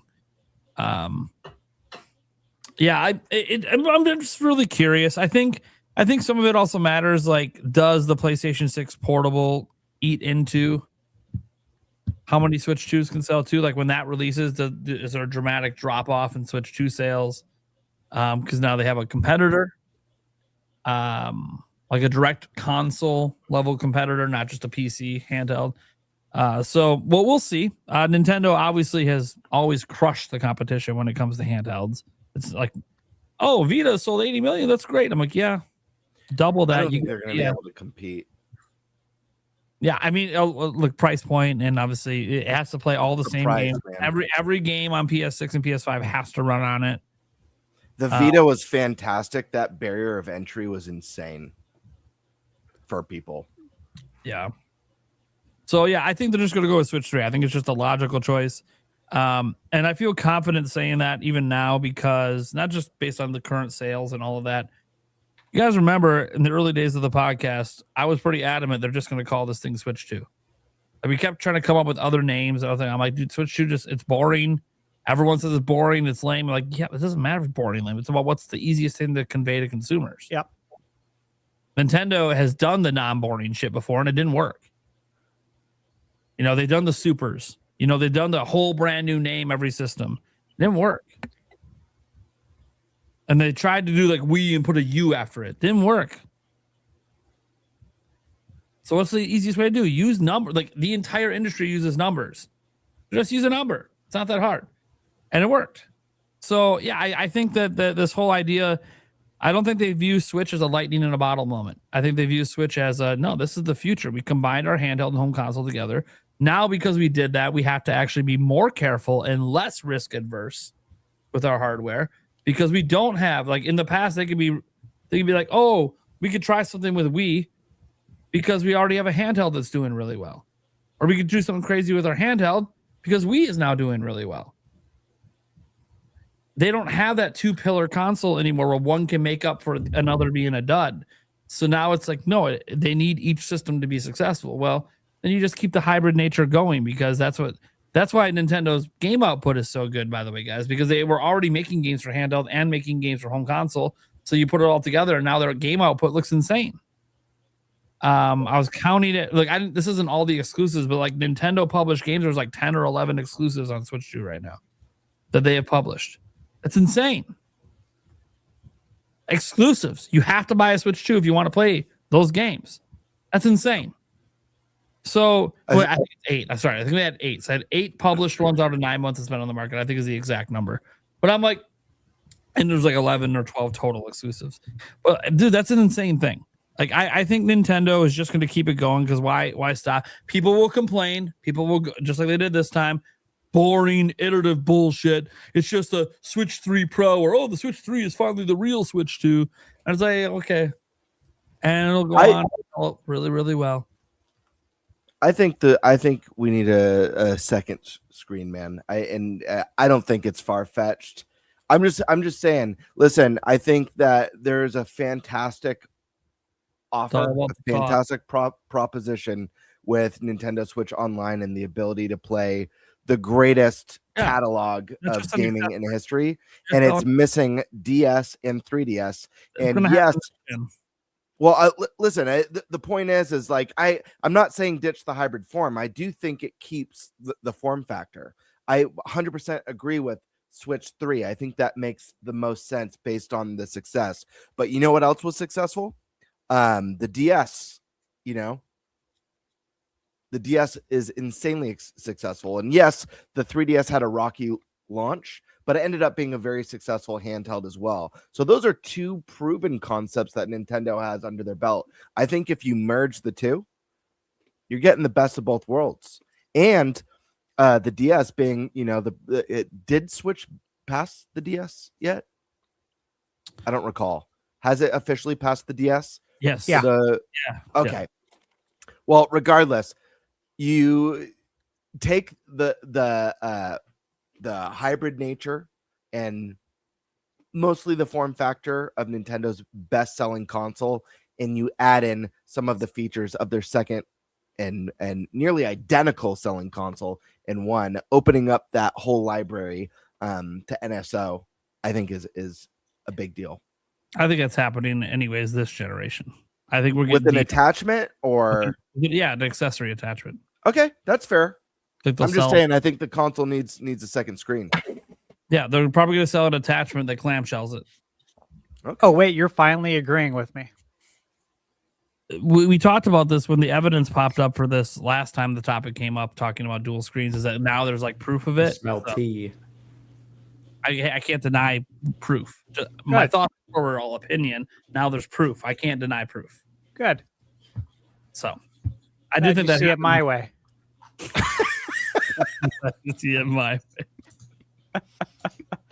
But I don't see it. I do not see it Game Bird's way. I do not think Switch 3 comes with 2 screens on it. It's just not going to happen. Double the screens, double the sales, baby. No, double the screens, annoy all the third parties all over again. Finally, someone gets it. Double the screens, annoy every third party under the sun. Just no. Hey man, it'd be nice to be able to pin a map to that second screen, whatever you want, just like we use our Your inventory, our 2 monitors. Your inventory, dude. you never have to press start again.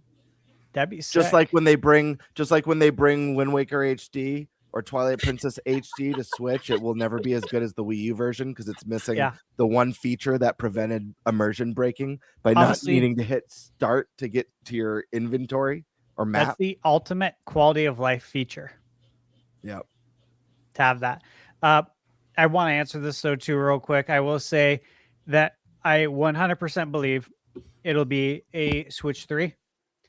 What I'll also say is that it can have new things.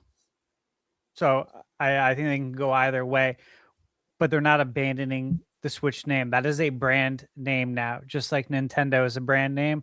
Switch is a brand name. iPhone is a brand name. People call it the iPhone. They don't call it the Apple iPhone unless they're old. Okay. You know what I'm saying? Like we call it the Switch 2. We don't call it the Nintendo Switch 2. All proper. It's a Switch 2.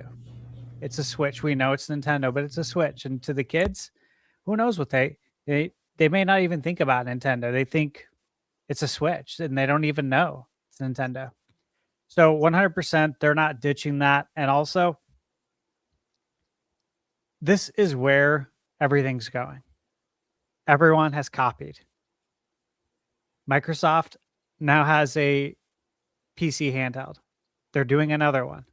They're going to do an actual real one, a dedicated one, not one that they're doing with Asus. PlayStation, they got the Portal. I've already said, like, we already know, like, the next console is going to be, it's going to have a handheld. However they do it, I don't know if it's going to be hybrid or it's going to be a PS6 and then here's also a handheld, but this is where the world is going. So surely, why would you abandon the market that you created? So 100%. I do expect different hooks, though. Right? I would love a second screen. I would love Do you agree analog innovation triggers. will Love still it. exist with their hardware? Easily, yes. So Thank you. That's all I'm saying. Yeah, so to answer that question, it's going to be both. You asked if it's going to be a 4K home console or something else. It's going to be both. I mean, we have a 4K home console right now. So why wouldn't it be that? I'll just add that Switch 3, you don't need to be bigger than Switch 2. What if that's the innovation? What if it's like 3 times the size? The world's biggest hybrid console. Holding the fucking TV. The slogan Switch 3, bigger is better, You guys remember the Orion, that little attachment you're that was playing with like to the size? Switch, the original Switch? Yeah, I remember that. That little Orion. gigantic thing. It was like this big. It was like, and people loved it. And I was like, this is stupid as hell. This defeats the purpose. No, there are some people that I'll give it an example, like Mike Odyssey with his eyesight, like having that bigger screen in portable mode actually can make a difference for. It's a very specialized use case, where that makes sense. I think we're both consumers. You just want to look ridiculous in the airport. That's all you want to do. Or maybe you're like, hey, dude, I've been in situations where I'm hanging out with friends all the time. We're always waiting in line. We want to basically have a TV to sit there and play portable mode together. I'm like, all right, maybe.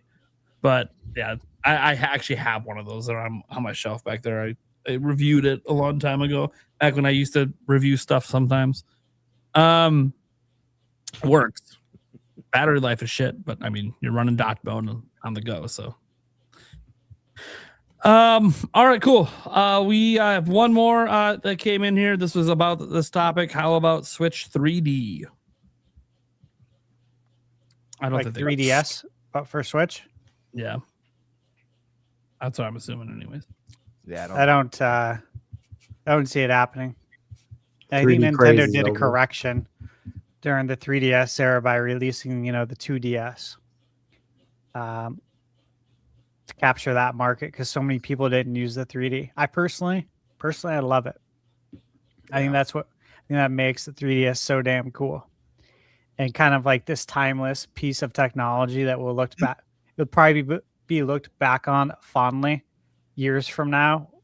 People are like, "Holy shit, this is crazy. Why don't we do this anymore?" Well, some people didn't like it. Some people got sick. Yeah. Yeah. I think there was a lot of games where it didn't enhance the experience, but All you gotta do is the say, ones that did how those really 3D stood out. TVs take off? Why are those not around anymore? It's the same reason. Yeah. It's the exact same reason. Like, just not enough people care about 3D like that. I just miss the old school 3D where you had like the red lens and the blue lens, and Oh, everything was like super blurry. Oh, with speak for bad color. yourself. I was like, as a colorblind person, that was hell. And I'll say this: the only place I really even enjoy 3D anymore is at like an IMAX. It can be pretty cool, but IMAX experiences are just cool in general. So Yeah, those are pretty timeless. yeah, yeah. I don't really. It's funny too. I'm sitting there listening to the statues talking about like why there won't be 3D or whatever, and I sat there. I'm like, I could repeat the same argument for why there won't be a second screen. But I think there will be an accessory for Switch 2, and that accessory will work with Switch 3 if people want to use it. I'd be surprised.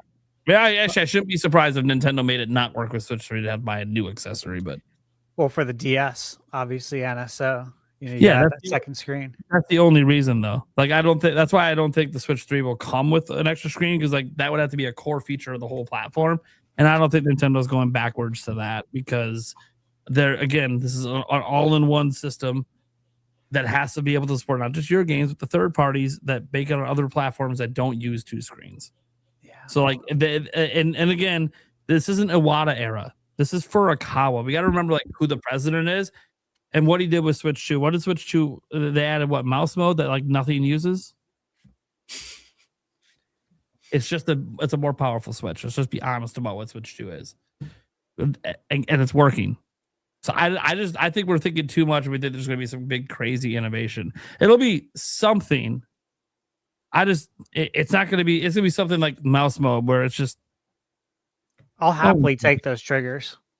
Yeah, the triggers would be cool. Like That'd be sick. or if they do haptic triggers or something. Like, you know what I mean? Yeah. Like it'll be something like that where it's like it doesn't really look any different, but there is a difference, and some games will use it.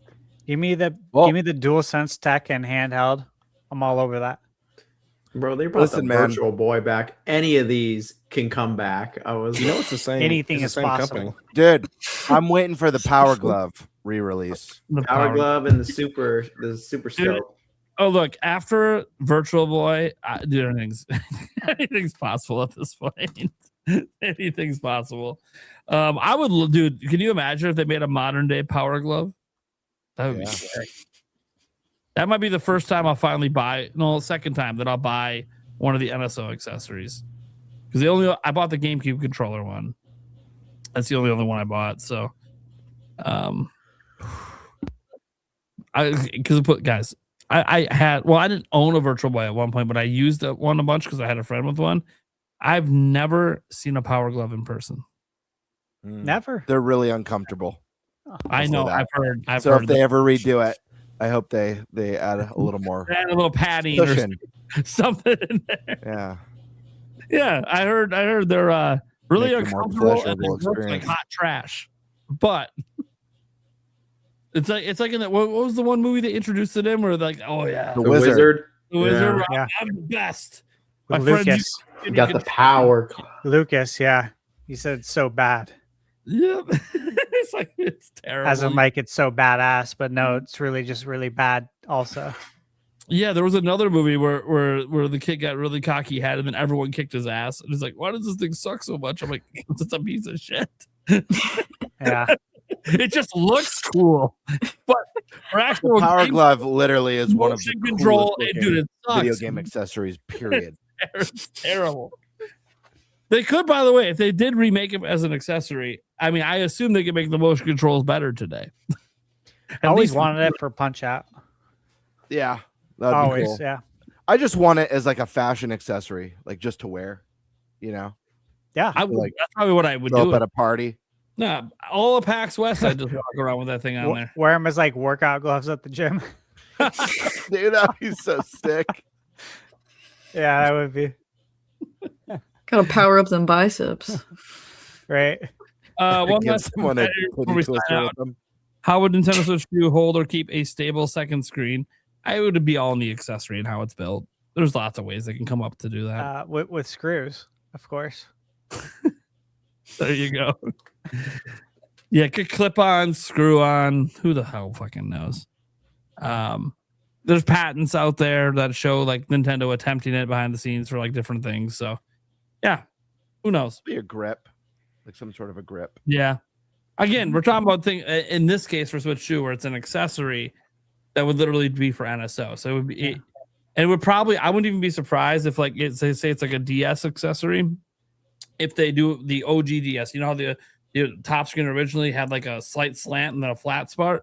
I can see them doing that. So you fold it down and it kind of looks like a giant DS. It'd be sick if they made it in OLED too.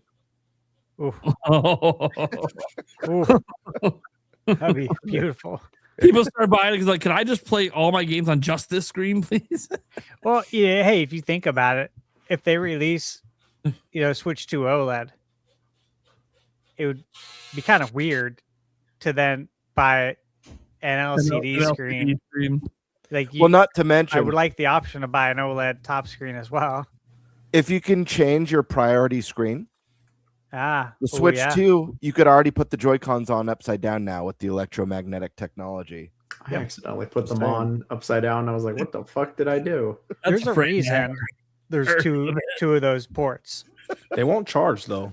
They won't charge backwards, I think, and it was kind of annoying because sometimes I'll just throw them on there. Yeah. So I remember when Mike Odyssey was really big on this whole folding thing, and he's like, "Well, yeah, all you have to do is flip it upside down. See, look, you can do it. You can attach the controllers." I'm like, "Yeah, but the controllers aren't charging, Mike. Like, they did not design it for this. The controllers don't charge. They attach, but they're not charging, which means they're working in wireless mode. So." But we'll see what happens with an accessory. And I'll say this, guys: if DS comes, it has to work without the accessory. Please don't make it like a Virtual Boy where you have to like have the accessory. They give you just a cardboard screen. Like with Virtual Boy, drawn because the games aren't very good anyways.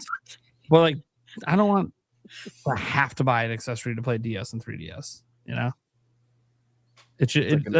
we've seen, was it like Castlevania and some others that came to Switch 1? Like they figured it out. So you can figure it out. Emulators have been figuring this out forever. So yeah, there's ways to make it work on one screen, but keeping an optional second screen accessory, I think it does make some sense if they ever bring it over. That's it. That's all I got. Let's go around the room, let people know what we got going on, where they can find us, and then get the fuck out of here. Let's start with Totally Tubular Johnson, the negative Nancy of the stream. Johnson. Wow. I didn't mean to be. I was just somebody got to keep us rooted in reality here. Johnson, because he's, and when I think of Johnson, it's just a negative every time. I can't go Jonathan because he got Nathan in his name, and that's me, and I'm Joe Nathan, actually. Yeah, see? No. See? Sorry if I was the downer, being a downer. I'll be totally tubular here and say that everything I said is wrong. Everything I said is wrong, and we're only going to get the best new games. We're getting the highest hopium of everything. The highest hopium. I was like, I hope that everything I said was wrong, and we get a bunch of cool shit. I always like wrong. Like I might be shooting for the fucking pits, but like I'm hoping we're in the sky. You can find me on the YouTubes That's where I live. Lots of rankings, lists, reviews, and talking about my time working in the industry. I'm gonna be ranking all the Star Fox games real quick here before the new one comes out, allegedly. And it was great being on here. I'm gonna make sure to port this. Oh, there we go. Then we got Saya Ran. Hello, everyone. You can find me on YouTube, youtube.com/SayaRanGaming. Find me on Twitter, Saya_Ran. Instagram, I post gym stuff sometimes. And then TikTok, but we don't talk about TikTok anymore, man. TikTok is just, they do whatever they want to do over there. Game reviews, fun stuff, indies, Pokemon, a lot of Pokemon right now. I'm playing Pokemon Champions. I've been playing this entire time. How do you like it? I love it. If you like or you know anything about VGC or just like battling, you're gonna have fun. If you know nothing, you're gonna have fun, but you have to be willing to learn. And it's no single player, so it's just you just play against people. So it's live service. That's where we're at. So yeah, anything Pokemon, I'm there. Anything Nintendo, I'm there. Besides Luigi's Mansion and apparently Star Fox 2. So yeah, half our show. Half the show. He's like, fuck Nice you. planning, Prime. I did. I guess I picked the topics. I just didn't come up with them. There's only like one topic that didn't make the cut. Let's see here. Scott, Pokemon. Sorry, Saya. It was Pokemon. It actually was a Pokemon topic. That's jacked up, man. It was gonna be about how shitty that game is. You just praised. Gypped him of his championship. Champions, Dang. not championship. Shots fired. It's all good. Hey, I spent my $7. That's not how we treat our guests here. What the hell, dude? Hey, I'm not the negative one this time. I was told I was being too quiet. See, this is why I'm gonna shut up. All right. Sorry about that, man. I don't condone that, by the way.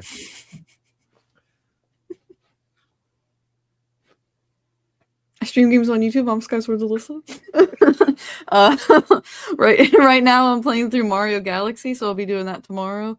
I wrapped up Skyrim for now. I'll probably get back into it when I feel like Skyrim again. I did a lot of the main stuff, like all of the Dragonborn things and the Dawn Guard, like pretty much, and the Civil War. So the main stuff is pretty much done anyway. But I got to figure out what I'm doing Tuesday. When Tamagotchi Life comes out, I will be streaming that. I didn't play the original on 3DS, but I thought it would be really fun to make the people in chat Miis in Tamagotchi and just see what kind of chaos happens and interactions go on between all the different Miis. And I think it'd be funny. Sorry, it's like 1:30 here and my brain is melting. I just think we're done an hour earlier than usual. Yeah, right? Yeah. I think it was like 6 hours last time I was on, so an hour and a half earlier. There you go. And then I did hit a stream goal. I'm a little nervous and a bit terrified, but I will be doing a stream of Resident Evil 9. And you guys know I hate scary and like faces melting off and all that. Oh, so I'll definitely be crying and very uncomfortable. So it should be entertaining for you guys. You're totally not going to freak out in the very first area you do anything in at all. Yeah, I'm like, I feel like the gray stuff's probably gonna be the worst of it. I feel like once I'm Leon and I could be a badass and like for scariness, yeah. do shit, I'll be like, all right, cool. Yeah, when you're Leon, but I'll be like, you're just a fucking. I'm probably gonna have to do third person. Don't do it.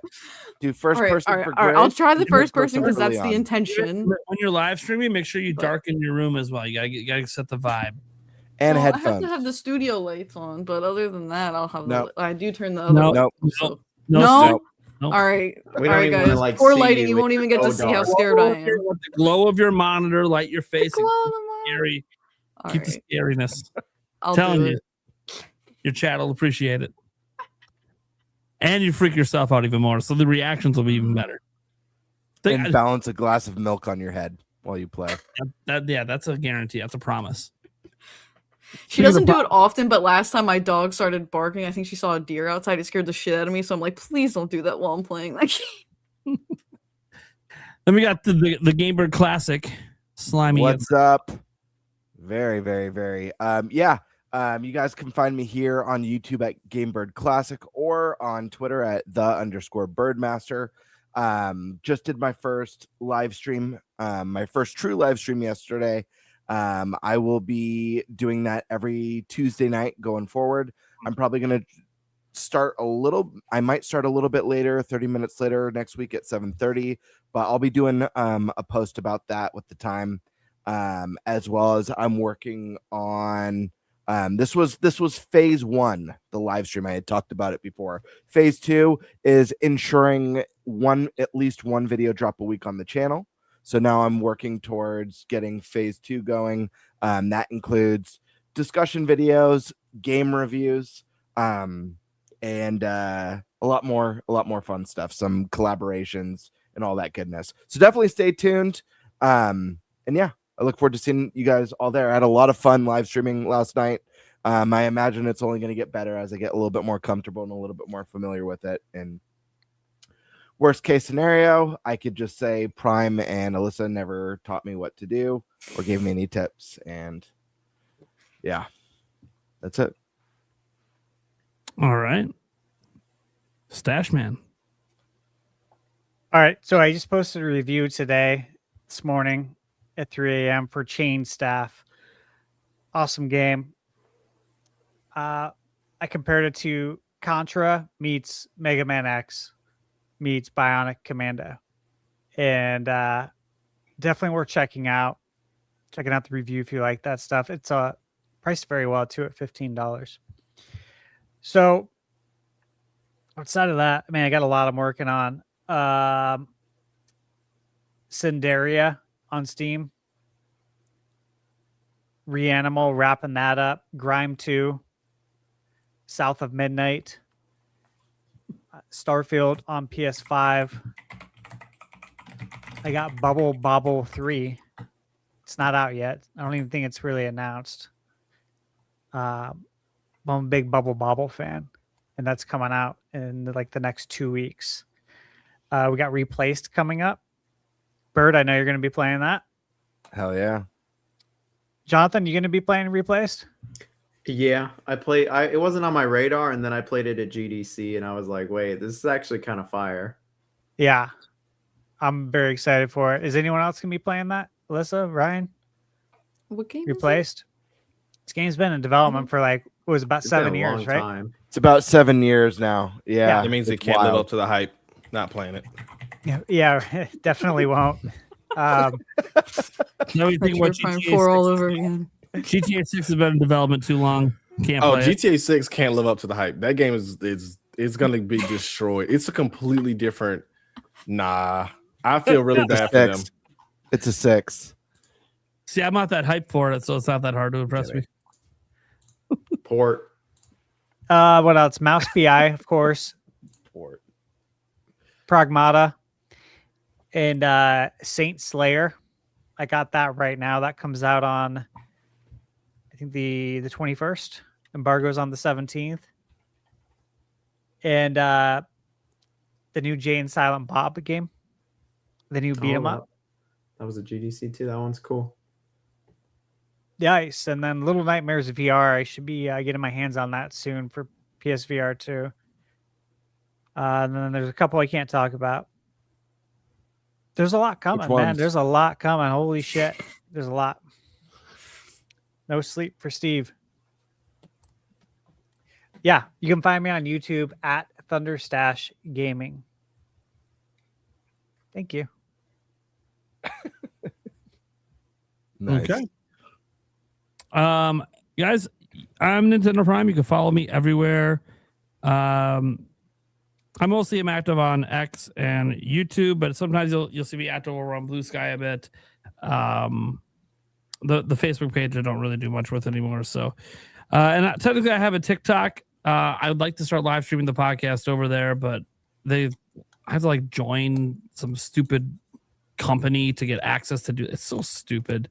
I can stream on TikTok, by the way, guys, from my phone. But if I want to stream from using, StreamYard or OBS or anything, you got to use a company. It's so stupid. So I'm trying to sort that out a little bit. But setting that aside, guys, I just post news every single day. We're talking about the latest rumors, leaks, news, whatever for Nintendo's platform, or anything surrounding Nintendo, like the movies or Lego sets and all that stuff that we bring up.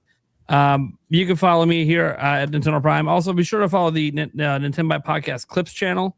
Recently crossed 3,000 subscribers over there. So I know Eric's not here to plug it, but hey, he manages that whole channel over there. Does a great job. Also, I do apologize to Eric. I did not get the stream set up over there for today. Totally slipped my mind because he does it every single week, so I've never had to set it up for him. But whatever. I guess there'll be a gap in the episodes over there. It's fine. He puts all the clips up anyways, guys. So you can check it out, each segment that you're interested in.